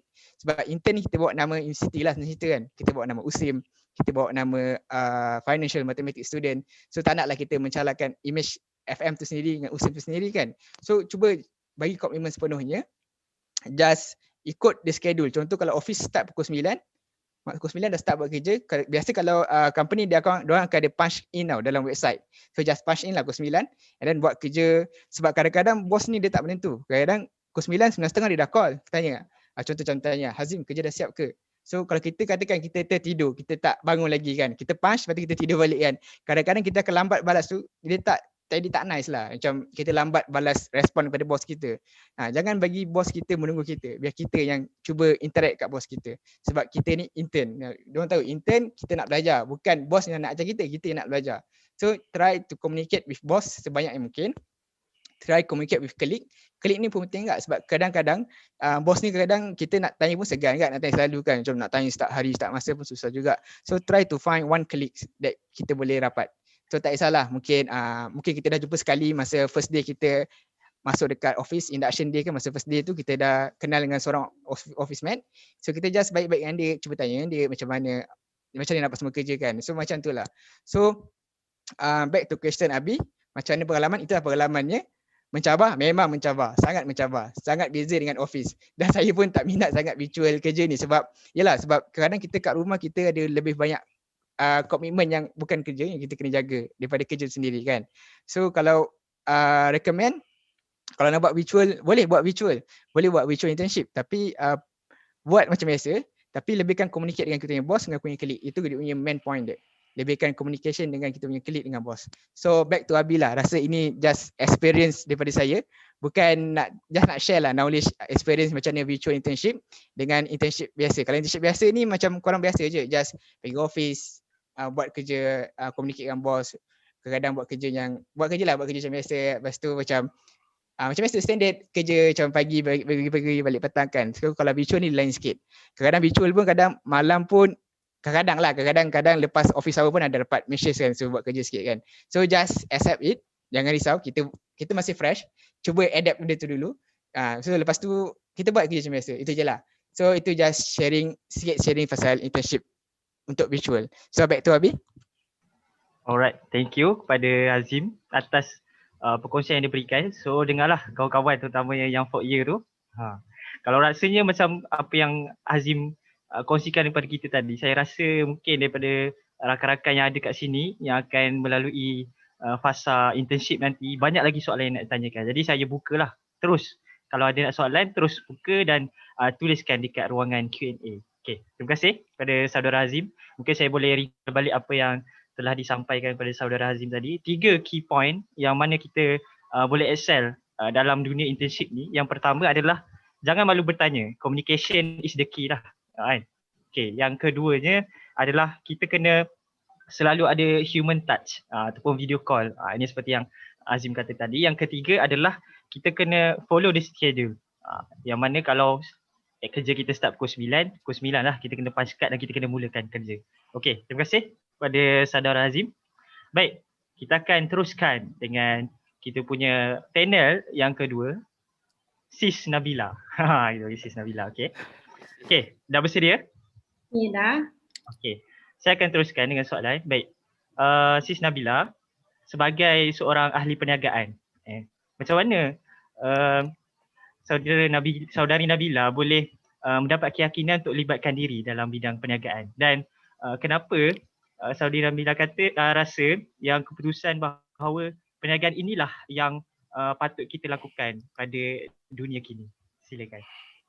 Okay, bismillahirrahmanirrahim. Sebelum tu nak minta maaf sangat-sangat sebab ada masalah teknikal dengan background. Okay, so berbalik pada soalan moderator tadi, saudara Abi.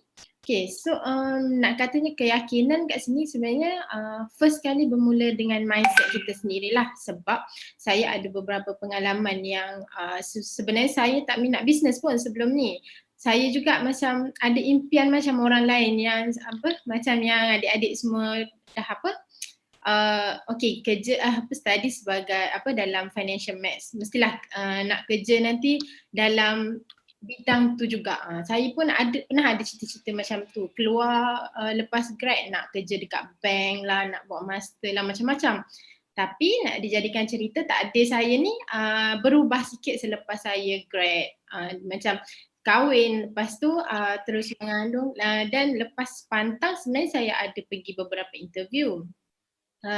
Tapi lepas je interview masa tu terus PKP. So masa tu macam kita semua macam huru-hara lah sebab kita tak prepare, tak apa kan. Masa tu saya teruslah cari jalan untuk, sebab kita tak tahu in future macam mana nanti husband saya, pendapatan dia takut terjejas ke apa kan. So saya cari jalan untuk okay, tak apalah, try buat business. Masa tu saya cuba tukar mindset saya yang macam tak apa, semua benda kita boleh buat, tapi yang penting kita nak, sebab otak kita ni sangat special sebenarnya. Okay, so bila saya dah mula, sebenarnya saya main redah je buat bisnes ni.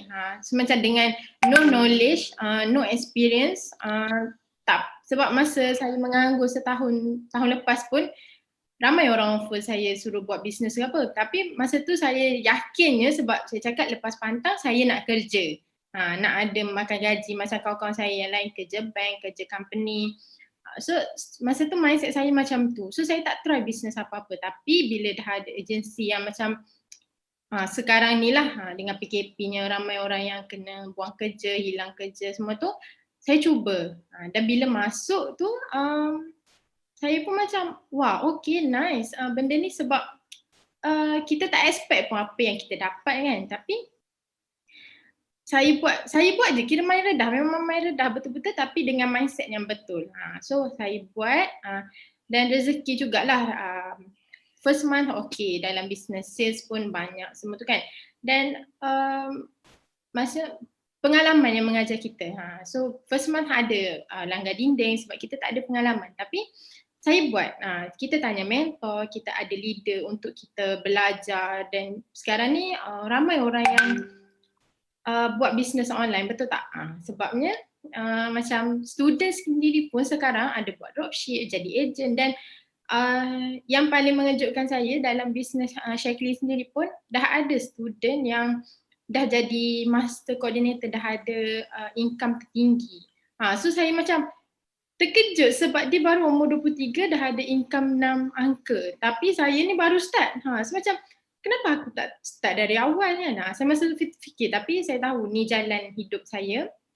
Dan apa yang mendorong saya untuk terus stay dalam bisnes ni, sebab saya tengok contoh-contoh dalam bisnes jugalah. Sebab bila kita tak ada dalam bisnes, kita ignore je apa dunia bisnes jadi tu kan.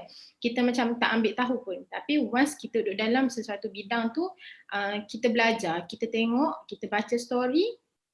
So saya tengok kisah-kisah inspirasi.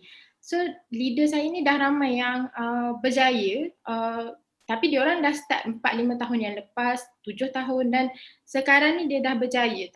So saya fikir macam why not saya stay dalam bisnes ni, mana tahu 4-5 tahun nanti akan datang saya pun boleh berjaya sama macam diorang dah berjaya sekarang. Tapi kita tak tahu future kita. Kita just follow the flow. Sekiranya macam follow the flow tapi dengan perancangan yang betul. Kena ada strategi yang betul. So dalam bisnes ni memang kena kuatlah dia punya kuat segala-galanya. Kuat mental, mindset kena betul dan strategi pun kena betul. Kena sentiasa belajar. So saya rasa macam it's all about mindset lah. So macam bila masuk bisnes, saya tak tekankan kepada bisnes saya sekarang ni, tapi saya pergi kelas semua tekankan kepada mindset. Sebab walaupun bisnes apa-apa, tak kisah you all nak buat bisnes, nak jadi agent, nak jadi dropship, nak buat produk orang ataupun nak buat nak jadi founder kepada produk sendiri pun, dia kena ada mindset. Sebab once you dah masuk dalam dunia bisnes ni, memang akan ada up and down. Dia tak macam orang makan gaji, sebab bila stres makan gaji, dia sama, dia banyak kerja tapi still gaji masuk. Hujung bulan ada masuk duduk dalam akaun. Tapi kalau dengan orang bisnes ni, kalau duduk dalam dunia bisnes, kalau you down sehari, sales tak masuk, sehari you down, sales tak masuk. So takkan you nak down dalam seminggu. So bayangkanlah berapa lama tempoh yang you down tu akan menentukan sales tak jalan. So nak tak nak memang kena bangkit. Kalau nak down pun kalau boleh rehat separuh hari je. Separuh hari ataupun sehari lah paling lama, tak boleh down lama-lama. So macam tu lah nak katanya, dalam dunia bisnes ni memang perlukan apa benda yang mental yang strong dan juga mindset. So saya rasa mungkin menjawab soalan saudara Abi tadi. So saya pass mic pada saudara Abi lah. Okey, baik. Terima kasih kepada Sis Nabila. Saya dapat capture satu perkataan ataupun satu ayat yang keramat bagi saya. It's all about mindset. Itu saya dapat. Kawan-kawan, kalau mana-mana yang saya kira daripada kawan-kawan daripada kalangan rakan-rakan saya pun, start daripada PKP ni ramai juga yang buat bisnes dropship, ada yang jadi agent kan. Ada yang jadi freelancer dan sebagainya. Saya sendiri pun terlibat dengan salah seorang daripada sales agent. So kita tengok adalah, kalau macam betul kata Kak Nabila tadi, kalau kita stop, sales pun akan stop kan. Kalau kita bergerak, sales pun akan bergerak. Jadi itu antara beberapa perkara yang dapat kita dapat daripada Sis Nabila sendiri. Okay, terima kasih kepada Sis Nabila atas perkongsian tadi. Saya teruskan dengan panel kita yang ketiga. Saya nampak dah lama bersedia tu. Boleh? Okey. Saya teruskan dengan Bakar Hafiz. Jadi berpandukan kepada kita punya silibus terbaru universiti ni, sebenarnya pelajar boleh kita diberikan peluang untuk memilih mata pelajaran yang kita minati, yang kita ingin pelajari. Jadi apa nasihat saudara Hafiz, Bakar Hafiz untuk diorang ni, untuk kami memilih mata pelajaran yang sesuai supaya kami dapat gunakan terutamanya pada zaman masa nak kerja nanti. Dan mungkin boleh kongsikan serba sedikit sijil-sijil ataupun sertifikat profesional yang boleh kami dapatkan pada masa akan datang. Terutamanya kepada pelajar matematik kewangan lah. Silakan. Okey, bismillahirrahmanirrahim. Pertamanya saya tengok soalan ni dia macam boleh pecah kepada tiga soalan. Kejam juga komiti bagi 3 soalan pada saya. Orang lain 2 kan. Alright. Okey, sebelum saya start, saya alu-alukanlah abang-abang, akak-akak, kakak-kakak yang mungkin kita pernah berjumpa dan tak pernah berjumpa. Saya mohon hormat supaya boleh share benda yang kami akan share ni. Alright. Pertamanya, bila kita bercakap tentang mata pelajaran kan, bila mana kita bercakap tentang mata pelajaran, sebenarnya saya nak tambah sikit, selain sertifikat, kita bercakap juga soal real life, iaitu master ataupun bekerja. Boleh tak Abi saya bercakap macam ni? Okey, tapi saya tak nak 5 minit 10 minit. Okey, bila kita bercakap soal mata pelajaran, mata pelajaran ni how to choose the best kan, how to choose the best option yang ada pada kita sekarang. Kalau honestly pada zaman kami, pada zaman saya belajar sendiri pun option ni tak ada. Apa yang diprogramkan pada kita, itulah yang kita akan diprogramkan. Maksudnya end result dia gitu. Cuma optional apa career path yang kita akan berlaku pada setiap orang akan berbeza. Okey. Pertamanya bila kita bercakap pasal mata pelajaran ni, apa yang you guys nak? Apa yang you nak sebenarnya dalam hidup you? What kind of career yang you nak? You nak kerja dalam kerajaan ke? You guys nak kerja dalam NGO ke? Ataupun you guys nak kerja, honestly, I cakap swasta. Okay, bila kita bercakap pasal benda ni, kita dah terbahagi kepada, apa aku nak pilih Apa yang aku patut buat? Okay, bila apa aku patut pilih dan buat, baru kita boleh menjawab soalan tu dengan betul. Bila kita nak memilih mata pelajaran ni, penting. Sebab saya dah tengok dah mata-mata pelajaran elektif yang baru ni, sebenarnya honestly saya rasa menarik, optional yang tak ada pada zaman saya, means added value yang penting. Okay, kalau nak tanya saya, contoh kalau kita nak jadi analis, bila kita bercakap soal analis, sama ada kita bekerja dengan PMB, kita bekerja dengan PMB ke ataupun LPPSA ke. Okey, LPPSA tahu ke? LPPSA ni Lembaga Pinjaman Perumahan Penjawat Awam. Maksudnya kita bekerja dengan kerajaan. Honestly kerajaan, half kerajaan saya rasa. Okey, ataupun kita nak bekerja dengan swasta. Mana-mana bisnes yang memerlukan kepakaran kita daripada sudut financial service. Apa itu financial service? Daripada sudut macam analytics, data management. Apa lagi Kita bercakap soal accounting. Accounting yang kita tak boleh tengok financial service ni satu sudut je. Banyak lagi financial service yang mana kita boleh cuburi. Especially kalau kita bercakap soal dunia hari ni, kita bercakap soal data. So banyak sebenarnya yang saya tengok. Antaranya saya tengok financial engineering. Financial engineering ni honestly you guys akan belajar, theoretically korang akan belajar. Tapi macam mana how to use that bila korang dah duduk dalam situasi yang memerlukan benda tu. Saya sebagai contoh, saya ambil diri saya sendiri. Okay, saya bekerja dalam 2 bidang lah honestly. Habis je graduation, before graduation saya bekerja sebagai accountant. Okay, accountant kita terpaksa cerita real life. Accountant penat. Hidup accountant ni penat. Apa maksud hidup accountant ni penat? Kadang-kadang bila kita bercakap soal financial report, kita bercakap quarter report, penat tau, penat. Ini pengalaman saya lah. Weekly kalau hari Jumaat, kita akan balik paling lambat sebab kita nak sort data. Kita nak tengok cash flow kita betul atau tak. Banyaklah lagi. Banyak faktor yang menyebabkan kita rasa susah. Itu tapi ada juga orang kata senang sebab itulah hidup dia, itulah kemudahan dia. Dia tak fix. Bila kita cakap pasal mata pelajaran kan. And how to choose. Okay, ada orang minat, sebagai contoh dia minat investment. Bila kita bercakap soal investment, kita bercakap soal what kind of skill set yang kita kena ada sebagai an investor ataupun analyst. Skill set ni perlu dipenuhi. What kind of skill set? Contoh, data analyst. Apa lagi skill set yang baik, yang good judgement?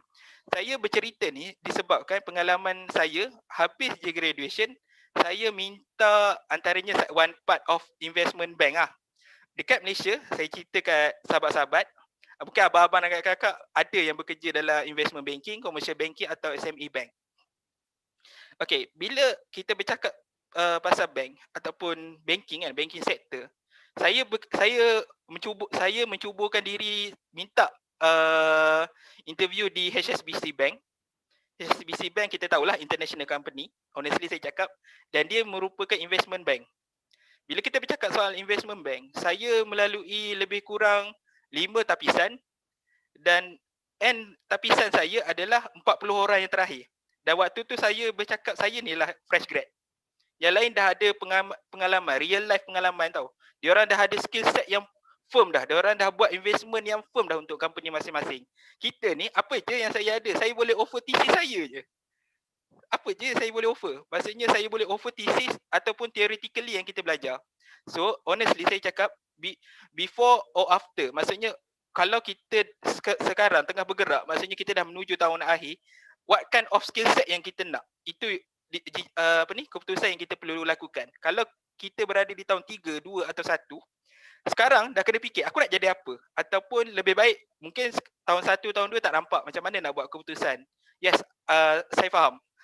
Sebab tapi at last you guys kena juga buat keputusan. Sebab lebih baik do the right things tapi tak banyak. Kita tak habis masa yang banyak. Okay, part ni baru saya boleh masuk part master ataupun certificate. Okay, faham minta maaf lama sikit. Okay, kemudian bila kita bercakap pasal master ataupun saya bercakap soal certificate, kita patah balik kepada career path. Maksudnya what kind of career path yang kita nak kan tadi kan. Okay, certificate more than more kepada professional ataupun keperluan certificate tu. Setiap certificate dia ada requirement ataupun keperluan dia yang perlu kita penuhi. Sebagai contoh saya cakap ACCA. ACCA kita bercakap soal accounting. Kita bercakap soal accounting. Okay, bila kita dah masuk dalam bank sector pula, kita nak jadi chartered bank. Kita ada chartered bank certificate. Benda tu penting. Kalau kita rasa benda tu ada requirement untuk kita penuhi dalam banking sector. Okay, kenapa saya cakap macam ni? Sebab certificate ni dia terbahagi kepada dua. Okay, ada certain company memerlukan kita untuk ada certificate bila kita nak mohon kerja. Ada certain company tak memerlukan pun kita ada certificate, tapi kita ada kepakaran yang sama macam tu. Ataupun dia boleh in-house training lah. In-house training ni maksud saya adalah dia boleh latih you guys dalam office dia je. Dia tak perlu sampai tahap dia, ataupun dia boleh kata dia sanggup support untuk korang dapatkan certificate tu. Untuk you guys dapat certificate tu. So along the way kena faham what kind of certificate yang korang nak, what kind path yang kita nak choose, ataupun ayat mudah yang lain adalah bila kita bercakap soal certificate ni, money matters tau. Kita bercakap soal duit.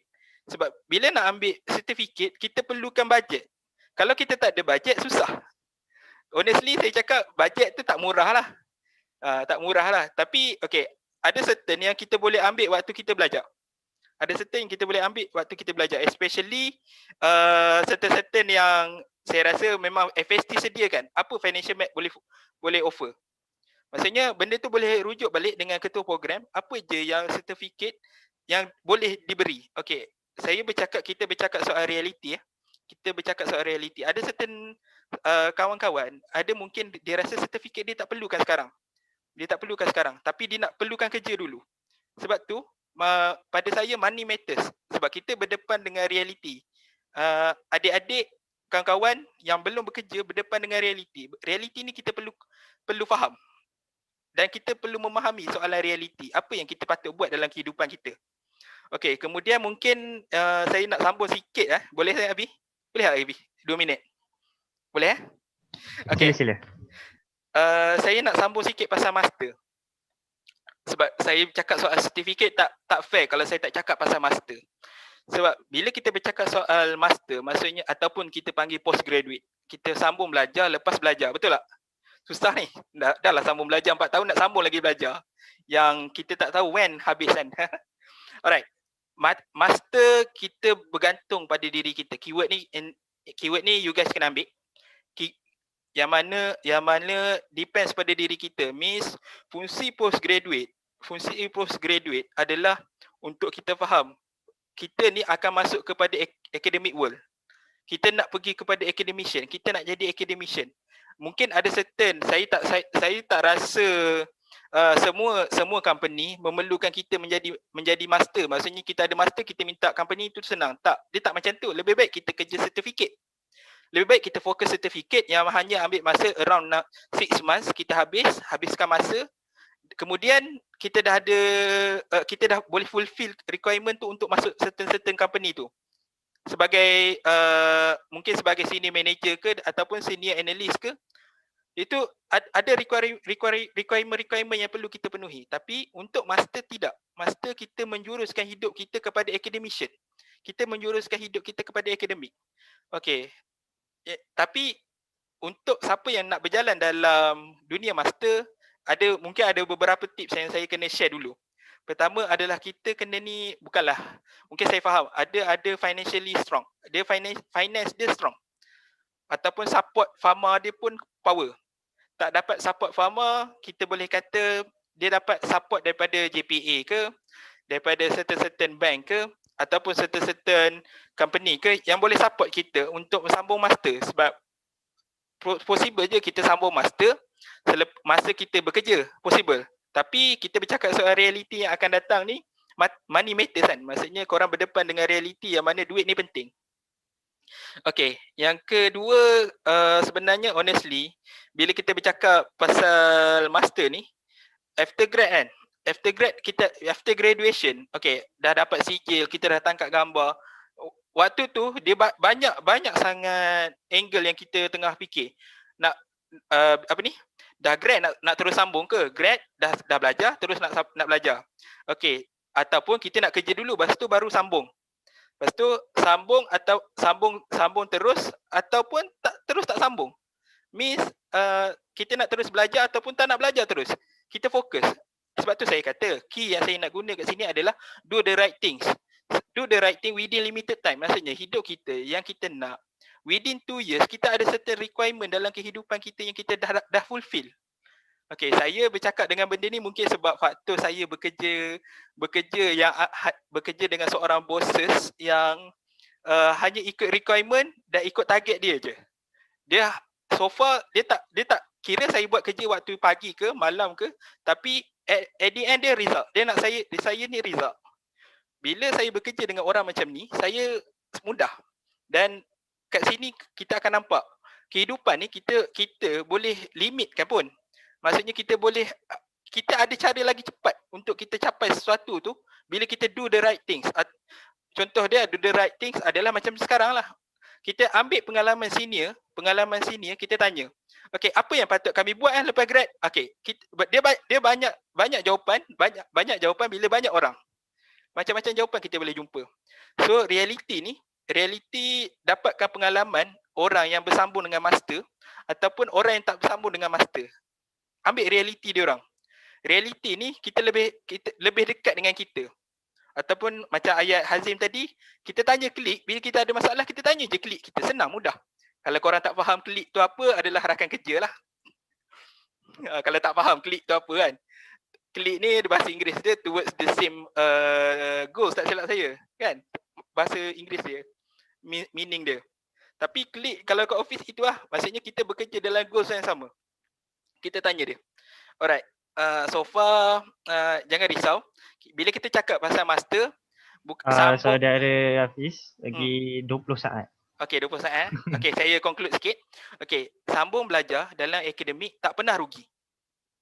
Sambung belajar dan terus belajar tak pernah rugi. Kita ambil sertifikat belajar tak rugi.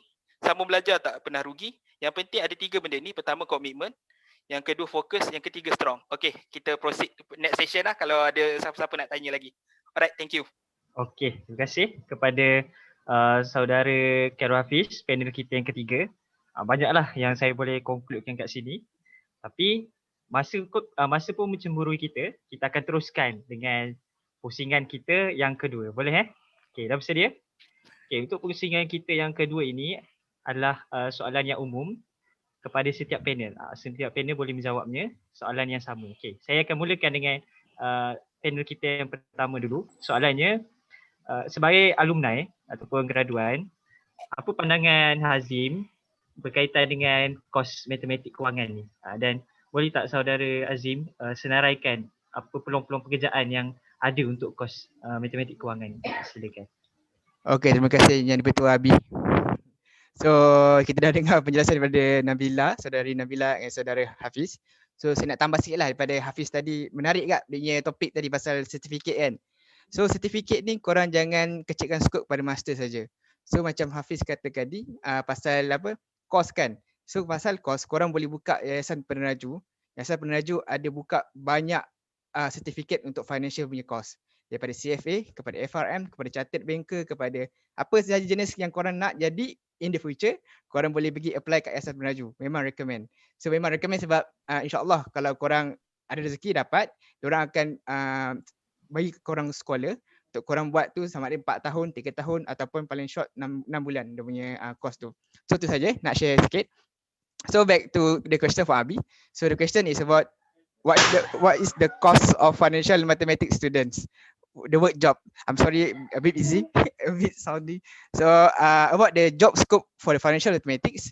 So saya rasa yang pertama adalah finance and mathematics. Kita jangan asingkan finance and mathematics. Sebab finance tu adalah finance, mathematics adalah mathematics, right? Kadang-kadang ada setengah orang atau setengah employees dia tanya, apa yang korang belajar? Financial mathematics.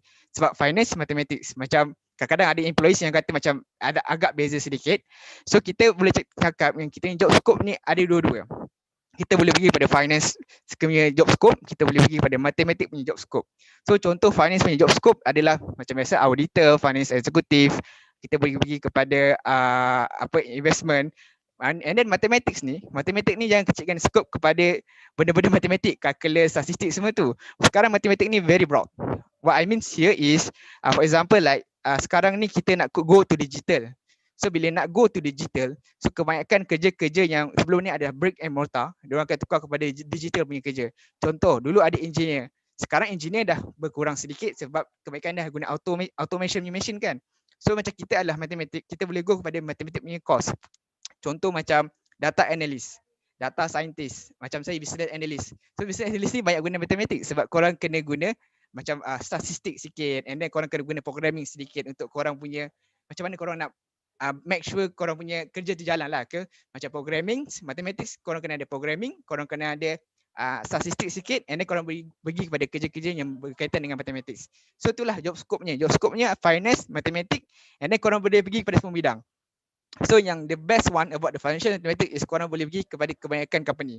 Sebab kebanyakan company memerlukan finance executive, right? Diorang ada financial department, diorang ada costing department, diorang ada audit department. So janganlah kita ni asyik-asyik kalau financial mathematics, kerja adalah banks. Kerja adalah bankers. And then nak jadi apa? Bankers lah. Jadi apa? Investment. Jadi apa? Investor. So macam jangan kecilkan scope. Kita ni memang broad. Kita memang boleh cakap congratulations to all of you. Korang dapat satu course yang agak broad yang boleh pergi ke mana-mana industri. So korang boleh pergi finance, korang pergi accounting, korang boleh pergi pada investment, korang boleh pergi pada programming. Sebab korang pun belajar programming kan, kalau tak silap saya lah. Saya dulu masa 4 year ada belajar Java, ada belajar R programming kan. Korang boleh guna semua tu. Tapi nak cakap kat sini, kita ni memang broad. First korang boleh pergi finance punya kerja. Korang boleh pergi kepada matematik punya kerja, dan kita ada belajar programming, kita boleh pergi kepada programming punya kerja. Contoh macam data analyst, data scientist, and then kalau korang advance kepada software, korang boleh pergi menjadi service engineer. Ada satu job term nama dia service engineer. Service engineer pun gunakan programming and data lah. So nak cerita sebenarnya kita ni in the future, kita banyak guna data, right? So kita dah belajar matematik, so kita memang amat beruntung dan amat digunakan untuk masa akan datang. So just nak cakap kat sini conclusion dia, jangan terlalu kecilkan kita punya scope. Jangan asyik-asyik bankers audit firm. Asal-asal intern apply mana? Apply bank Islam. Apply mana? Bank Islam. Apply mana? Maybank. Jangan asyik bank Islam, Big 4 tu je. Cuba buka broad, kalau nak senang pergi bursa saham. Kan korang pergi bursa saham, korang ada tengok 900 listed company dekat situ. Korang apply semua kerja kat situ. Senang je. Kalau intern lah, contoh tadi ada soalan saya baca kat Q&A macam mana nak apply internship kan. Cara-cara dia, contoh cara paling senang, korang buka bursa saham, korang apply setiap company daripada situ. Contohlah korang susun daripada ikut market cap. Contoh market cap ni adalah value of company tau. So korang susun ikut market cap, korang apply lah daripada atas sampai ke bawah. Nak apply 900 company pun boleh. So itulah mana cakap yang kita ni memang broad. Kita boleh pergi mana-mana. Jangan kecilkan scope. Try to open your space. Ataupun kalau korang rasa ada minat benda lain, korang minat marketing katakan, korang boleh pergi marketing. Korang minat dekat contoh macam saudari Nabila buat business, and then korang minat business, korang boleh buat business, and so on lah. So itu je lah. So first conclusion dia lain sekali nak cakap, jangan kecilkan scope, tu je. Sebab biasa normal financial student kata nak pergi mana, nak pergi bank, tu je. So cuba jangan kecilkan scope, open mindset, kita boleh pergi mana saja. Kita dah belajar programming, kita dah belajar mathematics, kita belajar finance. So utilize semua ni. Ataupun kita nak pergi mana yang kita minat, tu je. So I think that's all for me about macam mana kita punya course, kita punya job scope untuk financial mathematics. Harap menjawab soalan lah. Back to Abi balik. Alright, thank you Hazim atas jawapan yang diberikan. Banyaklah yang saya dapat juga, terutamanya pendedahan tadi lah berkaitan dengan yayasan peneraju kan. Banyak kita boleh dapatkan sertifikat berkaitan dengan finance dekat situ, yang terutamanya boleh kita gunakan dan manfaatkan dekat industrial field. Okay, saya tujukan juga soalan ni yang sama juga kepada Sis Nabila. Dipersilakan.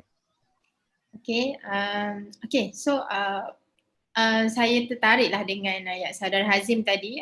Financial Maths ni dia broad punya course.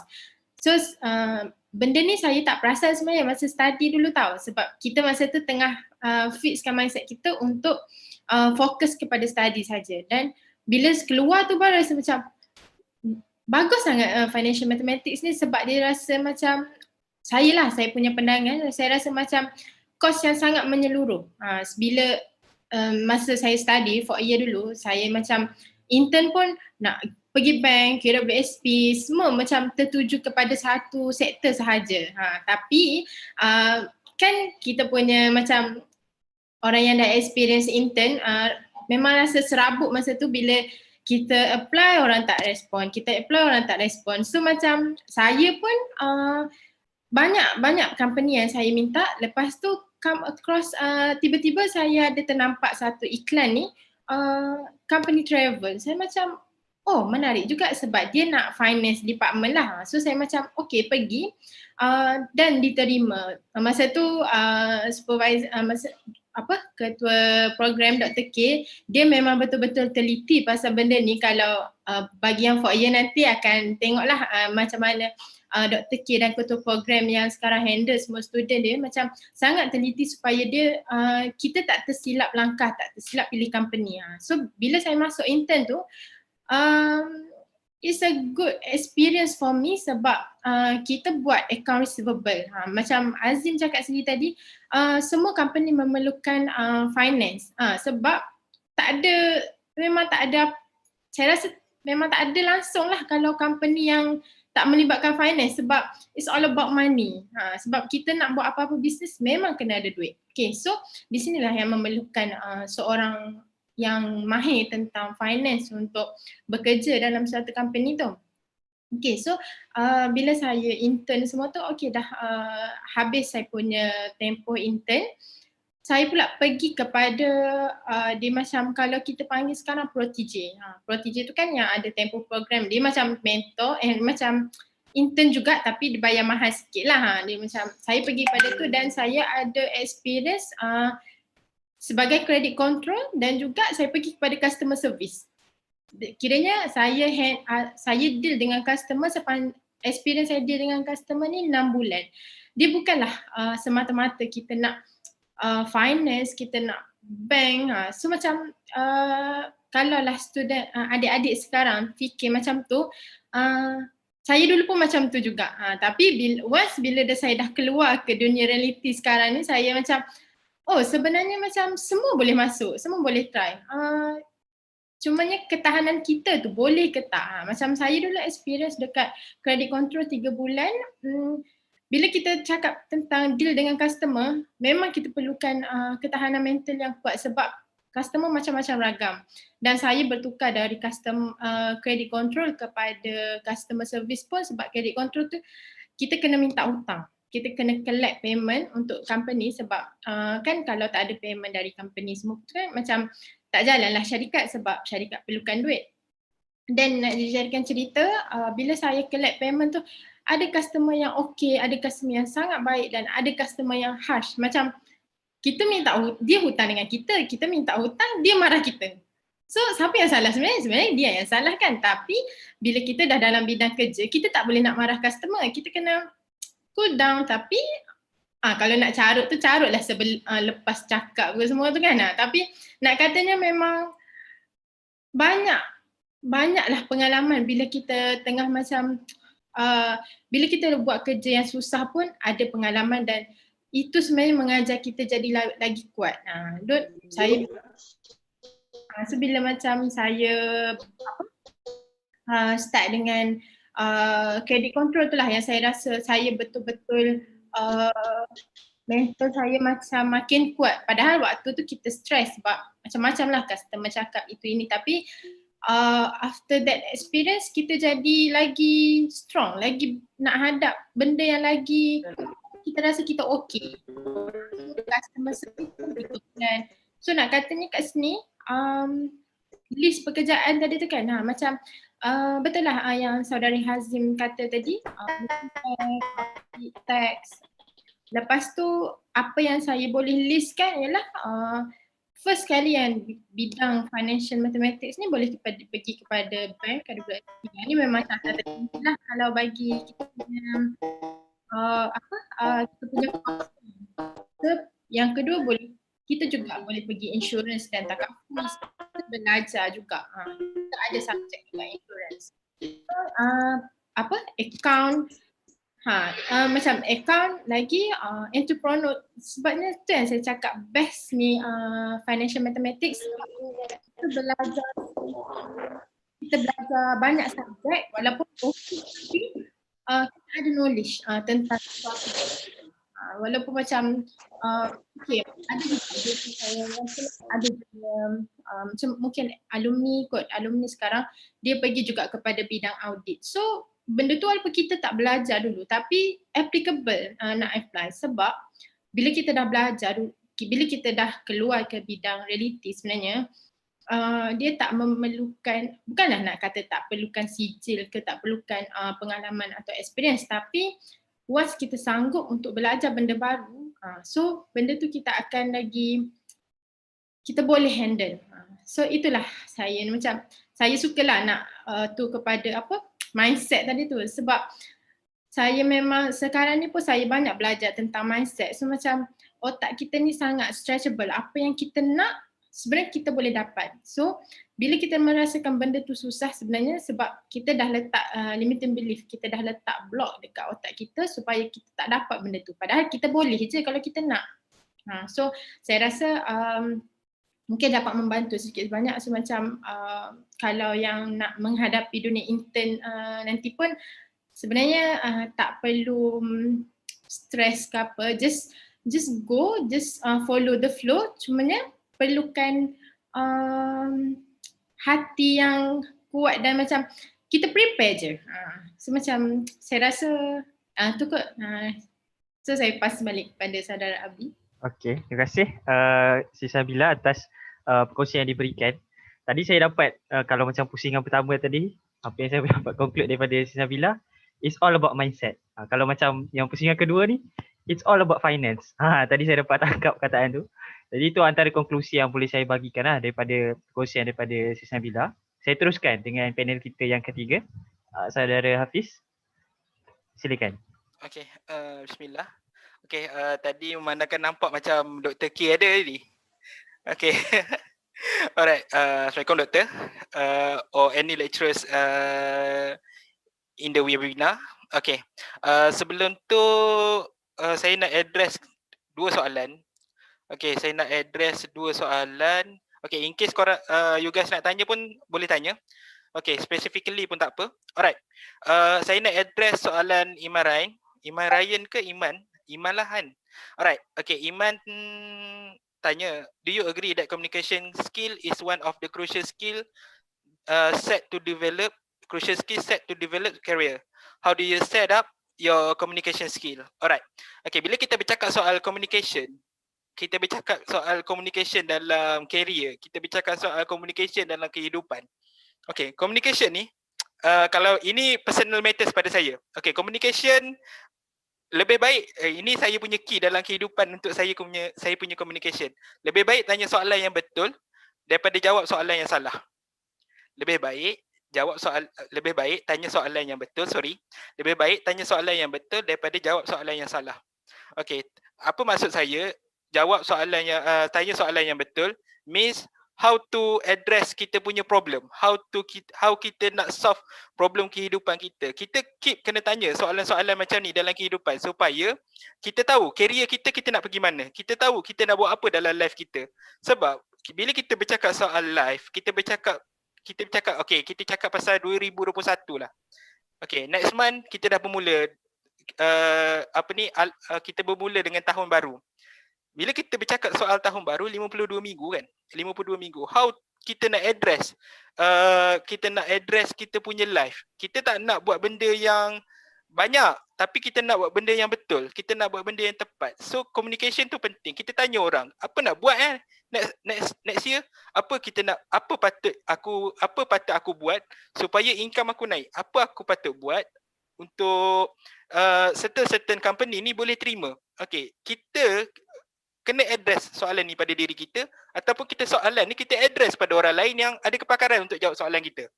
Faham Jelas Okay, how do you set up your communication skill? Macam mana kita honestly macam mana saya sendiri menjawab untuk kita cakap soal communication kan. Soal sebenarnya what my boss ajar dalam kehidupan ni, bila kita bercakap soal soalan, orang yang bertanya soalan adalah king. Orang yang bertanya soalan itulah raja. Orang yang bertanya soalan ni raja. Sebab dia hanya tanya soalan yang memihak dia dulu sebelum orang lain. Dia akan bertanya soal kehidupan dia dulu. Dia akan bercakap soal dia dulu. Ataupun more kepada personal matters. Kita bercakap tentang diri dia. Sebab apa? Sebagai contoh problem solving, kita kena bertanya pada tanya paling awal. Bukan bos tanya baru kita nak jawab. Tak, kita tak bekerja macam tu. Kalau bekerja pun macam tu. Alright boss, I dah sediakan report for 2020s. Okay, kita spend banyak ni, kita buat banyak ni, result dia banyak ni. Okay, kita analyse. Sekarang kita nak buat apa? Next year kita nak buat apa? Sekarang apa patut kita buat? Lebih baik saya yang tanya daripada bos yang tanya. Sebab apa? Bos kalau mungkin certain orang akan jumpa typical boss ni, bos bagi je arahan. Tak, saya mungkin bekerja dengan seorang bos yang dia dah fikir dulu tapi dia suka tanya kita. Susah orang-orang macam ni. Dia dah ada research dia kat belakang, lepas tu dia suka tanya kita. Susah soalan ni. So lebih baik kita dah ready sebelum dia tanya. Saya suka macam tu lah. Okay, macam mana saya set up saya punya communication skill kan. Kita initiate apa-apa dalam kehidupan kita, kita bercakap soal, kita yang initiate. Kita yang mulakan, kita yang buat, kita yang lakukan. Kalau susah, sebagai contohnya susah, kalau kita nak set up kita punya goals, orang macam beli planner, biasa orang tak guna planner. Tapi saya beli planner, kena tulis planner tu. Dalam 52 minggu, okay, 52 minggu kita ikut Pareto Law lah. Okay, mungkin ada certain orang pernah baca, kita bercakap soal Pareto Law 2080. Daripada 10 benda yang kita list out dalam weekend, kita buat weekly lah, 52 minggu kecil sikit daripada buat daily. Okay, daripada buat weekly, okay, apa yang pekerjaan, 2 terpenting yang dalam minggu tu kita perlu buat. Kita tak nak kacau life kita tak nak kacau kehidupan kerja kita tak nak kacau family kita. Biasanya bila kita bercakap soal career, life, family, 3 benda ni matters dalam kehidupan kita, penting. So at long last, honestly saya cakap, you guys kena decide sekarang. Tak apa, biar bermula sekarang, jangan terlambat. Alright. Okay, ada soalan lain ke? Alright, kita teruskan lagi Okay, boleh. Kita kembali semula kepada panel kita yang pertama. Masih lagi pusingan kita yang kedua, iaitu soalan umum. Okay, Saudara Azim, boleh tak masa sekarang ni kongsikan kepada kami kemahiran-kemahiran yang boleh kita tanamkan dalam diri kepada pelajar kita, pelajar-pelajar untuk kita ni berkelayakan dalam permintaan industri hari ini. Silakan. Okey Abi, terima kasih. So satu soalan yang bagus. Jadi untuk dalam lepas graduate, kita jangan fikir lepas kita grad daripada financial mathematics kita tak payah belajar dah. So dalam kerja ni setiap hari adalah upskill. Setiap hari kita akan belajar ilmu baru. So jangan fikir kita dah grad, kita tak payahlah nak belajar lain. Kita just buat je apa yang kita suka. Buat je yang kita nak buat sekarang kan, tak boleh. Sebab industri kerja ni setiap tahun dia berubah. Okay, just nak imagine. Contoh dulu kita ada typist. Typist tahu tak? Typist yang dulu yang tekan-tekan dekat apa yang monitor yang apa? Yang typist lah, yang orang dulu-dulu tekan-tekan surat tu kan. So sekarang dah tak ada typist. Sekarang semua ada laptop sendiri. So nak cerita kat sini, kerja tu dia evolve setiap mengikut zaman. Dulu ada engineering banyak guna. Sekarang dah banyak automate punya machine. So engineering akan berkurang sikit. So apa skill yang kita nak sekarang, apa skill yang kita nak tengok sekarang adalah skill yang akan digunakan pada masa akan datang. Okey, contoh macam saya nak cakap, bukan nak bagi suggestion, just nak recommend. Contoh sekarang kebanyakan kereta menggunakan EV, electrical vehicles, menggunakan bateri kan. So in the future kita boleh expect company-company petroleum ni akan mengalami sedikit masalah sebab kereta-kereta akan menggunakan electric vehicle kan. So kita dapat jangka kat situ pada masa akan datang sektor pekerjaan berkaitan elektrik akan lebih berkembang. Jadi untuk kita sebagai FM, apa skill yang kita nak tanam sekarang untuk kita make sure kita punya diri value kan kepada interviewer. So saya boleh recommend sekarang first adalah programming. So sebab programming ni bagi saya amat penting. Amat penting kalau kita nak apply kerja pada masa akan datang. Okay, contoh, saya bagi contoh Okay, kalau korang tengok cerita Wolf of Wall Street kan, korang tengok cerita Wolf of Wall Street kan. So dalam cerita tu korang tengok tak ada orang yang jual saham kan, diorang marketing kan, call orang cakap hello, I want to sell your this stock because this stock will be go up next year, macam tu lah kan. So dia akan jual melalui phone. So tapi kalau korang tengok trend tu, sekarang dah tak ada dah broker dekat trading floor.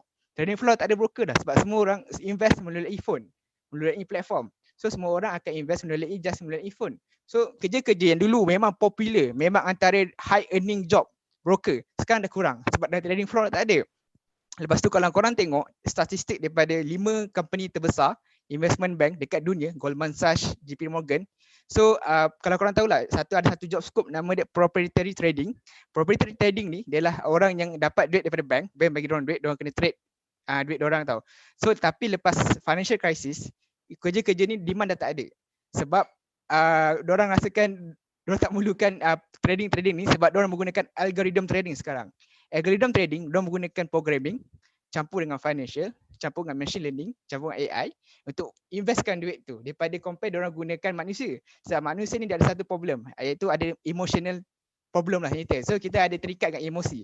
So kadang-kadang kita nak contoh lah, nak trading kan. So kita nak trading, kita ada emosi terganggu. Kalau machine dia just ikut the flow, dia just ikut the rule. Kalau rule kata beli, dia beli. Rule kata jual, dia jual. Dia bukan macam manusia. So itu contoh. So first skill yang korang kena ada sekarang adalah programming. And saya rasa korang dah belajar, you guys dah belajar lah masa kat school, masa kat universiti kan. Java, if I'm not mistaken, right? Java, right? Object programming kan. So object programming tu memang bagus, Java. Start with Java. So dah ada Java and then start dengan Python. Try belajar Python. And then nak cakap kat sini, programming ni kebanyakan subjek orang sama je, lebih kurang.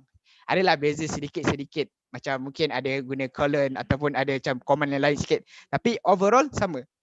Cuma kadang kebanyakan orang guna Python lah sebab lagi mudah. So first belajar programming. Sebab programming memang digunakan. Daripada programming korang boleh buat macam-macam. So programming ni kalau nak belajar programming apa, start dengan Python. Sebab Python paling banyak orang guna dan paling senang sedikit. So tu first, programming. Second adalah data. So sebab in the future, data adalah benda yang paling penting. So saya nak jawab dulu soalan daripada Amin, saudara Amin Jamaluddin kan. So Amin Jamaluddin kan ada soalan daripada tadi bertanya pasal business analyst tu buat apa kan. So just nak share business analyst ni buat apa. So business analyst ni adalah korang kena make sure naikkan interaction of user dalam application. Contoh contoh korang guna Grab kan, Grab food ke, tak salah, Grab car ke kan. So bila korang guna Grab, katakan average user akan buka Grab adalah 1 minit dalam masa 1 bulan. Katakan 1 minit adalah sebulan. So tugas business analyst adalah kita akan kutip data-data daripada orang yang menggunakan Grab. So daripada data-data tu kita akan buat data analitik, and then kita akan suggest kepada programmer atau software developer macam mana kita nak make sure number of user ni meningkat. Contohlah dulu Grab susah nak guna, interface dia tak lawa kan. So kita sebagai business analyst kita akan recommend cuba tambah kat sini, tambah button ni. So lepas kita recommend, kita tengok orang guna Grab makin lama dia guna dekat application tu. Dulu 1 minit, sekarang dah naik 5 minit. Nampak sikit tapi sebenarnya banyak tu kan. Daripada 1 minit ke 5 minit, so satu improvement yang bagus lah. So itu tugas business analyst. So business analyst dia guna apa? Dia guna mathematics, dia guna programming, dia guna data untuk diorang make sure semua ni jadi cantik lah macam tu. So itulah dia punya skill. First programming, second belajar pasal data analitik. Data analitik ni bila nak belajar pasal data analitik, software yang saya guess adalah SQL. SQL amat penting. And then third adalah common skill, Excel. Excel tu paling penting. So Excel tu cubalah biasakan, cuba mantapkan Excel tu. Memang Excel ni memang digunakan, especially kalau you guys kerja dekat bahagian finance. Excel cuba belajar advanced Excel macam VLOOKUP, HLOOKUP, pivot table, ataupun kalau nak advance lagi boleh guna VBA, makro. Itu Excel. And then last but not least adalah communication skill, and that's very important. So tak kisahlah korang macam ni hebat pun korang punya kerja, kalau korang punya communication skill, korang punya soft skill tak cantik, so agak susah sedikit untuk apply kerja. So cuba touch up korang punya communication skill, touch up English lah. Kalau korang nak kerja investment bank, memang English kena perfect 100%. Investment bank memang mentingkan English. Diorang tak kisahlah kita ni macam mana pun, English memang kena tip-top. Investment bank, kalau korang kerja programming maybe tak guna sangat, tapi cubalah belajar communication. So itulah 4 skill. First programming, second data, third Excel, 4 adalah soft skill. Soft skill ni berkaitan dengan communication. So lagi satu saya nak ni, ada soalan daripada Amin kat Amin Jamaluddin, saya nak baca ni. So Amin tanya pasal kalau nak kerja sebagai business analyst, ada tak sebarang sijil atau kursus perlu ambil, dan cerita sikit pengalaman menjadi analyst. Okay, alright. So pasal business analyst ni, macam saya cerita dia lah, itu job scope dia. So ada tak kita punya certificate yang kita dah ambil. So kalau business analyst, recommend untuk ambil data analyst. So kalau sijil data analyst ni, korang boleh start dekat Coursera. Rasa kalau you guys pernah dengar Coursera dalam website, boleh buka Coursera, cuba try login, diorang ada free dalam seminggu, cuba belajar data analyst atau programming dalam situ Coursera. So Coursera ni saya rasa satu investment yang bagus lah, sebab kita bayar sedikit tapi kita nak boleh belajar macam-macam benda dalam Coursera. So belajar dekat situ, try belajar sijil daripada situ, ambil sijil dari situ, ada banyak sijil. Cuba fokuskan kepada data analyst atau programming lah. And then kalau sijil lain mungkin korang pergi pada Yayasan Peneraju, ambil if I'm not mistaken about the Star Talent Data Scientist atau Star Talent Data Analyst, saya tak pasti apa nama dia, tapi lebih kurang macam tu. Korang boleh apply Yayasan Peneraju, diorang biayai penuh, full scholarship untuk kita belajar selama if I'm not mistaken setahun atau tak ingat berapa, setahun lah, rasa lama lah, tapi memang bagus lah Yayasan Peneraju. And then ada certificate kalau business analyst tak sangat, just korang kena mantapkan korang punya programming skill lah, tu je. And then but kalau korang nak masuk investment bank ataupun nak masuk bahagian risk management, korang boleh try CFA, Chartered Financial Analyst, ataupun korang boleh try FRM, Financial Risk Management. So dua ni adalah satu paper yang saling berkait, CFA dan FRM. Kalau nak masuk investment bank, nak masuk banking, investment industry, try ambil CFA, try ambil FRM. And then kalau nak ada yang lain tu, ada banyak lagi chartered banker semua tu, just itu ikut korang punya prefer career lah. And I think that's all tentang skill-skill yang kita rasa itu cukup kot untuk menerangkan sedikit yang kita boleh ambil. Okay, insyaAllah. Itu saja. Alright, terima kasih pada Azim. Banyak juga yang saya dapat juga kat sini kan, skill-skill yang berkaitan. Saya teringat dulu masa saya tahun 3 pun, saya pernah juga jadi pernah bantu jugalah ada satu syarikat ni, dia syarikat media sosial. Saya bantu dia buat data analisis melalui Facebook saja. Kita kena count dia punya likes, dia punya komen, dia punya waktu-waktu dia kan, waktu-waktu puncak tu kita kena tahu. Kita kena detect bila waktu puncak dia, dan waktu tu lah sesuai, dan kita bagi cadangan dekat syarikat. Waktu tu lah sesuai, dan juga macam mana cara nak interaksi, dan juga ya contohnya waktu petang kita kena interaksi macam mana secara santai kan, malam macam mana dan sebagainya. So benda-benda tu kita kena compilekan dalam bentuk data ataupun dalam bentuk chart, bagikan kepada kita punya employer kita supaya diorang dapat buat keputusan yang lebih baik lah untuk bisnes diorang sendiri. Okay. Terima kasih kepada saudara Azim. Kita teruskanlah kepada Sis Nabila untuk soalan yang sama. Silakan. Okay, so berbalik pada soalan tadi, kemahirannya. Okay, so kemahiran yang kita perlu ada bagi bila kita dah keluar lah.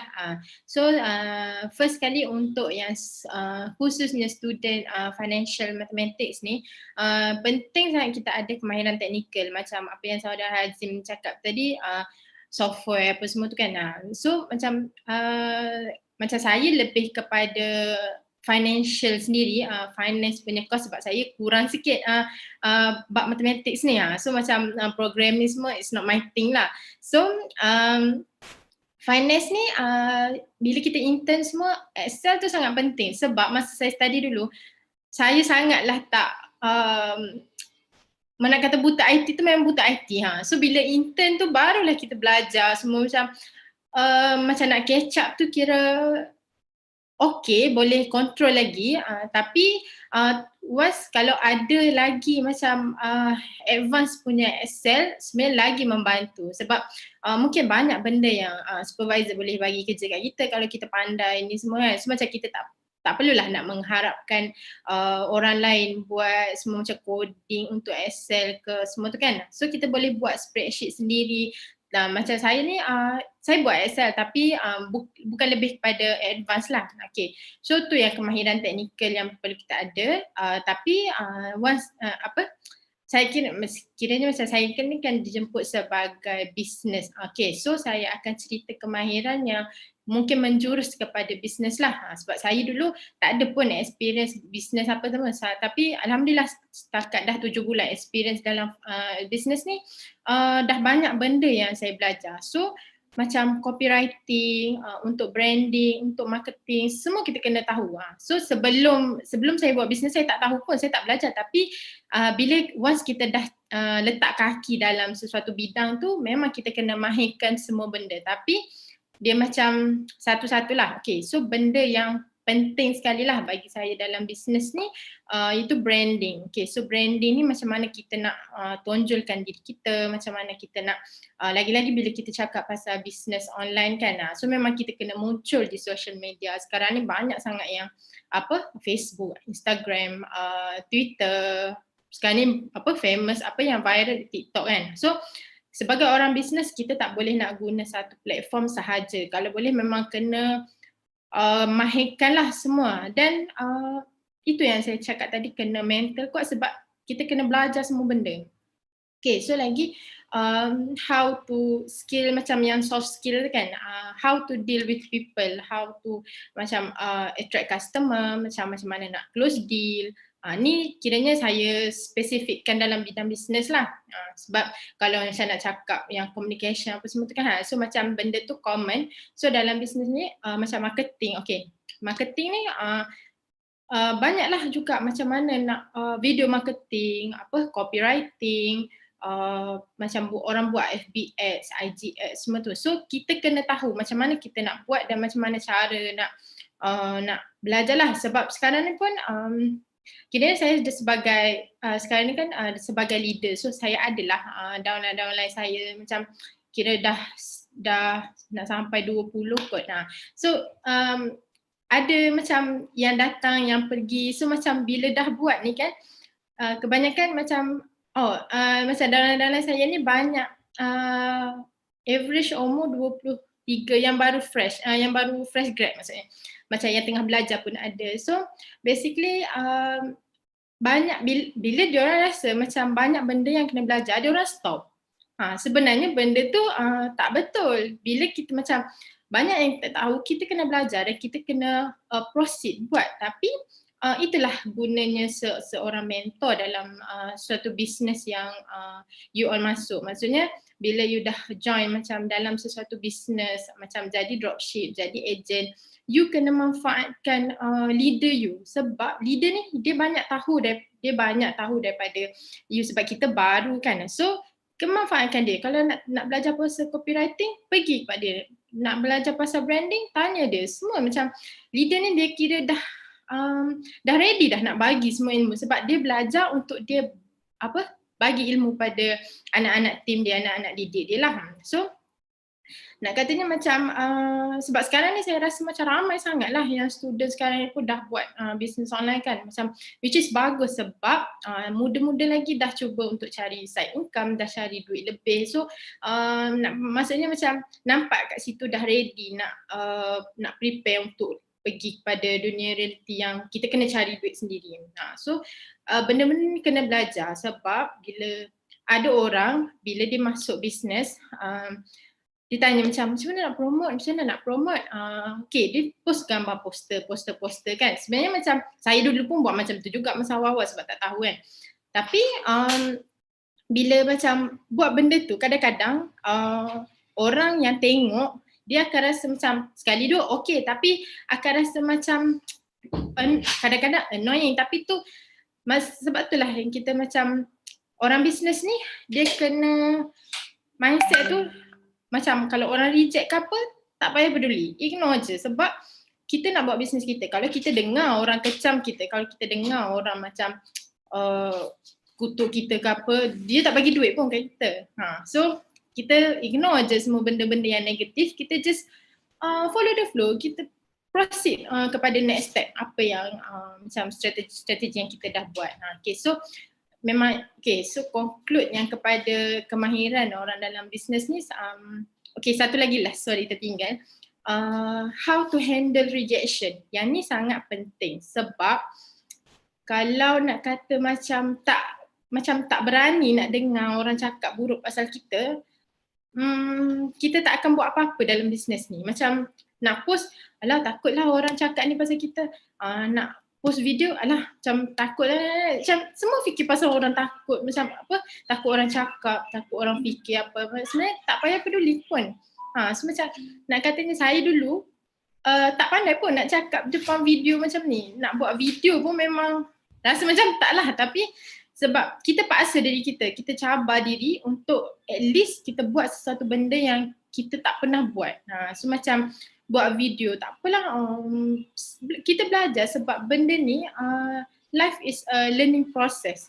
So bila kita at least kita belajar, rupanya benda ni memang kita boleh pun buat. Sebab saya ada baca satu fakta. Lagi 10 saat. Oh, okay. Okay, tak apa. Yang ni saya masukkan dalam conclusion nanti. Okey, terima kasih. Okey, terima kasih kepada Siti Nabila. Kita teruskan dengan panel kita yang ketiga. Silakan. Okey, 3 minit saja Abang Hafiz buka mic. Sorry, ada soalan ke yang nak address? Masa dah nak tak mencemburi kita lah. Susah pula. Alright. So conclusion ke ni? Boleh. Boleh ke kita masuk terus ke pusingan akhir untuk konklusi? Alright. Okay. First saya sukalah nak address daripada Hazim dengan Nabila. Okay. Pertama Hazim Hazim dia bercakap mengenai untuk sahabat-sahabat dan adik-adik. Okay. Hazim bercakap mengenai what to do, option apa yang ada. Dan Nabila bercakap tentang reality. Bila kita bercakap tentang reality business, that is business. Dan apa yang saya nak conclude bila kita bercakap soal reality life ni, ayat saya ambil balik apa target korang, iaitu future intelligence. Bila kita bercakap tentang future, kita bercakap tentang masa depan, penting untuk buat keputusan segera. Ataupun kita tak bercakap soal keputusan segera, yang penting kita ada cara untuk buat keputusan. Itu penting. Sebab apa? Saya address benda ni sangat penting. Kita tahu nak buat life kita macam mana. And then saya tengok ada beberapa saya rasa student USIM, especially student USIM, saya ambil address daripada Nabila, memandangkan sekarang ramai yang terlibat dengan online business kan. Online business. Okay, honestly student for year, saya cakap dengan tentang sama, mungkin ada yang kena, mungkin ada tak. Okay, ada sahabat-sahabat you guys yang dah buat 4 juta pun this year. 4 million daripada bisnes online saja dengan menjual cokoja. Honestly saya macam terkejut lah, sebab dia datang jumpa bos saya kan. Dia datang jumpa bos saya and then address what to do next, what to do. Apa lagi nak buat? Dia dah ada duit dah. Dia nak buat apa pula dengan duit dia? Itu penting. Supaya apa? Kita tahu kita nak ke mana. Next direction kita ke mana. Ataupun bahasa Islamik sikit, kiblat kita nak ke mana pula lepas ni dalam kehidupan kita. And kita nak macam mana. So, tanya orang yang wise ataupun orang yang berpengalaman ataupun orang yang boleh bagi kita some advice dalam kehidupan, business or family. Okay, ini penting. Yang seterusnya adalah memandangkan tak ada siapa pun cakap pasal master dekat saya ataupun tak ada tanya soalan. So saya serahkan semulalah pada Abi. Wallahualam. Okay, terima kasih Hafiz atas penggulungan kita kira untuk kali ini. Okay, terima kasih. Seterusnya saya kembali kepada panel kita yang pertama. Hazim, silakan untuk penggulungan terus. Oh, penggulungan Okay, so first of all nak cakap terima kasih kepada Fimacs sebab jemput. Congratulations to all of you sebab korang berjaya buat Fimacs even though sekarang ni pandemik kan. So even though sekarang ni macam-macam masalah, so korang still manage buat Fimacs, memang good job. Dan overall nak cakap conclusion nak bagi 2 je. First, macam saudara Hafiz kata tadi, cari mentor. Itu memang betul. Cari mentor korang. Setiap orang perlu ada mentor. Serius, kalau even kalau you guys dah kerja, korang kena cari seorang mentor yang korang rasa korang boleh pergi dengan dia setiap masa. The second one is upskilling. Sebab setiap hari dalam dunia kerja adalah belajar. Dan belajar. Jangan fikir kita dah pandai, kita dah grad, kita dah first class, kita dah full flat katakan, kita tak nak belajar dah. Jangan. Setiap hari dah belajar. Jangan cakap kita dah pandai satu bidang, kita tak nak belajar benda lain.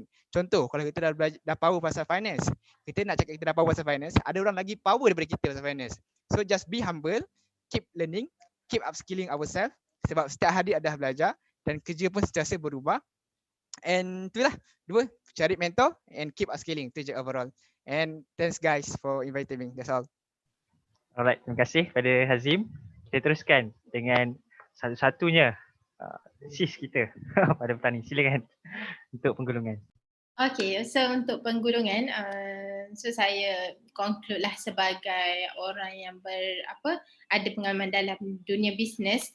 Okay, so untuk student yang nak keluar lepas ni, kalau macam rasa memang minat bisnes, you have to create your agency. Maksudnya kena ada big why yang besar untuk maintain dalam dunia bisnes ni. Sebab business is not kau kata macam cari duit mudah dengan bisnes ni buat senang. Benda tu memang betul. Ada bisnes yang senang, which is kita tak perlu pegang stok apa semua kan. Tapi untuk buat dalam short term memang senang. Tapi dalam bisnes ni you tak fikir short term, you akan kena fikir long term. Macam mana nak besarkan bisnes. So benda yang you kena ada iaitu urgency dan juga big why. So kalau setakat big why untuk macam nak cari duit top up, duit bayar internet apa semua tu, benda tu boleh. Tu bergantung kepada diri sendirilah. Tapi once you kata nak maintain dalam dunia bisnes, memang betul-betul nak create your punya empire, kena ada big why yang besar. Bukan setakat untuk diri sendiri tapi untuk dunia, untuk masyarakat. So macam kalau orang yang betul-betul macam saya punya life mentor is Prof Mohaya.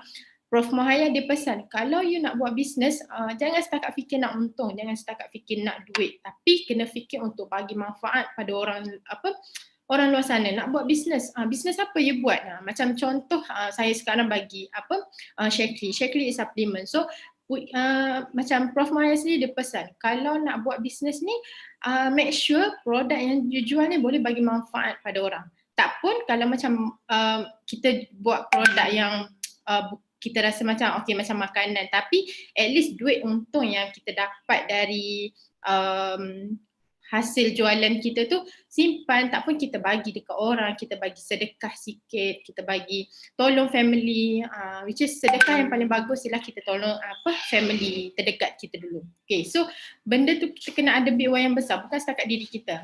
Sebab once bila ada untuk diri sendiri je, kita tak rasa nak grow dalam bisnes. Which is dalam bisnes ni memang kena ada growth mindset, which is nak lagi. Kalau macam contoh 2020 ni dah capai target ni, 2021 nak lagi besar, nak lagi banyak, nak lagi macam saya punya target sendiri macam nak jadi master coordinator yang rank paling tinggi. So macam tu kita kena jalankan kita punya bisnes. Kalau dari dropship sampai ke master stockist, sampai ke kalau boleh memang go higher lah, high sampailah kita nanti kita bagi inspirasi pada orang. So point yang kedua tadi macam create agency semua tu kan. So yang kedua ialah always ready to learn. So macam betul lah yang saudara Hazim cakap tadi, kena sentiasa belajar, upskilling. Maksudnya bila kita dah jadi leader sekalipun, tak semestinya kita pandai semua benda. So kita kena belajar lagi dari leader yang atas supaya kita boleh ajar anak tim kita, anak didik kita pula sesuatu benda yang baru. So saya rasa tapi ni boleh jawab soalan terus ke? Ke tak? Jawab soalan nanti masa Q&A. Boleh isi jawapan. So saya rasa itulah penggulungan setakat ni. Okey, terima kasih kepada saudari ataupun Sis Nabila atas penggulungan tadi. Maka dengan penggulungan daripada Sis Nabila tadi, maka tamatlah sesi kita sharing momen bersama dengan alumni pada petang ini. Saya rasa banyak lagi sebenarnya input-input yang boleh kita dapatkan. Saya rasa seronok pula kan. Okey, cumanya tak apa. Untuk para panel, kalau ada soalan-soalan yang belum dijawab daripada para peserta, boleh teruskan jawab di section Q&A yang disediakan. Okay. Cumanya kepada para panel, diminta jasa baik anda untuk menutup kembali mikrofon dan juga kamera masing-masing supaya kita dapat meneruskan kepada slot yang seterusnya. Terima kasih. Okay. Alright. I will switch back my language to English. Thank you again to all panelists for wisdom and knowledgeable information sharing. Panelists are welcome to answer the remaining question by typing the answer in the Q&A section box if you'd like to do so. Now, without further ado, I would like to pass the mic to Azmina Farzana for her to proceed with the lucky draw session. With all due respect, please welcome.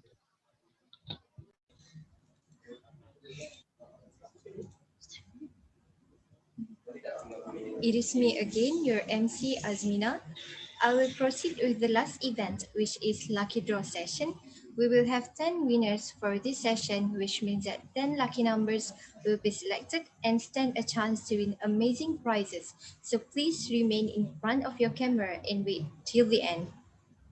Get your numbers ready, and without further ado, let's spin the lucky wheel. Let's get started.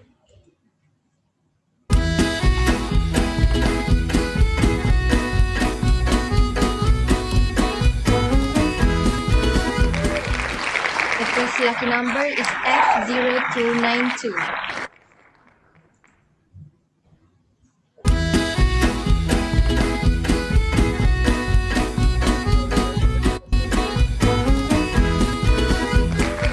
Second lucky number is F0231.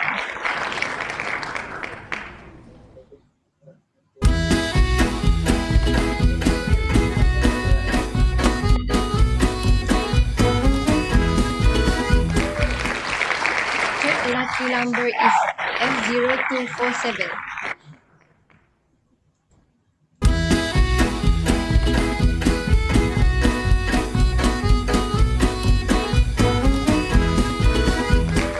Fourth lucky number is D0216.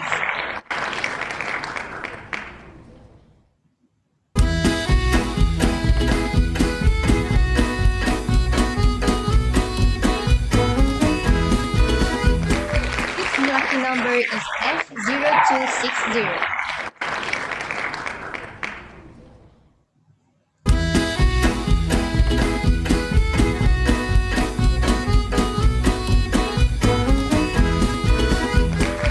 Sixth lucky number is D0215.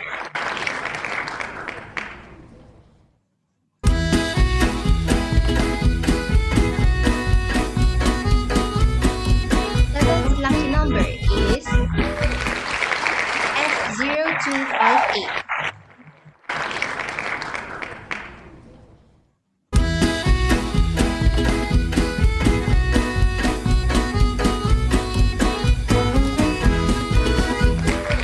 Next lucky number is F0303.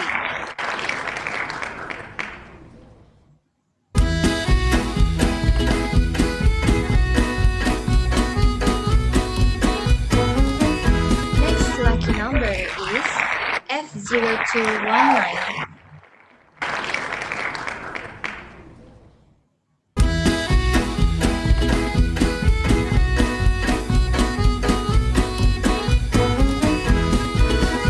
And the last lucky number is F0259. Congratulations to the lucky winners. Later, our committees will contact you, so please stay aware for them to receive your response.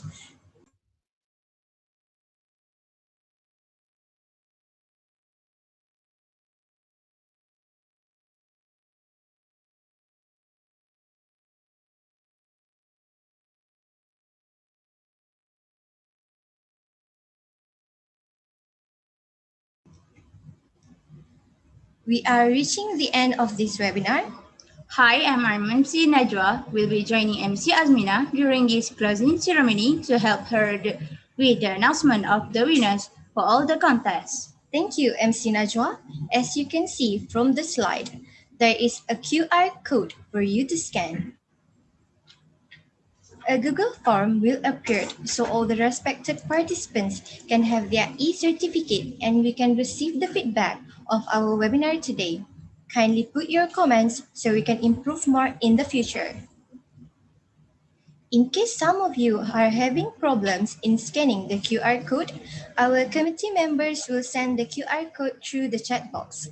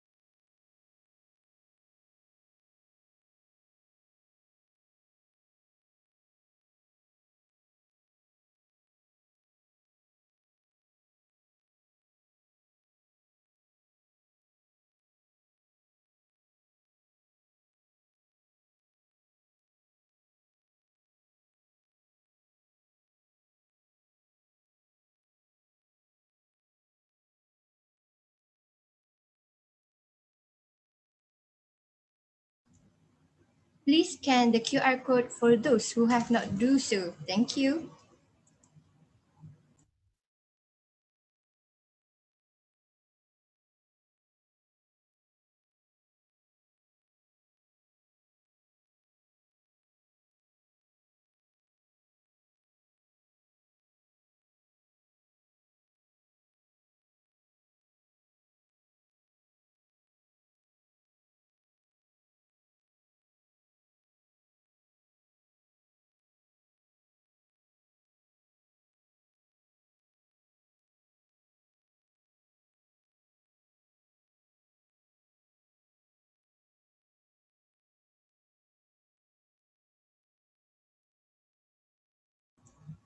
Another 3 minutes for those who haven't scanned their QR code.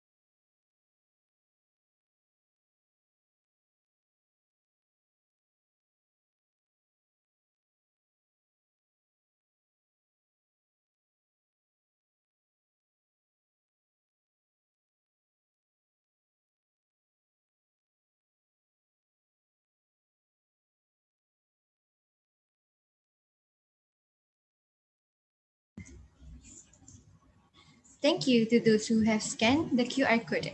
We will be announcing the winners for tweet contest, creative contest, the Tulis report contest, quizzes contest, and also lucky draw sessions. For the tweet contest, 6 tweets have been chosen wisely by our committee members. The Twitter account chosen are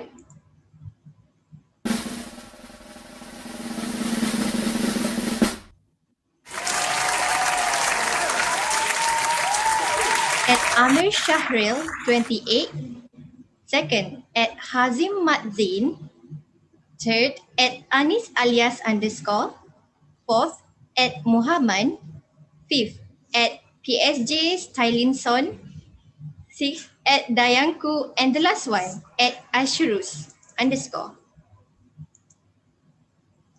For the creative contest, so many people have done their best in showing their creativity, and we are so amused. We will have 9 consolation prizes and 3 grand prizes for this contest.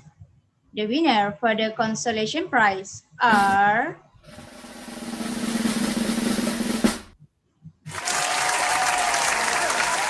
first, Elias Murphy, second, Tulip Seas, third, Nadia Ngah, fourth, HNN Zulaikha, fifth, Raja Fitri, next, Amin Jamal, next, Afriya, eight, Ain Atika, and the last one, Adlin Zahid. The third prize goes to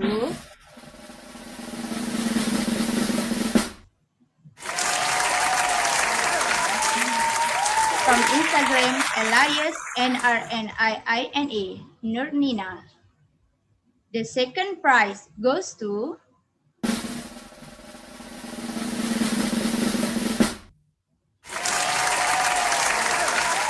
from Instagram, Elias BLO.SSO, Blow Soup. The first prize goes to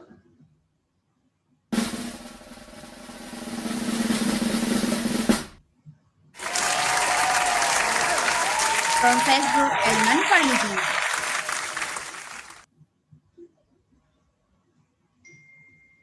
For the tutelage report contest, so many reports has been written, but we need to choose only 7 reports that really amuse us. tutelage report that take the prizes are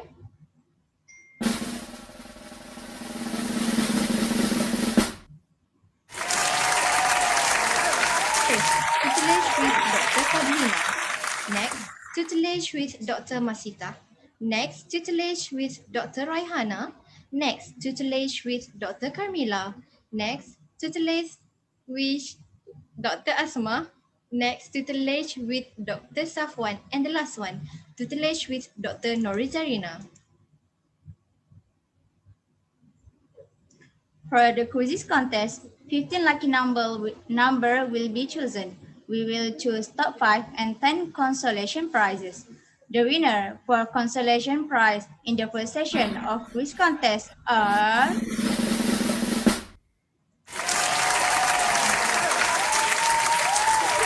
F0158, next F0127, next F0070, next F0117, next D0057, D0087, D0170, F0098, F0233, and the last one D0007.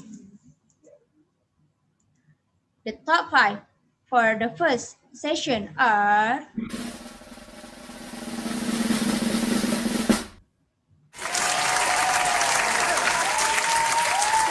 F0305, the number 4, FD142, the number 3, F0222, second, F0067, and the first, F0064.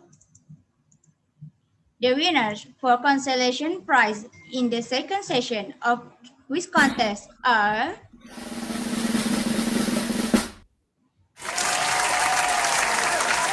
first D0170, second D0167, third F0086, fourth F0151, fifth D0139, sixth F0081, seventh F0067, eight D0065, number 9 F0064, and the last one F0194. Top 5 for second session are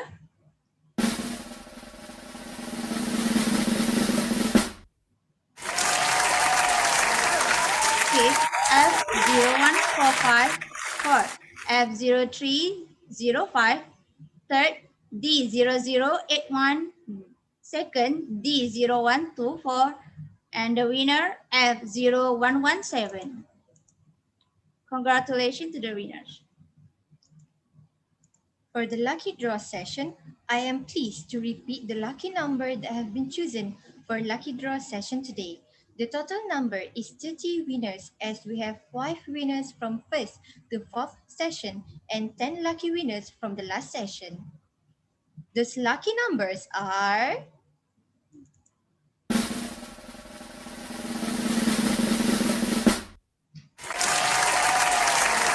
first F0016, next F0075, next F0038, next F0085, next F0088, next D0065, next D0072, next D0050, next D0038, next D0100, next F0198, next F0124, next F0201, next F0202, next F0210, next D0124, next D0159, next D0123, next D0120, and the last one goes to D0126. I will be announcing only 20 lucky numbers for now. The rest 10 numbers will be announced by our committee members through chats. Congratulations to all the winners. Dear ladies and gentlemen, our committee member will contact all the winners Kindly check your email for all the further action. With that, it marks the end of our program today. Your cooperation is deeply appreciated. We are sorry for all the inconvenience and hoping for our next meeting in the future. Thank you for joining us.